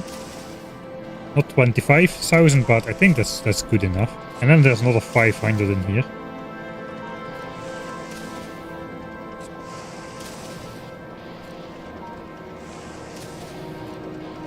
Alright, that's better.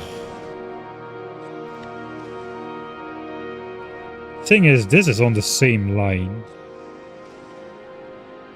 I think I'll keep the old design because it has the reservoir. This is on the same line as well. This looks dumb. And we have a visual representation of what is happening in terms of this fluid reservoir. Whereas here it's a bit harder to show what's going on. So, okay.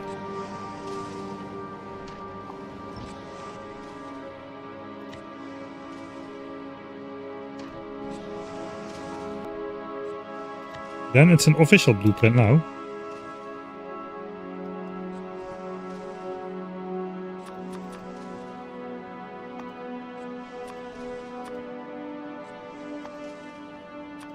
That's the real voider. Not this one anymore. We can get rid of that.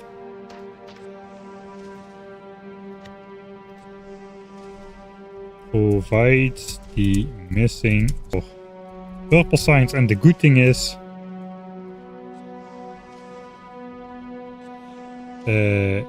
if I'm still short on stone, this is not at max capacity for avoiding copper yet. So this maybe, yeah, this is good because I'm not really sure. I'm not 100% sure I have calculated everything correctly, especially with regards to stone from foundries. It's all new territory, so there might be some mistakes in there. And here I can simply add like a couple more foundries and it will still be fast enough to keep up. Pretty sure. Should I find the... How much can it do?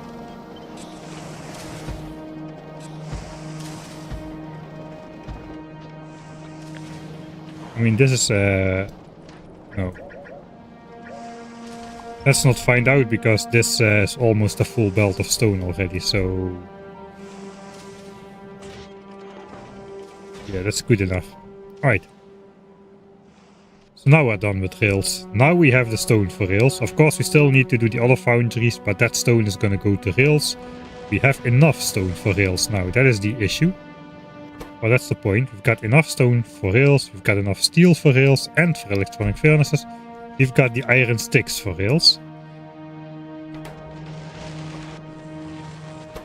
So we got the steel for furnaces, we've got the stone bricks for furnaces. We will have the stone for furnaces as well.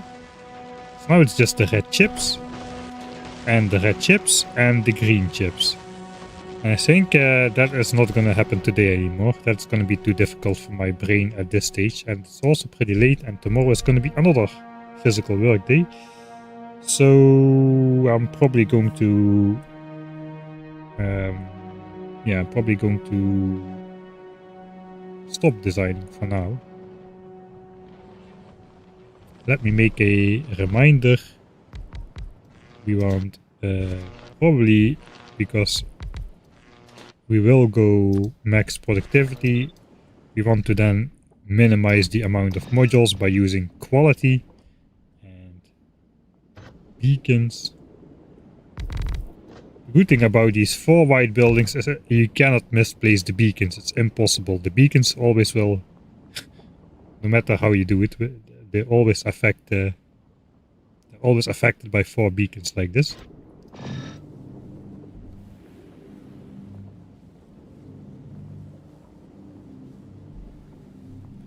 Alright, and then we want none of this. We just want green chips with no quality.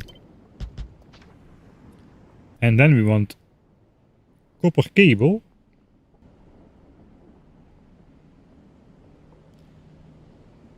Ooh, I find a way to get more stone. So normally I want to make copper cable in a foundry directly because it uses less copper, but I want to use more copper. So yeah, we might need less than a red belt of copper if I take this step. And then the foundry for copper plate. Instead of doing this in one go, this is the more efficient way to do it, despite this having an extra productivity step. This only becomes better if you have like Mark III productivity modules or legendary Mark IIs or something like that. If not, then this is better because it gives you twice the copper cable which you are supposed to get. This has another 200% multiplicative productivity bonus built in the cost for the recipe. So something like that it was.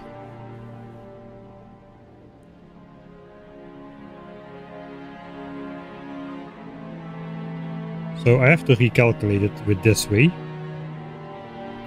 And that's all going to be efficiency.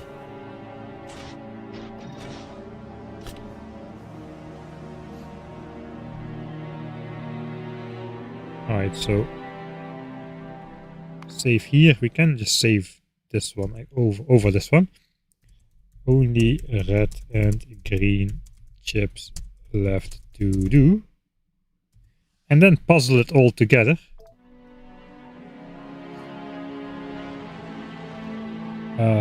Not really sure how I'm gonna fit it in. I might have a... No, probably not. We'll have a small stream tomorrow as well. We'll see. We might. But I'm probably gonna be too exhausted. I want to have a good stream on Sunday, so I should rest a bit as well.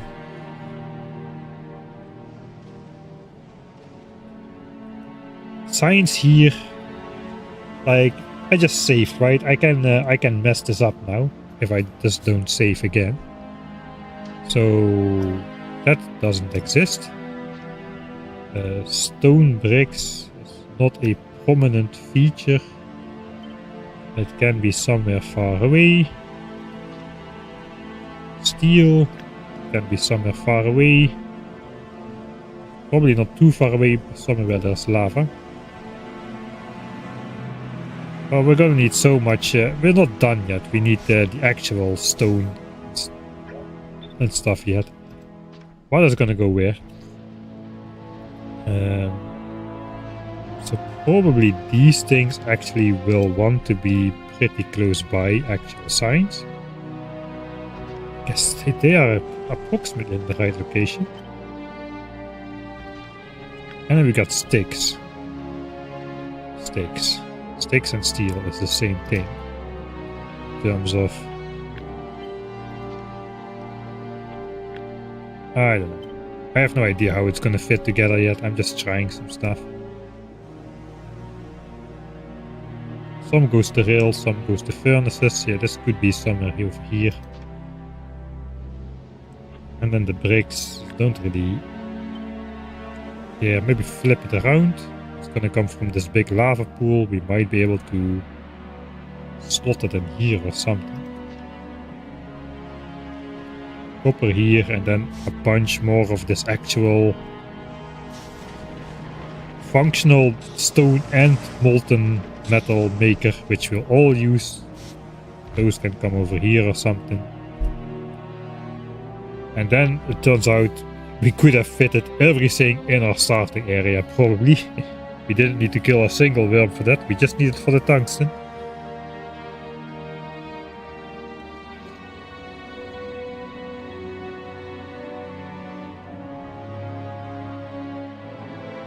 Alright, let's make a second save.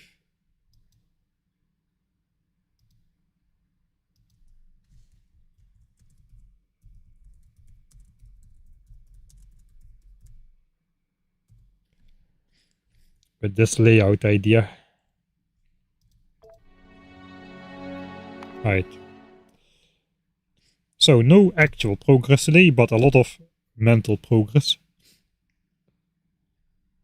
We're still at this point in the game where we started. About to research Power Arm Mark II, just as in the intro.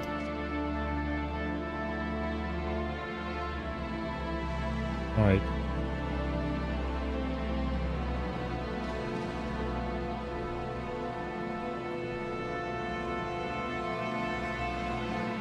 Yeah, the plastics for head is made. The plastics for heads are gonna come in from Norvis, I decided. Because no matter if I have advanced coal liquefaction or not, Purple Science is gonna be too expensive on coal to get the plastics from coal liquefaction on Vulcanus. We need a lot of coal for the science pack itself. We need coal for rocket fuel, which we are gonna use, but the plastics are just too much. So we're gonna ship those in instead. It wouldn't be too much if it was one-time science cost, because the coal patches would be delivering 1,000 times more tech progress, and you would get to like infinite patches basically early on.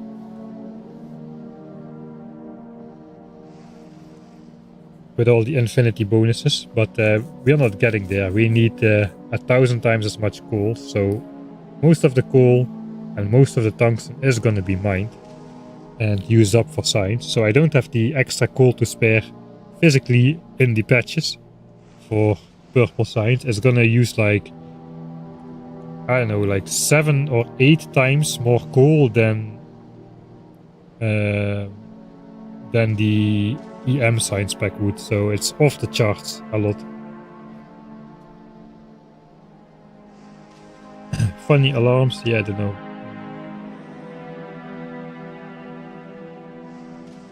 A decider T is smaller than interval.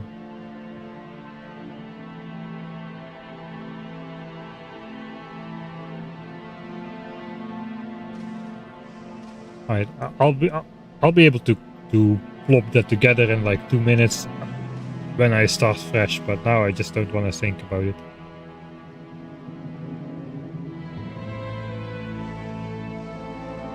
Right, thanks everybody for watching. I'm gonna go to bed. Hope you had a nice time, even though it was just a design stream. Maybe it was kind of a different take than usual. But yeah, it was a good design session. A little bit finicky, but that's the nature of the beast. Anyway, I'll be back on Sunday. Thanks for hanging out, and hopefully see you all next time.